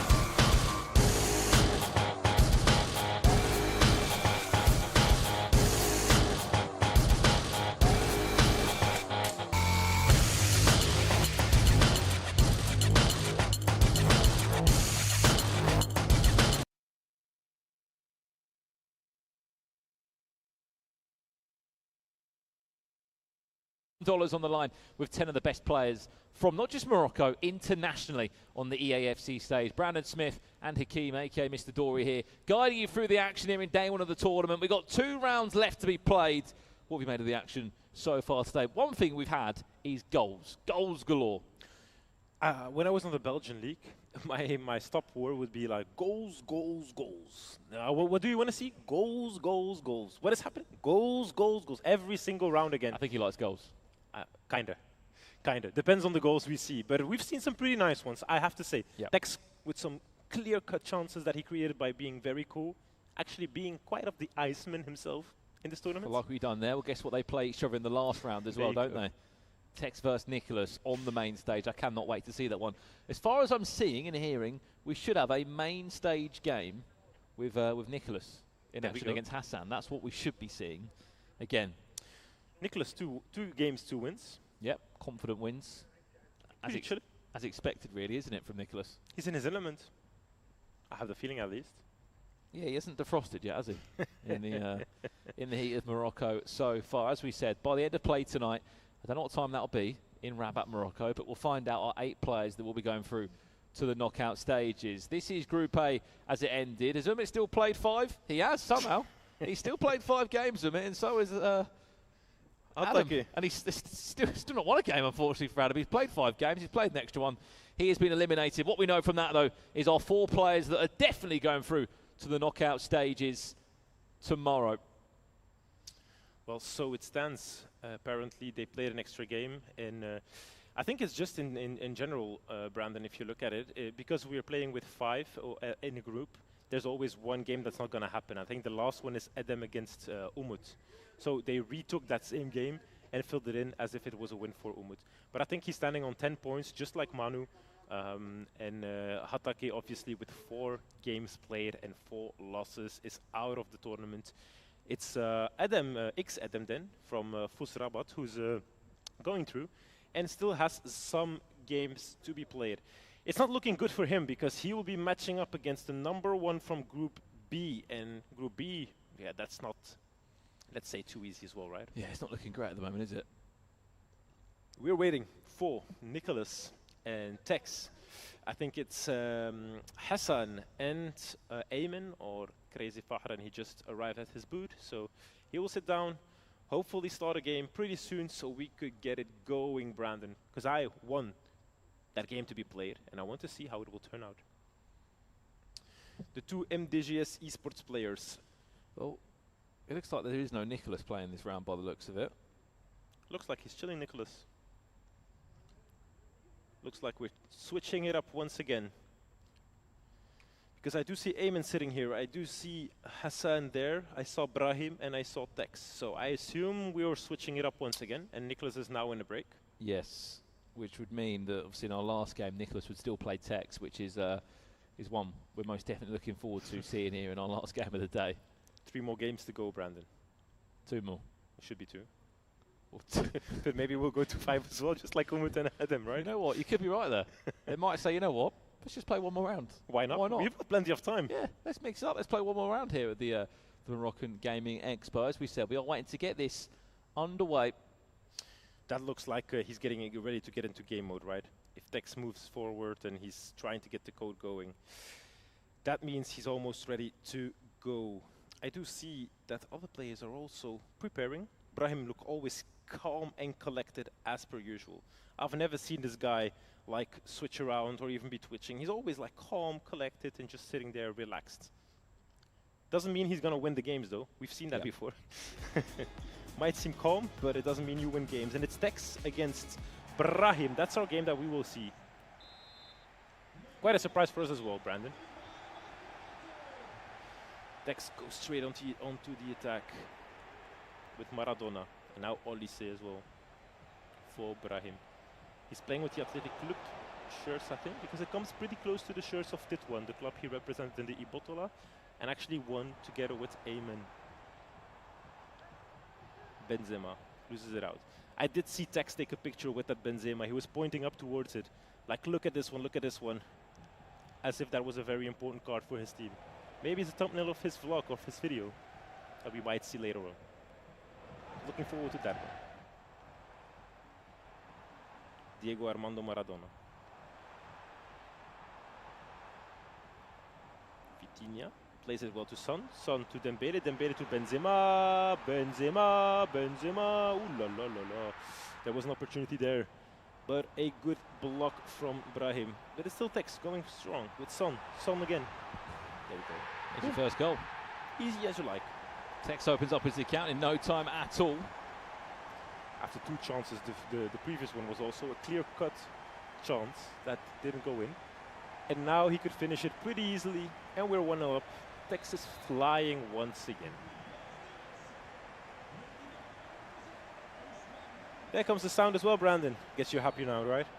Always makes you smile a little bit more. You need a bit of game sound. You've got to have game sound in your ears.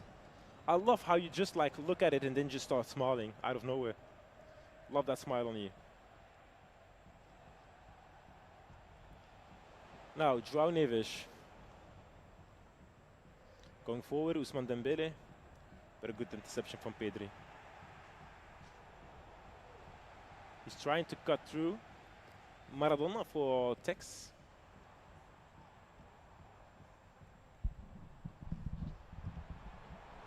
Maradona again. Gets it to João Neves. Goal! Goal! Goal! Goal! Goal! Goal! Goal! Goal! Goal! Goal! Goal! Goal! Goal! Goal! Goal! Goal! Goal! Goal! Goal! Texas. He's just chilling around, man. What is this? This man is just enjoying his time here in Morocco. He says, free holiday, free 10K, I'll take it all. 2-0 up in this game against Brahim. Champion of Morocco against the champion of England. And there comes a shot. It's on the finesse. It's Trivela, sorry. 2-1. He's back in the game, Brahim. This Trivela, not timed, just caught Tex off guard. Good goal from the Moroccan player, and he's back in it. 11 minutes in. Still a lot of time to go, Brandon.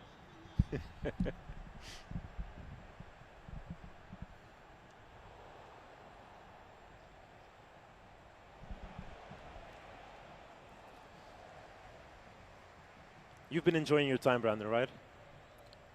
This whole day, wonderful tournament. Absolutely. I mean, look, we've seen so many goals, haven't we? So many of the best players in the world come here to Rabat. But in the end, it's about the experience, it's about the tournament. And here comes Tex again. Here comes Tex now looking for a third.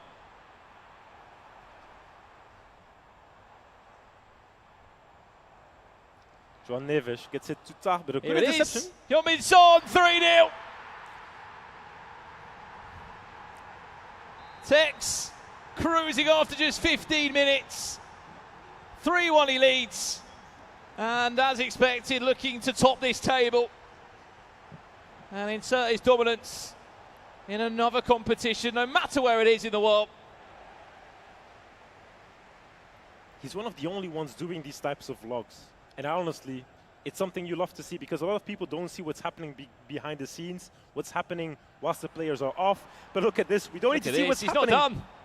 Ousmane Dembele taking all the time in the world. He tries to outsmart one or two players there.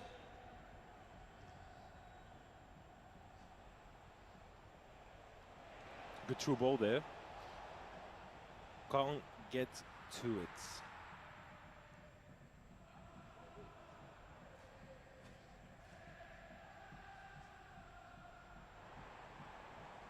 We said about this tournament being so good for Tex. There's just no pressure on him. He could just enjoy his FC. Maradona. Karim Benzema. Reverse Elastico. 4-1. We're only 20 minutes into this one, but it's pretty much game, set, and match already. He's enjoying his time, as you said. But what is not to enjoy? When you can play like this, score goals, have fun, and still be able to win your games.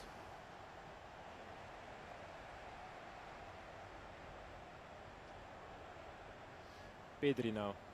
Brahim needs that goal quickly, and here is an opportunity once again. Rafinha needs to get away from Mamardashvili, but he's a hard client to get past, and it's Konate that can pick up the ball pretty easily in the net. Tex can go and hunt for his 5th in this game. With Vitinha now, opening up to the right-hand side, Diego Armando Maradona. Ball roll comes back inside, tries to go around, but a good interception there from Davis. Who's been the best player in game, ultimate team-wise? Mamardashvili. Yeah, it has to be.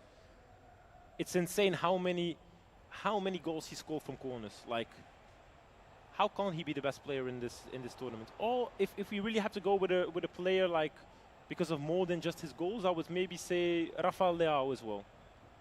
He's been in basically every single game.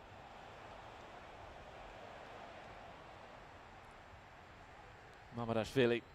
I think he's played in goal for one person. Other than that, he's been a centre-back most of the time.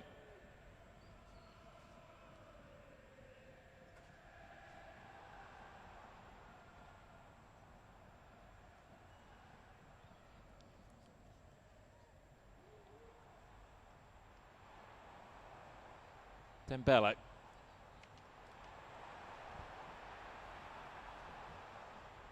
Still going strong, Tex here, 4-1 up. Enjoying his time. Dembele once again on the left-hand side, inside the box now. Dancing around, trying to show his skills. Gets it to Son, Vitinha. Ooh, ball just gets past. And will go out for a goal kick.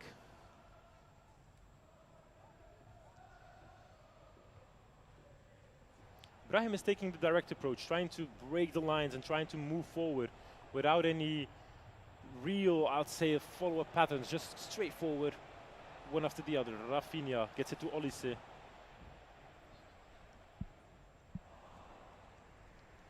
Quick turn around of the ball. Here's an opportunity now, but it's just offside.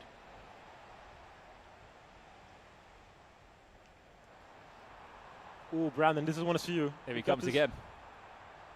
Maradona looking to make it even worse and assist Tex's goal difference so far, which is already so strong.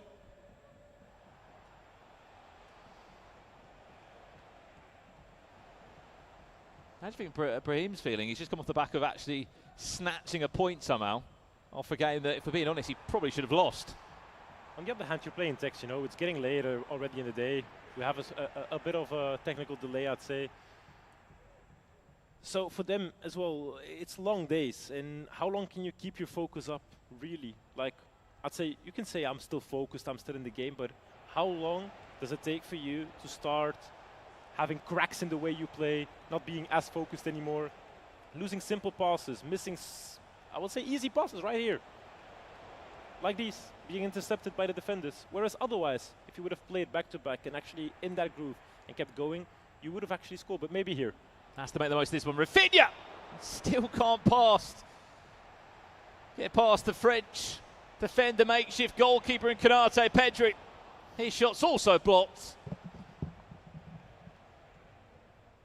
And Tex is heading towards a half-time in a winning position. Tex is enjoying his time, Brandon. He's dancing, he's skilling. Dembele gets it to Son. Passes there, goes for the slow approach, Tex. 1-2 with Neves, gets it back to Neves. Now there's an opportunity in the middle for Dembele. Dembele gets it. There we go. Some skills can go out. Benzema still on the ball. Has that 5-star, but Lukaku with a great interception, but then a foul. Interesting position here. Free kick. Is it too far away, though? It isn't. It isn't for Tex. Oh, it's going to fall.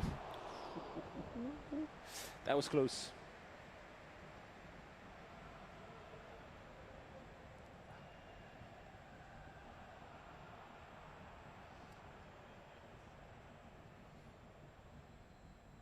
Tex is still going strong, has possession of the ball.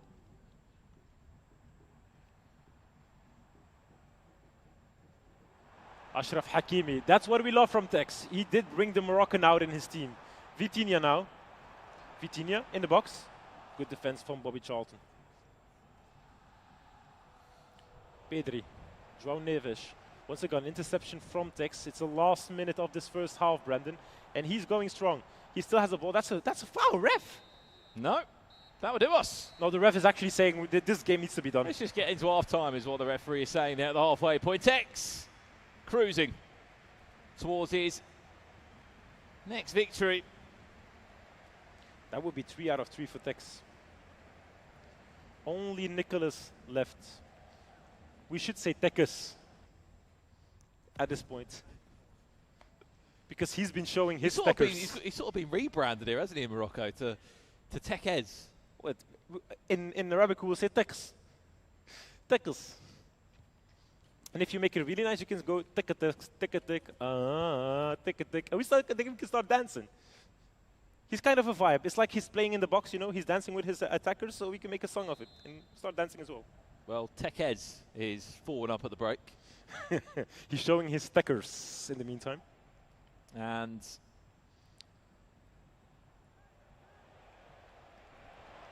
Brahim Jr. in the meantime doing what he can to try and clinch on this game and try to find an opening to hopefully relaunch himself in this game. This was good pressure, but then again, Tex plays it out perfectly, finds now Benzema. Benzema tries to get past Jonathan Tah. With a little bit of luck, he gets past him, but comes back again. Dembele, Benzema, goal! Lasso, 5-1 to Tex. He's been showing what this Benzema card can bring to the table. A lot of people are going with Putellas, are going with Leao. No one's going for Benzema, are they? Nobody has Benzema.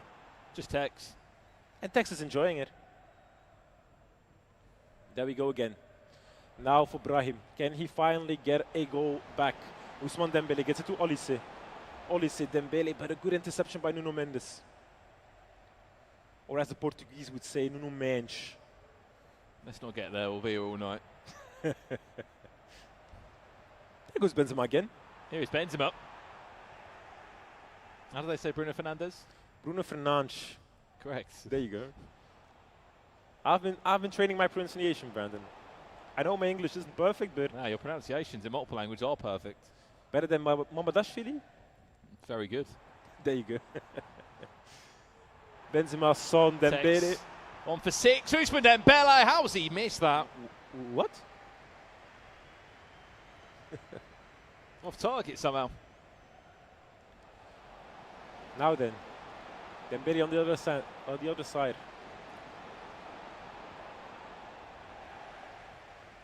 Calm, collected. interception of Tex.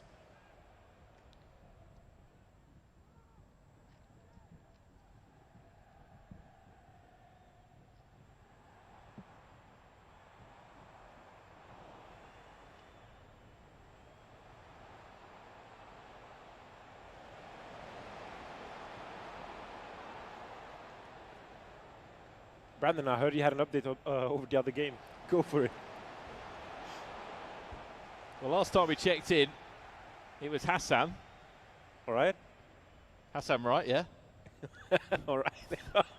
3-2 up against Ayman as it currently stands. The champion here in Morocco at the moment. He's trailing. By the looks of it, I think that would be Hassan playing every single round. He'd have to go and play Nicholas in the next round, and then have his last match off. Which is quite nice as well. Nice as well. You can go home earlier, get a good sleep, and hopefully you bring 1 or 2 points onto the board. In this case, 3. I was going to say it depends if you're going home early because you've been eliminated out of the competition. That's also a possibility, Brandon. Wish Costas could get eliminated as well at this point. Yeah, especially you. There we go. There we go. Brahim is awake. He found another shot of coffee. Didn't spit it all over his laptop. Unlike you, Brandon. And he's back in it. Chawinga.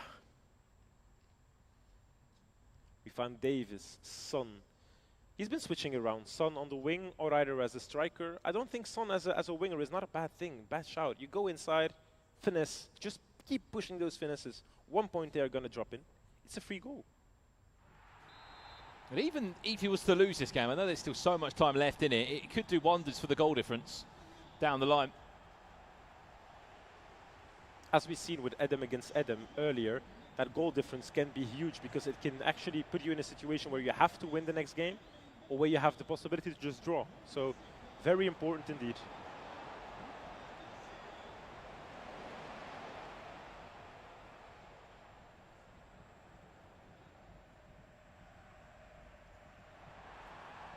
There goes Son now. Trying to get past David Beckham.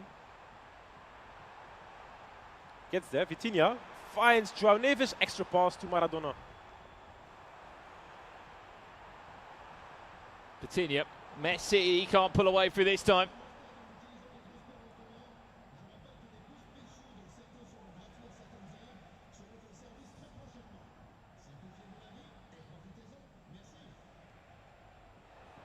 Still trying, Brandon. That's at least, you have to give Brahim that. He's still trying. He's still trying to find that opportunity. Oi, oi, oi, oi, oi, oi, oi, oi, oi, oi, oi. 5-3. I won't say he's completely back in the game, but at least he pulled one back.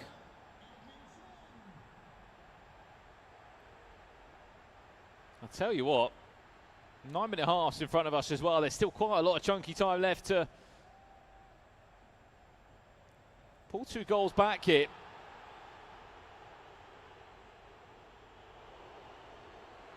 Offside there on the double hit.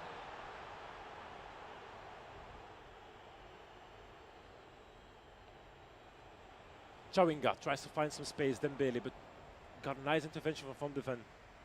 Now Tex is back on the attack.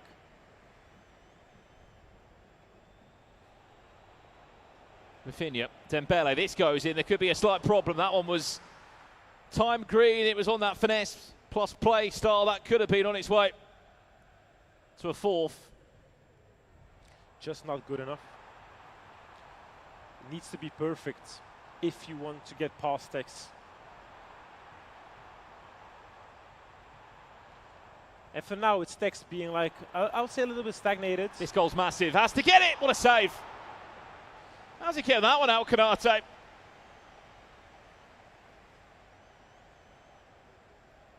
one gets trapped behind João Neves.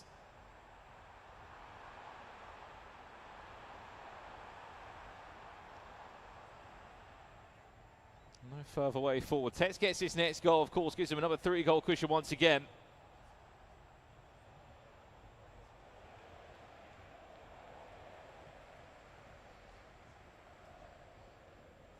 He needs that goal now. He needs that goal now, Brahim.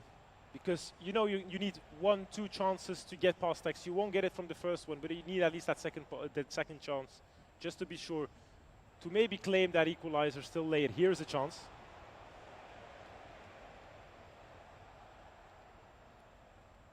But now Tex can try to spin it out, finds the pass. Hyun-Min Son just about on sides. Trivela shot, but just missed, just wide. Just wide the left-hand post. Chance to bring on some fresh legs as Marcus Rashford comes on as a right back. Subimendi as a right winger. I love these cards. I love this, like, the randomness in these cards. Mamadashvili as like a centre back. Cody Gakpo as the centre midfielder. Why not? Alongside Iker Casillas was a personal highlight for me so far at the Moroccan Gaming Expo. For me, it's the Mamadashvili. He's like the second Petr Cech. Coming through once again. All right. This is important for Brahim. He needs to score here soon because otherwise he will be in trouble. I don't think he likes to be in trouble. Rafinha. Where's this one going to end up? Final 10 minutes. Tex on for another win here in Morocco. Surely that one looked too good to be onside. He is. He's got all the time in the world. Hyun-Min Son might have just wrapped that up. With 10 minutes left on the clock. As Tex heads toward another gap on the table. At the moment, it's him and Nicholas that are running away with his group as expected. 5 becomes 6 for Keeman. That's what we expected to see, really, wasn't it, from Tex? Looks hard to get back from this situation now. 81st minute, lost possession once again. 3 goals is too much, Brandon, isn't it? Especially with a little time left. I know it's longer halves. I know there's opportunities, but 3 opportunities where you've got to be perfect.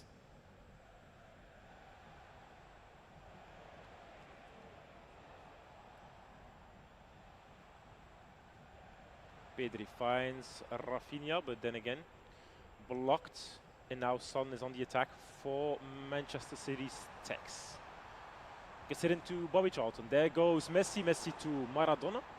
That's a link-up I love to see in real life. I would have loved that. Maradona and Messi together in one team at their prime. Do you imagine? The magic that would come from those both left feet. But here's Ousmane Dembele. Oh, he went for the pass. Dembele on a second time of asking. There you go. There's one back. All right. All right, Brahim. Show me what you got. Management now, isn't it, for Tex? Yalla ya Brahim. This is the moment where you show. And he's listening to what we're saying, Brandon. He's laughing.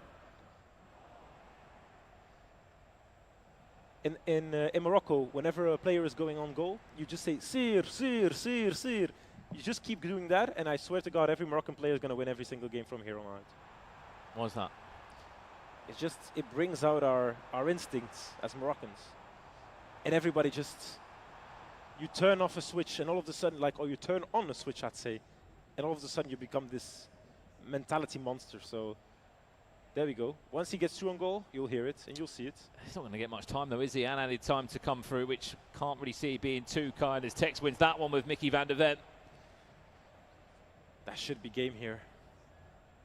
1 minute of extra time. Tex won't allow him on the ball anymore. Or does he? One more bite of the cake, one more. Never mind. We didn't say anything. Full-time result. Tex gets another win here at the MGE in Morocco. A big result for him. 2 more rounds still to come in this group, Dory. But as we said, Nicholas and Tex running away with it as expected, such as Group A did. I mean, Umit topped the group, Mani Bashoure in second. That group's already done and dusted. I think you expect to see the same from the international players that have come over here to Morocco. It's a moment they will play against one another that it will get interesting, I think. Which won't be until the semi-finals, really, looking at how, because obviously first would play fourth in the opposite group, second would play third in the opposite group. So realistically, that's when the semi-final is going to happen, and that's when it's going to get really exciting. But maybe here, if we think about it, Sheriff finished third in Group A. True. So he will play against the second in this group. And if we're betting on any Moroccan player to do something, it might be Sheriff, right? At the moment. You'd have to would have to agree, wouldn't you? Right, we're going to go to a quick break. When we get back, we'll have 2 more rounds of action coming to you. Seeing also Hassan against Nicholas on main stage in round 4. And our last game again, Nicholas takes on Tex in round 5. That'll be a battle for top spot as it currently stands. All to come here live from Rabat in Morocco. We'll catch you after this quick break.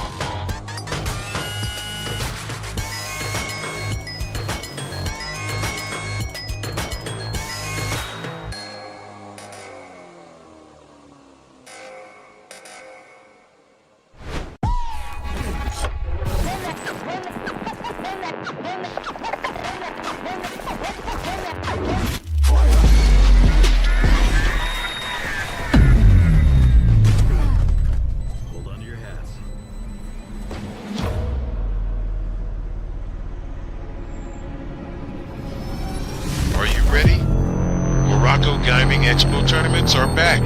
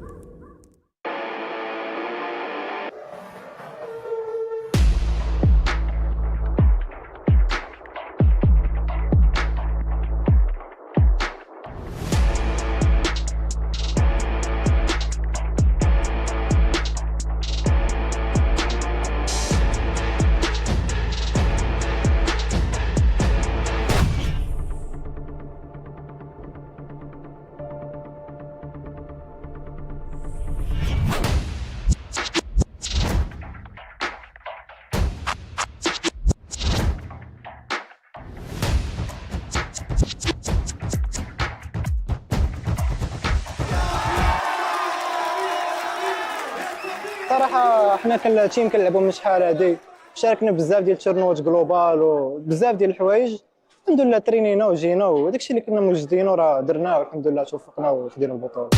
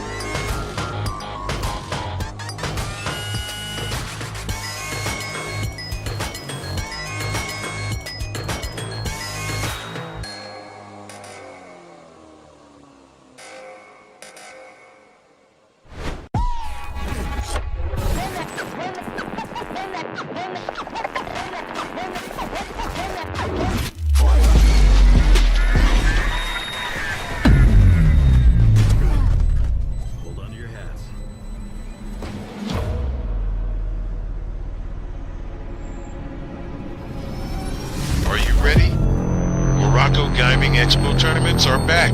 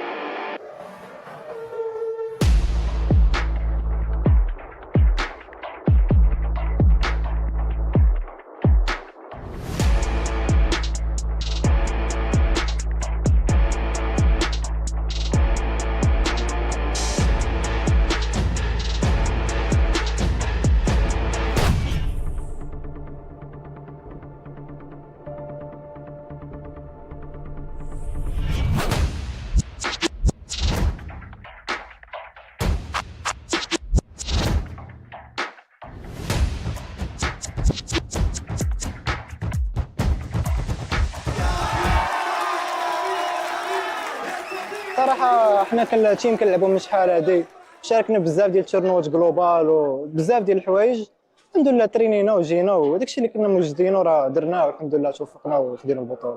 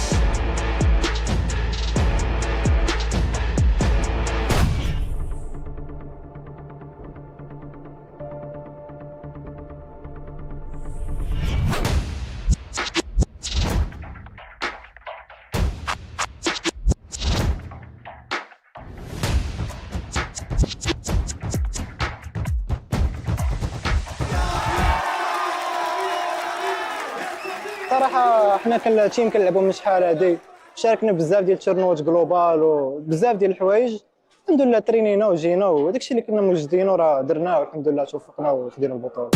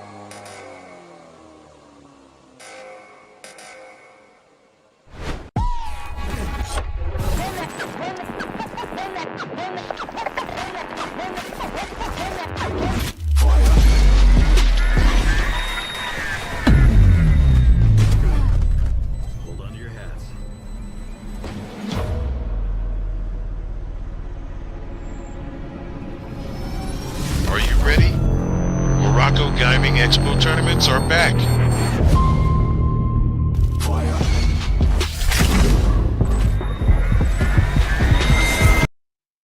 Welcome back once again to Rabat here in Morocco for the Morocco Gaming Expo. We've got 2 more rounds left today here in day 1 of the competition. If you are enjoying the stream with us, do get involved in the conversation. We can get that chat back up actually, can't we? I'll try. And have a little chat to them that have been following across all the action today. We've got 2 more rounds, as we said. Nicholas, for the first time actually today, will be on main stage, I believe, potentially as our... The Iceman's finally back in action for us to see. Love that from him. Can't wait to see how he's doing, because he has been winning both of his games and actually in good fashion as well. So I'm looking forward to see how he actually gets Well, as it looks, Hakeem, it looks like the last round will be a case of who's going to top the table. Because it's going to be Nicholas versus Tex in our last round today. And whoever will win that game, no doubt, will top the table. They'll be playing against Adam tomorrow in the quarter-finals of the competition. All right, we're back with the chat even. I'll be focusing on Twitch. We both have the MGEX Twitch chat open. Okay, so get your questions in. If you would have any questions, and let me open YouTube at the same time, right? Because we're not going to miss any love for the YouTube. No, exactly. Well. YouTube, wherever you're watching from on Twitch, we can see you get involved in the conversation. There we go. Back online. Guys, we are back. If you have any questions in the chat, please let us know what city you're watching from. That's also quite an interesting one. Let's see where people are watching from in Morocco. and hopefully people are setting up their games. I see Hitam Legoat.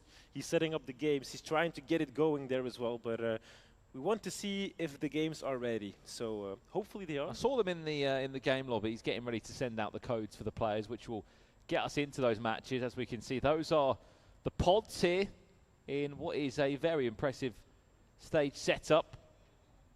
It's not just EAFC that we're playing, obviously, in this tournament. We are focused on EAFC as per usual, but there's a Valorant tournament happening as well. There's a Free Fire tournament that already happened, sorry. And of course, there was also Street Fighter, so plenty of things to see here at the Morocco Gaming Expo in 2025. There's guest speakers from all over the world. Great names as well. And all of that handled by the Ministry of Youth, of Culture and Communication under the all-seeing eye of course, King Mohammed VI. When is that Valorant tournament? That's quite interesting. Don't say it's after this. I hope not. I hope not. But on the other hand, that'll be going into the late hours, that one. Valorant players are night demons. Yeah. They are night demons. That's probably peak time, isn't it, really? That's when they are at their best. You could even argue for some EAFC players. I mean, they play late. But I mean, most tournaments for us, they don't go that late, do they? True. Usually around 11, we're done. All good. I think in this case, 11, it's 9:15. 2 games to go. And on the other hand, which is nice, it's the last game is only 1 match. Right? Because we're 5 in a group, so I think last game is 1 match only. Which would mean that Tex against Nicholas is the last one. They are both already sitting in a pot. Not much changing around. Maybe we can just go straight into it then. Well, I think he's had quite a long day, hasn't he? I think Nicholas needs some coffee as well. If we can still find some coffee, obviously. So, Brandon, we have quite a tournament yet. Group A, we have number 1, Umut, second one, Manu, third one was Sheriff, and as for X Adam, with Adam Hattaki at the last place. If we have to go off of the pure results of these players, who was a standout, who disappointed, what is your thoughts about that? Well, I'll be honest, I came into the tournament thinking that X Adam might not have gone through in the nice way, just because he came from more of an open online competition, right, compared to Adam Hattaki, who is a bit more experienced. I just think for his own level, and I'm sure he'd agree, he conceded 33 goals today. He would openly say I was not at it at all, and I was not at my level that I should be at by any means. So, a bit of a disappointment for me from Adam on that side. But in terms of topping the table, it was always going to be man of war, really, wasn't it? And now Nicholas against Hassan, right? Is Hassan finally going to get a goal because even in his last game, he conceded a last-minute goal against Ayman, which did see him miss out on some goals. But now, his time to prove what he can do. MGE Sports. Hassan right against Nicholas. It's Nicholas on the attack. You can get it going in the wide. We see Hassan in the Moroccan straight. Is the chat still alive, guys? Come on, let us know in the chat where you're watching from, who your favorite player is in this tournament as well. Even your favorite Moroccan dish. Just want to hear something in the chat, right? Absolutely, get involved in the conversation here. That's Nicholas, who's going by the club name of Bari G. Bari G sounds like a wrong rapper, man. But it is his favourite rapper. There goes Hassan.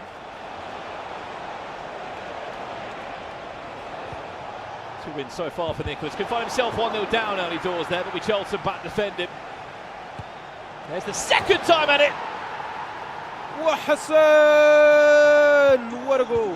What a finesse! Kevin De Bruyne giving Hassan Wright an all-important lead in this game. He has had quite the run of it. Straight down the other, and Elise dancing, diving, and giving Nicholas an instant reply just minutes later. Talk about composure from the Iceman. Look at that, Hakeem. Dancing in the box as if it was nothing. He was putting him left, right, back to the left, and then an easy finish. But Hassan is back on it. There was an opening right there for a pass. Missed it, and now he has to watch out because Nicholas is back on the attack. And we know if Nicholas goes forward, usually will be dangerous. Alexia Putellas finds Messi. Messi to Olise. What a good interception from Kevin De Bruyne.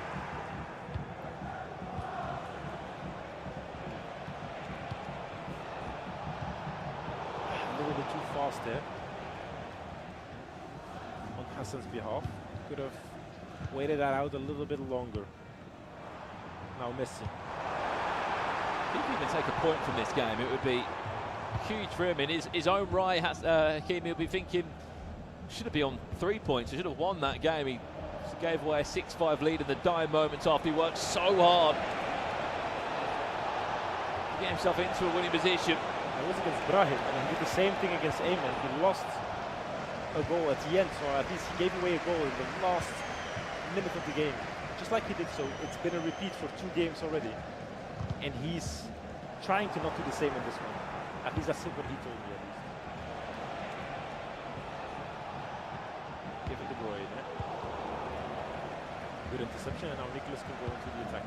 There's been a couple of interesting picks, isn't there? A lot of these teams, I know it's their own ultimate team squads from home, but you know, Benzema's popped up. Spoke to Tex before, he said he's from his Road to Glory team. Here's Nicholas. Alexi Mateus. It's no Cruyff, that's clear. There's no Cruyff allowed, is there? One of the 10 players has been banned from this competition. I know how much Nicholas does enjoy that icon. We'll go out on a limb as well and say, look, he's my favourite icon to use in the game. And it has been for years as well. Even the years where he wasn't as good, so to say, we could argue that he wasn't as good as the other icons. But even then, Nicholas still stuck by Johan Cruyff, and now he's so agile, he can turn so fast, and his shooting is just to precision. He sadly cannot use him in this tournament, at least for today. That is Rafael Leao. Very good interception from Nuno Mendes. And now we see from Nicholas that he uses Désiré Doué. And look what season he's had. No Ballon d'Or contender, but at least a young player of the year could be a shout. 2 goals in a Champions League final. First season for PSG as well. He just turned 20 as well not long ago. No surprise, he had a promo item or 2 off the back of how good he's been for the Parisians. There goes Hassan again, Alexia Putellas. And then work it across. Power shots! Okay, Hassan. Okay. Tipped around the post. That one's coming quickly is Canate. Just about get 2 hands on that one.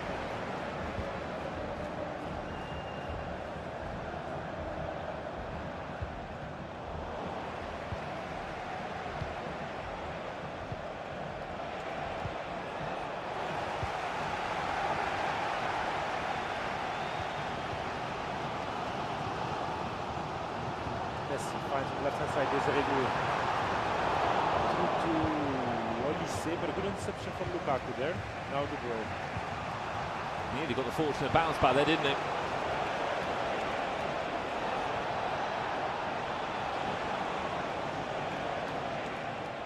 Maradona.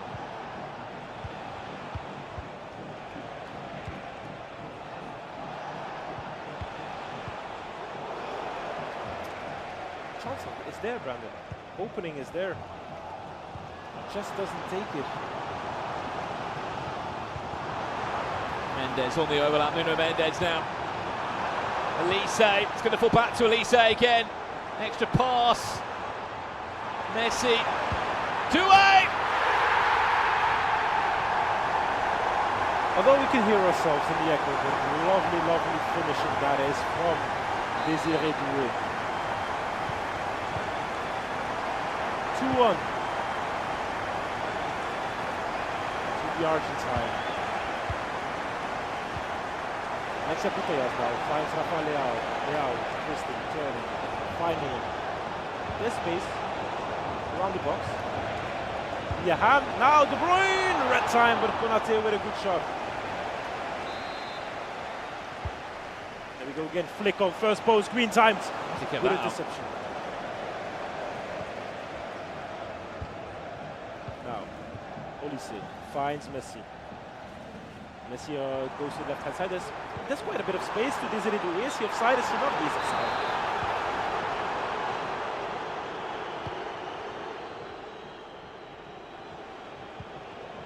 Beckham. It's Leao. There's Hakimi. Play the extra pass there. Just take the shot. Take a leap of faith.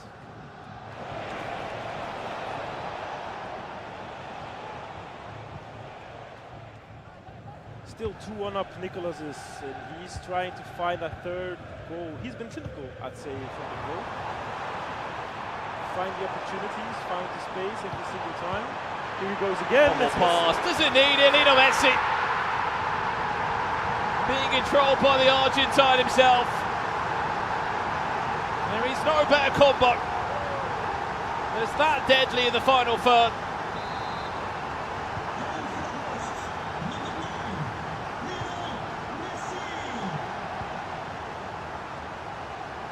What a goal that was, man. Lovely bit of skill, lovely bit of footwork from the Iceman himself. 3-1 leading. This is positive as the start of the game was from Hassan as well, Hakim. Doesn't need much more now, does it?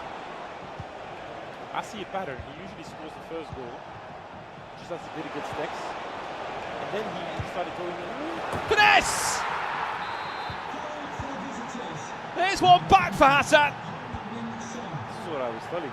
Like, he starts out good, then he starts losing some of the goals, and eventually he comes back into the game. But it will just not be enough at the end of the 19 minutes. Some of those finesses are ridiculous, by the way, because they don't pop up time grid at all, do they? It's just the quality. That's Heung-min Son. Heung-min Son with a play style plus that he has with his Arsenal. Elise onside all the time in the world for Nicholas. To reinstate another 2-goal cushion. He's back 2 goals in the lead. It's looking easy for him. And now Hassan can try again, try and find that goal, try and get closer to Nicholas. But as you can see, it's quite hard to find the spaces in between. Nicholas is defending pretty well here.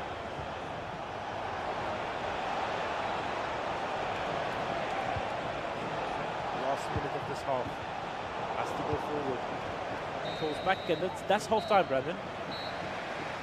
Half time, Nicholas in front after trailing early doors in the game.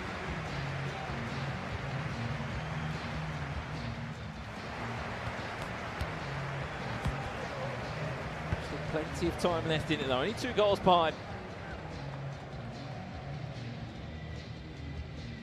You just saw there the consistency from Nicholas. The 4 times that I think he has been through on goal or in the box, he has scored.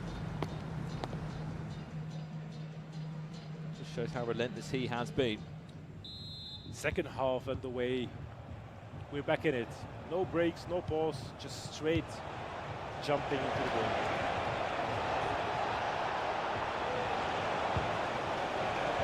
Hassan needs to go. He needs to find that one goal to bring him back into the game once again. Has done it multiple times. But now I think it could actually turn the tide. This is an opportunity now for Alexia Putellas. Finds it back on the rebound. There's space now. Rafael Leao! Goal!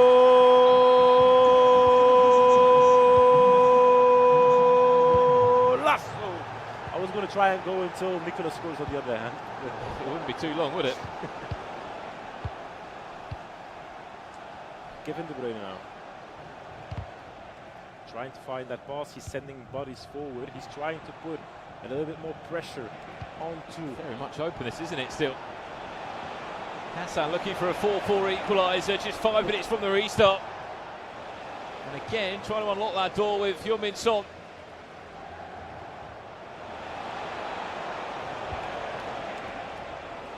De Bruyne, Ham, first time! Saved by Konate.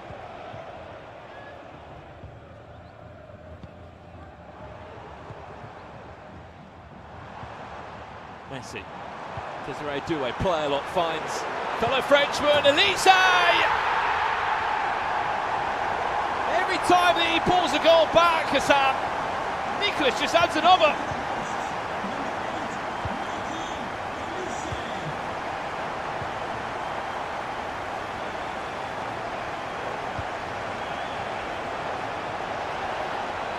Doesn't give up. That's a good sign. Just keeps going, trying to find some space in the box. Trying to find that finesse, isn't it?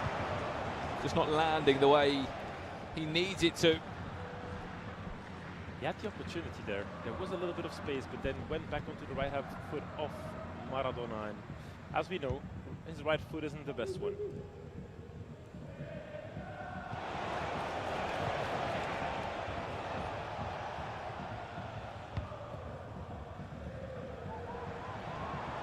Do it.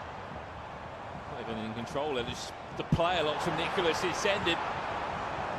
Hassan all over the shot, but he doesn't know how to track this.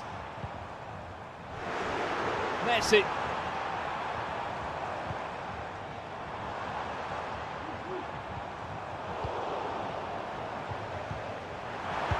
Elise!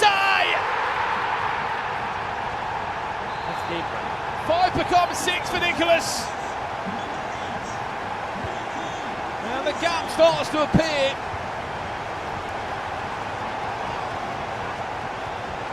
It really is the battle of who's going to top this group, Tex or Nicholas. They're playing the last rounds.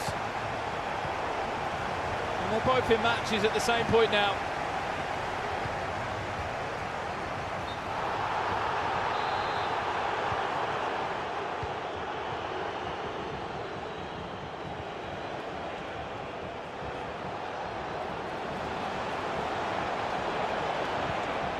Davies De Bruyne. Something he's not afraid to do. Hassan is take a finesse shot from about 30 yards out.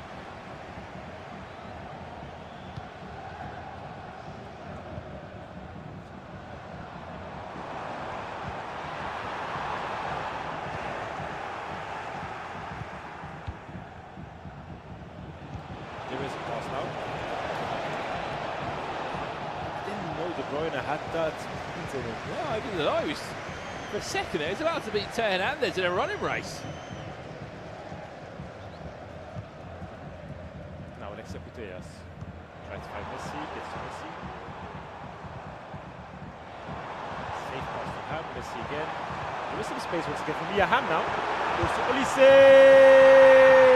Golasso, 7-3 for Nicholas, and now I think they broke Hassan, I think. I think at this point it's so hard for him to get back from this position. Only 66 minutes, so there's still a possibility for him to come back into the game. If we're talking time-wise, but I think mentally it must be so hard to know you're leading, then go back, lead again, get back again, and every single time you're losing your goal push. And now Nicholas is just going to finish this game off, isn't he?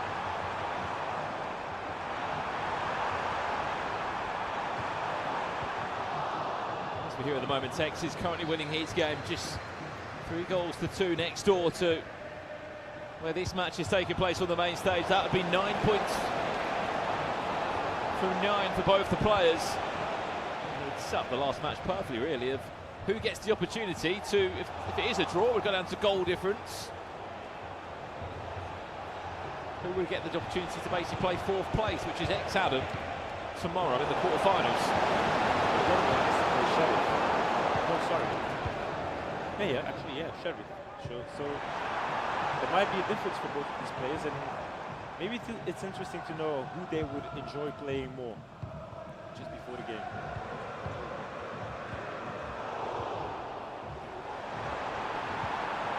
What's going to be interesting, Nakeem, is those semi-final ties. Because there is a world where the 4 international players, speaking of one, Nicholas just added an 8th onto his tally. But to the point I wanted to make, there could be a world where the 4 international players all meet in the semi-finals. And unfortunately, there wouldn't be any Moroccans left in the competition. But that's the law of the strongest, right? So whoever wins, wins. And also, tomorrow it's knockout. Exactly. Football. Anything can happen. The impossible is not Moroccan. Oh, sorry. Yeah. We'll find out tomorrow here, Kim, won't we? There we go. Being underdogs is something people have to watch out from, but I think with these players that are here, with Umut, with Nicholas, with Manu, and with Tex, obviously, those 4 players, they know what they're doing. They have been in the scene for so long, and been playing like the biggest of stages. So for them, I don't think they were underestimating the opponents. I think they'll just go in and have like an open vision, try to just be as good as they can in their own game. Kevin De Bruyne.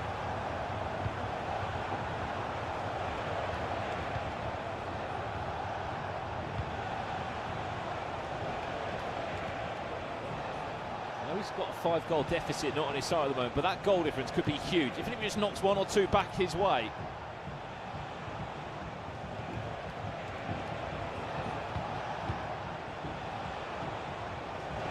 Mateus, what a turn that is, just to find the pocket of space, what a save! From Konate, he knew nothing about that. In it comes, front post flick on, doesn't matter. Mamardashvili. Mamardashvili, who has probably been up there for the top goal scorer in terms of goals from corners. Gives one back for Hassan.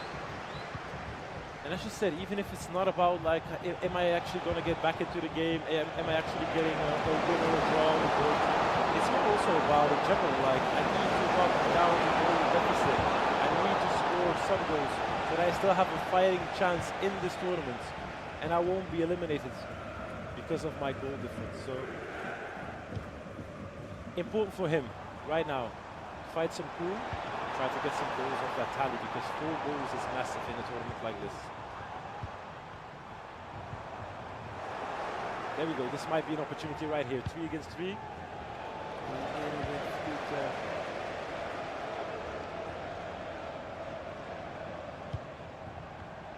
What's your favorite goal in this whole tournament yet? Here we go. Oh my. What is happening over here? Tex 4-3 down. But for how long? It could be on for a 4-4. As we join the game live now. What a tackle. Double block from Jan Oblak. The surprises keep on coming, don't they? Jan Oblak in the Real Madrid shirt. Mamardashvili, that one deflected again. There's just bodies in the way at the right time at the moment. This might be a massive result here. 4-3. Fahd is leading against Tex. Well, we said about the new Moroccan champion from the Ibatola, showcasing what he can do. This has been his first opportunity to do that. He might actually give that last game for free now, because Nicholas is going to get it anyways, right? If he doesn't lose against Depending Tex. on goal difference, right? Yeah, if Tex doesn't lose, and if Nicholas doesn't lose, it's all his. He pushes Tex into a situation where he might finish second in the group. And that last game will just be for the goal difference. But everything is in his hands. Still 5 minutes to go. But possession to the Moroccan champion from Tetouan. At least representing Tetouan before. Last 4 in-game minutes here. Tex will be piling on all the pressure. As you said, even in the drawing scenario, he really wants to be trying to push for a win. But he could solidify the result now, eh, Matt? That's too easy. You need to stay calm there. Do a little ball roll, do a little rainbow flick even. You can go faster and better than that. But now you have to watch out, because we know how Tex is. You miss such a chance on one side and Tex will come back. He'll punish you down the opposite end, won't he? And look at that. What did we say? He will punish you. Messi with the goal. 5-5, 4-4, sorry. All square again. Only 1.5 minutes to go in game, with extra time, obviously. So we might see just 1 or 2 more chances coming in, Brandon. That could be game over. That press is going to be relentless from Tex. Expecting maybe to even get one more chance if he can get the ball back. There goes Olise. Last chance for... Offside? Yes, so. Tonali offside there. Chance to break now. This is Tex. Added time of 1 minute. Can he get the ball past halfway? And he can. And that's going to do us. Game concluded. It's a draw between the both of them. that also means that it's a point dropped, but it's a point gained on the opposite side, isn't it, for Ayman as well? What a huge situation for him. This is, as it currently stands, I don't know if we have a full-time result in our other game yet. I believe we do. They are both up off their seats, which does mean that right now Nicholas is in the driving seat. As we said, we've still got one more big game to come, Hakeem, after this one. As Tex will take on Nicholas on main stage here at the Morocco Gaming Expo. It's up next live. We'll catch you after this break.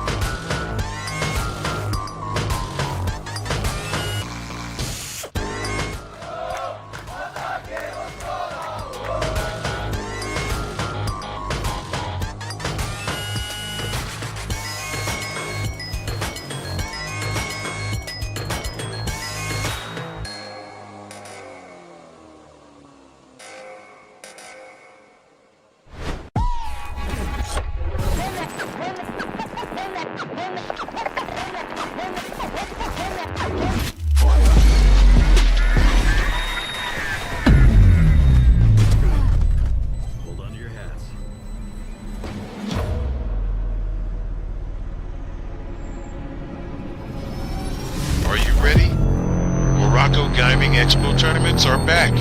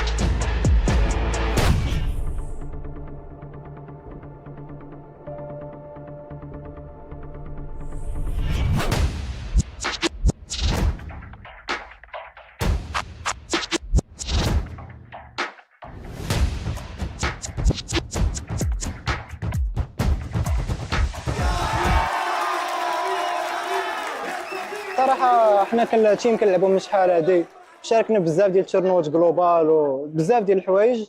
الحمد لله ترينينا وجينا وداكشي اللي كنا موجدينه راه درناه والحمد لله توفقنا وخدينا البطوله.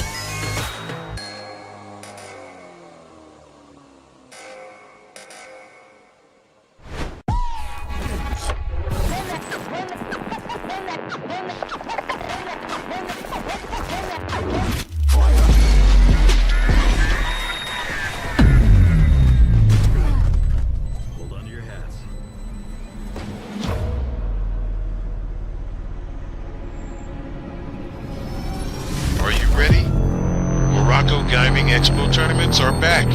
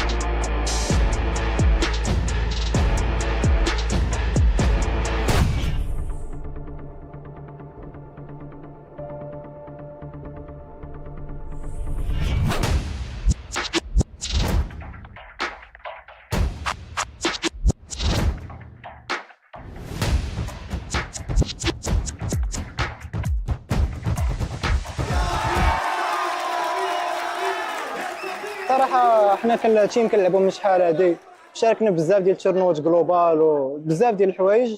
الحمد لله ترينينا وجينا وداكشي اللي كنا موجدين وراه درناه والحمد لله توفقنا وخدينا البطوله.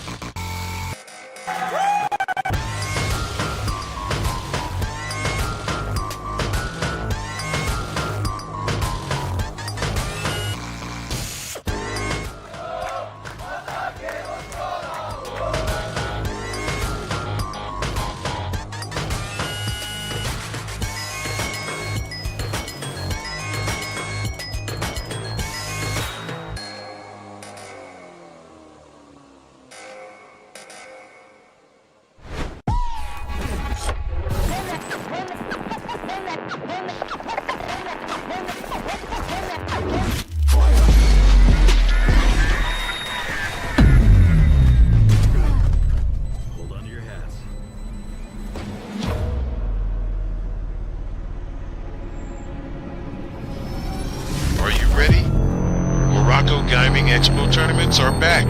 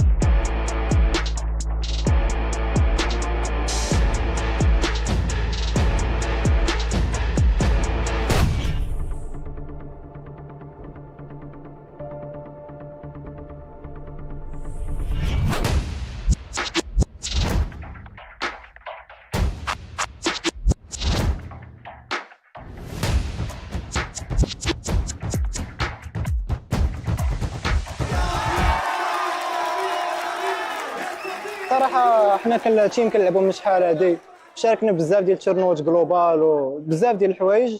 الحمد لله ترينينا وجينا وداك الشيء اللي كنا موجدينه راه درناه والحمد لله توفقنا وخدينا البطوله.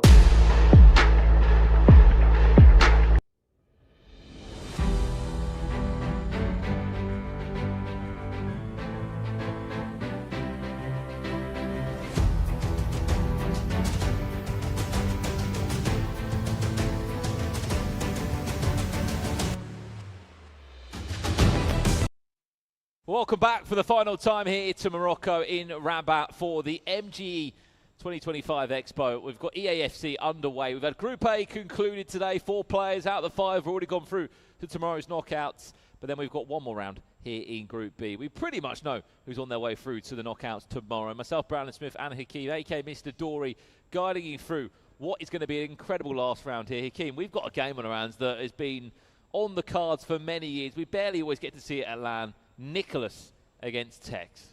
It's a game to go into the history books because when we see this game, we know it's going to bring fireworks. And I know Tex, he's feeling okay, he's grooving, he's vibing. Don't think he wants to give away too much of his strategy maybe even going into this game. Why go first? You can go second and then just beat the Moroccan players on the road to the semi-final, and then he might match up again with one of the European players. So I think for him it's like more of a, let's end this day in a positive vibe, in a positive way, but don't give away too much of the way I'm playing. Well, as far as I can imagine right now, the only way that these players would be able to match again, depending on where they finish, if they both finish first and second in the group, would probably be in the grand final somehow tomorrow, which could, of course, be the case, as it looks to be Nicholas is on his way to top the group. He's not lost a single game. He's 9 points from 9.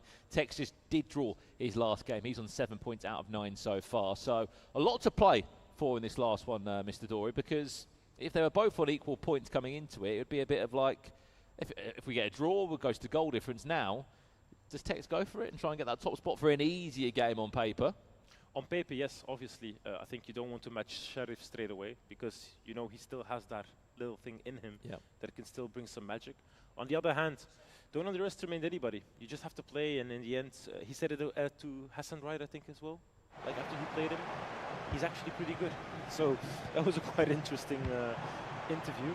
We're going into that last game, Brad, and it's kicked off. We see in the white strip, it's Cloud9's Nicholas 99 FC, the first chance straight away, and there is the one.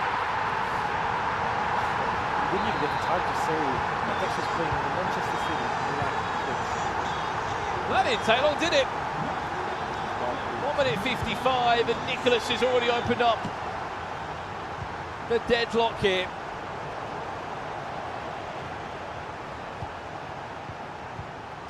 1-0 to the Iceman, the Argentine. And now, on the other hand, we have Benzema. Benzema opens some space, then maybe Benzema again, but he made an interception there.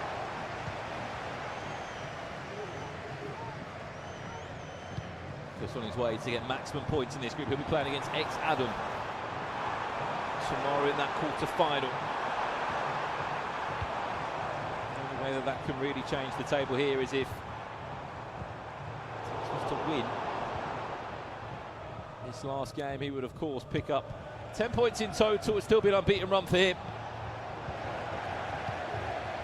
I love the way he just stands still from time to time. He doesn't necessarily have to make a move or do anything. He just stands still, analyzes the play, looks at what Nicholas is doing, and trying to go around it. Nuno Mensch finds Son.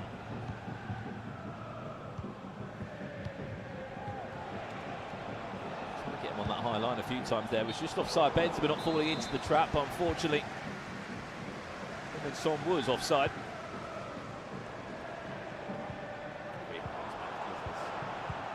So Messi goes down to ground. Referee not interested in giving a free kick for that one.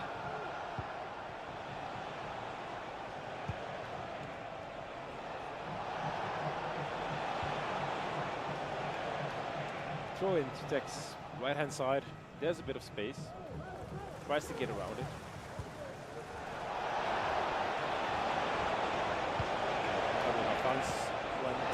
Keeper's gone miss him. Just going to say, goalkeeper was going for a coffee maybe. He wasn't a bit more than that. I think he was nowhere to be seen for a second.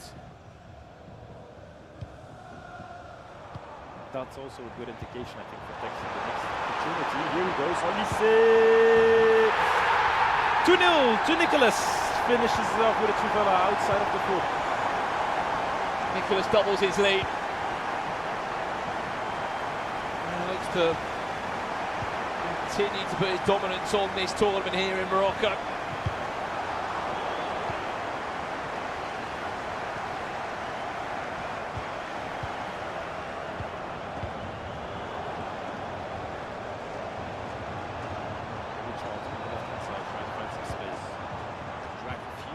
Out of position, and that opens up the space in the middle right here. We have Olise again on the finish.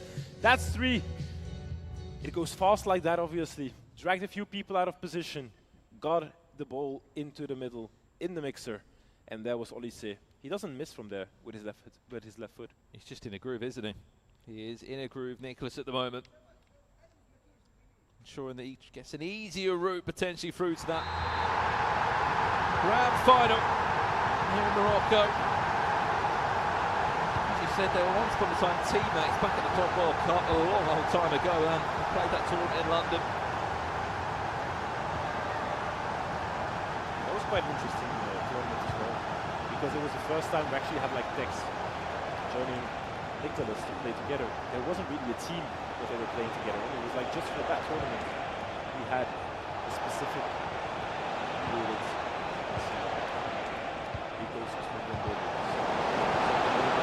Benzema! Canate, of all people. He knows how to tackle, that we know. It was a save with feet right there, I think, that just popped out to save. And the last time these two played was, in fact, back in 23. In an online qualifier was, obviously, Nicholas won that game, and then the 2 times before that they played was in the Champions League matches the year before that. If you cast your mind all the way back to January 2018, when Tex was on that rampage in Barcelona. Tex was at the time his first breakout tournament. That was when they first ever played a game competitively between them.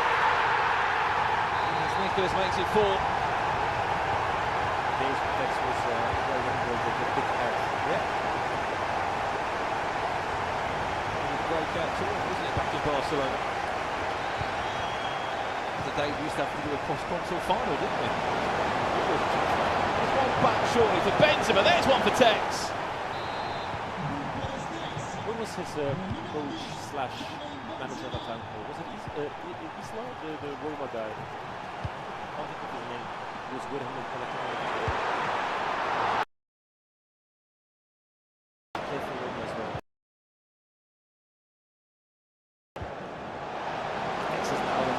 Takes back on for 2 in 2 minutes here. Dembele!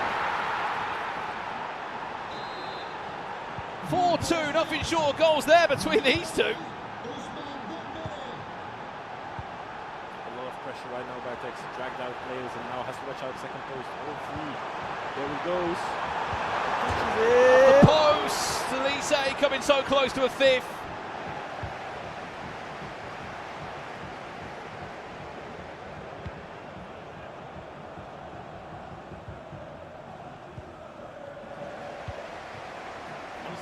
This game can go both ways though. He might have do it a little bit too fast and Nicholas was running away with it, but Tex is completely back. Just needs that one good pass to get past the midfield of Nicholas. Plenty of space right now.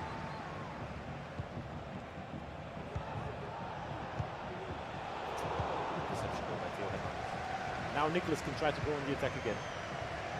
On the left hand side, Nuno Mendes finds Bobby Charlton. Just in the middle to Messi, but Vitinha with a great interception for Tex right now. 31st minute. And still possession for Tex here. This can be quite interesting possession of the ball.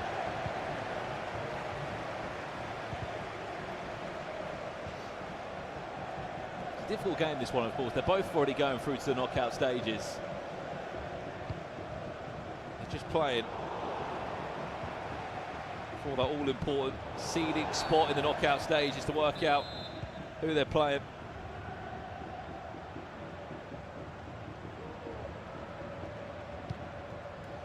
Nuno Mendes. dele. It's to Vitinha. And now Maradona, he's playing with Nicolas. That's what we like to see with Tex, when he's dancing on that line. Found some space right now, gets it back, Vitinha. Space once again with João Neves, there goes Son! No! That was close. I'm sure the deflection was going, did you? You never know for sure. Coutinho again now this time to try and bring it in for Tex from this left-hand side.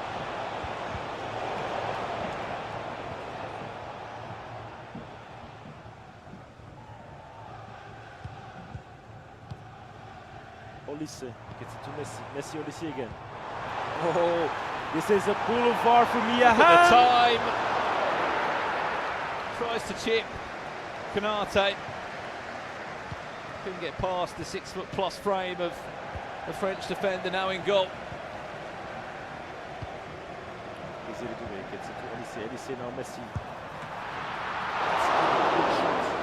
And Konate with another great save. Hakimi.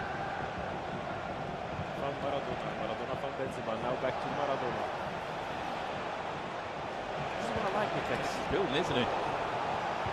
Today could be only 4-3 down.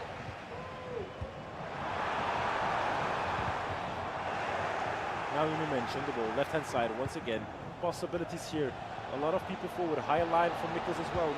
No foul given by the referee.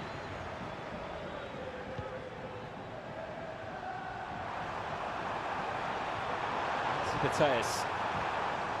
It's one of the last chances of the half. Maybe Charlton. Messi, clever pass! And even clever finish. Maybe Charlton makes it 5 goals to 2. And if anything, you'd be thinking we're going into the halfway point. Takes only 1 goal down. It's a 3-goal gap that Nicholas has been able to extend.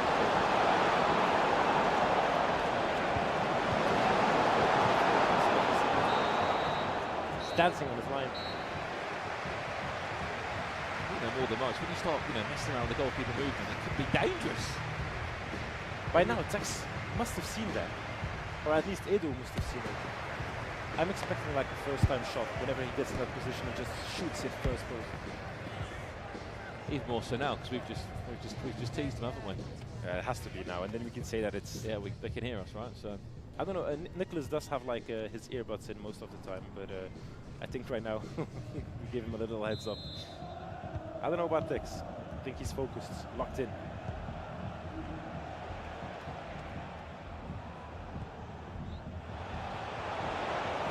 To you, Tex, straight away. 45 minutes left here of Group B.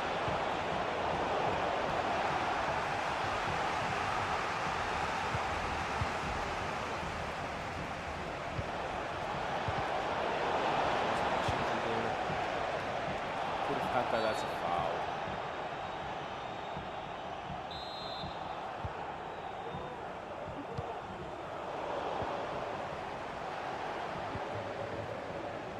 Keep an eye on that run on that left-hand side there. Son. Messi picking it up. Interchanging with Desiree Doué. Desiree Doué, Elise, one more pass!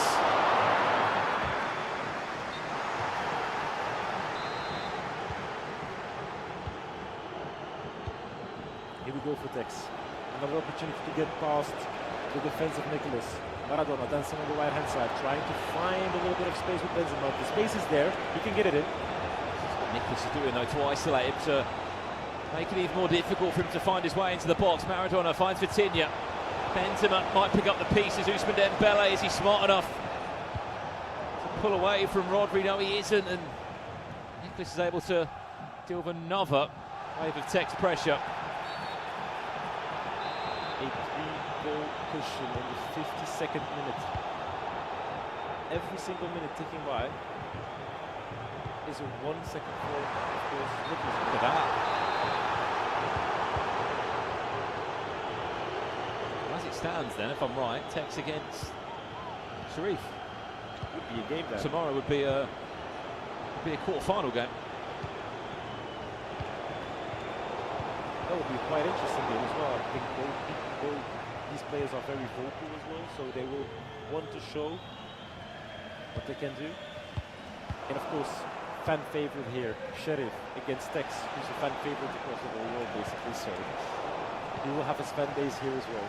So how do you think the audience will be split? 95% Sharif? I think it's going to be 9-10 maybe. But Man City came with a big delegation, so maybe a bit more. Messi, how's he done that? Through the legs of Rodri. Still Lionel Messi being controlled by the Argentine himself in Nicolas. We'll try and have a bit of fun with it. Mickey van der Ven has to come over just to double up.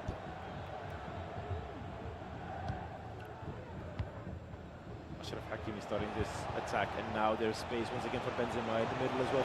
Dembele goes to the right hand side. There goes Diego Armando Maradona on his left foot. Once again, the goalkeeper moving. Dribbling. Look at the extra pass from Tex. There's one back. We're back. Let's go, Brandon. Pretty well it's true to Maradona there. I mean, twinkle toes there to just dribble all the way through. The extra pass made all the difference. Tex pulled one back, and look, we might be saying he's going to be finishing second at the moment, but he might have something to say about that. It's Benzema. He's enjoying. He's a little bit of a skill show. Whenever Tex is enjoying, you can see he brings out the dribbles, he brings out the skills, and all of a sudden it brings a smile to my face. As we said before, it's like he can play without any real pressure. Benzema will pick up that extra loose pass. Corner. We know they are deadly towards that front post, depending on who's looming around. He plays to the edge of the box like he normally tends to do now. Finesse or just chilling? He might have finesse from that far out. Heung-min Son, can he get the angle on it? No, he can't. Vitinha, Maradona, Benzema. Great interception there. Very much needed as well. Now he has to watch out for running man Desiree Doué. There it goes. What do you see in the middle? The box is going to fall. Elise, what a clever pass that is from Nicolas! Was there an extra pass there? I think this is the goalkeeper save, no? Was it a save by leg trade from Konate? I don't know, he looked tight. Might have seen it. Alexander Isak and Mia Hamm as the CDM partnership. Lovely. Just, what about the right back? Have you seen that one? Yeah, I've seen it. Not sure how he's now got the pace there to be a right back, Rodri, but Ballon d'Or, so. Did get a touch and what a save from Konate. You know, Nicolas with corners, that's a massive part, wasn't it, of how he won the Champions League when he did against Panana all that time ago. So good at winning games off set pieces, Nicolas. Speaking of which, that's a sixth to his tally. And a 3-goal cushion once again.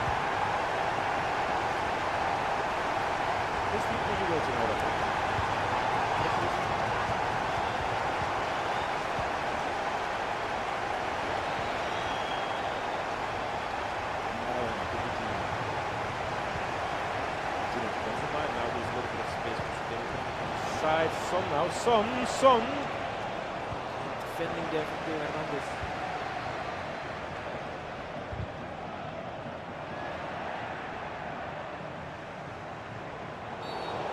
The free kick Tex from this area.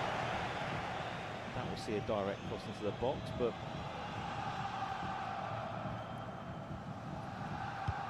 oh, free kick. Oh, there you go. All right, prove me wrong. What a goal. What a goal from Tex. I was pointing to you that he was going to give it short, right? Yeah, you were more sure than me that he was going to play that short. And he says, nope, just heading it into Mamadashvili. Tell you what, Vitinha scores this. Room for a 6-5 thriller! That's goal number 11 between these two. Tex is just scoring them in bundles of 2. Like every single time. 2 per minute. Coming in. It's like a delivery. Messi, keeper teased off his line, what play Konate. 2 goals in 2 in-game minutes there. He's onside again. Tex on for 6-6. Maradona! Well, maybe this group table isn't yet concluded. As much as Nicholas has had 2 or 3 healthy 3-goal cushion leads, Tex just pulled back 3 goals in 5 minutes. He wins this game, he will top the table, he will get the easier match on paper tomorrow in the quarterfinals.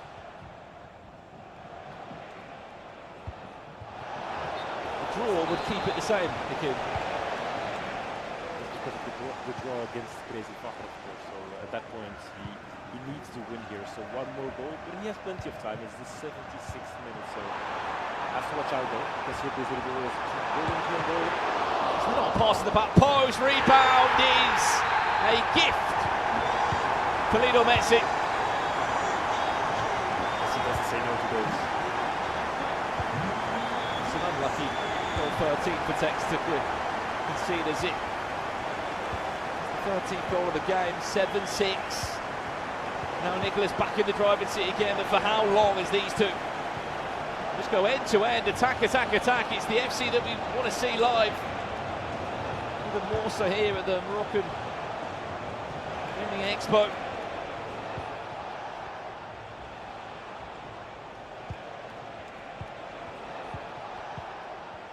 I don't know if you notice it, but every single time Benzema gets the ball, he just stands still. He literally stands still with the ball. He waits for his opponent to get dragged out of position and then tries to do something around it.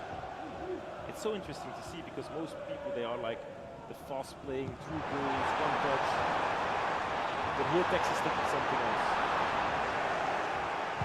Ashraf Hakimi, good interception here, and now straight forward, Benzema now. He's done a great job, Benzema, of not just being a hold-up player today, but quite a few of Tex's goals onto his talent. Budget. It's in the season option as well. Messi. And a clever foul from Nicholas to take us into a pause there. Not long left in this one, into our last 10 minutes. Tex needs something and he needs it fast. 6 minutes he's got. As it stands, Nicholas is topping this table in Group B. He'll be playing against ex-Adam tomorrow. And Tex will be playing against Sharif. In the quarter-final stage, is it straight knockout FC tomorrow here in Morocco. I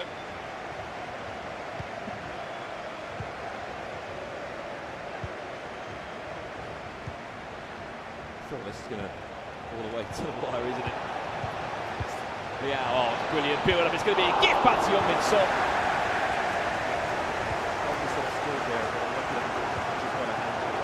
Still some time left for Tex. Somehow just onside, Rafael Leao to give Nicholas the all-important lead. Wins a corner.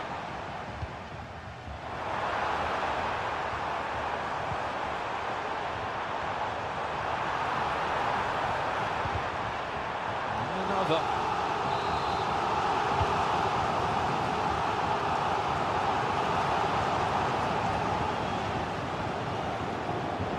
Stopping on that one. Tex will eventually get possession now. Just over a minute left, plus additional time in our last match up here in day 1 of the competition. It looks as if it's going to be Nicholas topping Group B. Umit topping Group A. Is that one? Is the exclamation mark on the performance from Nicholas today in the group stages.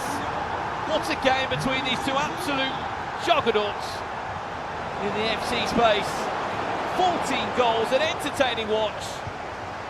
But it will be the Iceman and the Argentine who will top the table when we're playing on paper that easier tie tomorrow in the quarterfinals. King.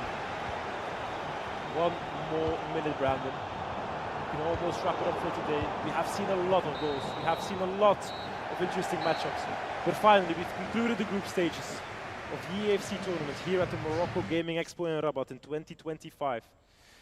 It has been a long day for us. There's been a lot of goals as well. I'd love to get a goal count if we can from admins of how many we've had. We've had some huge games. There's been a few moments as well for the Moroccan players here that have done so well.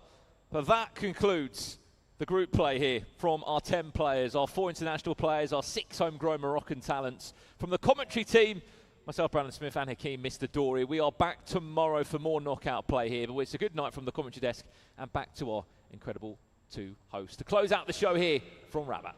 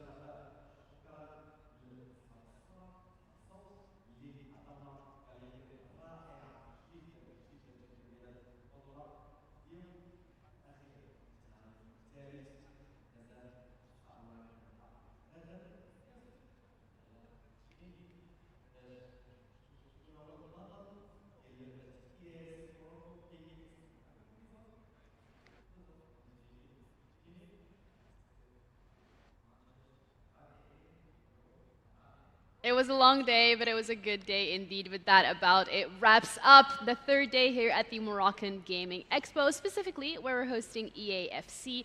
8 out of the 10 players are going to be advancing to the quarterfinals that we're going to have tomorrow, and 2 will unfortunately be staying behind. Thank you guys so much for everyone who's made this possible, and for you guys who tuned in and stuck around for the rest of the evening. I hope you guys have a good evening. Take care of yourselves, and we'll be back again tomorrow. Same time, same place. Bye.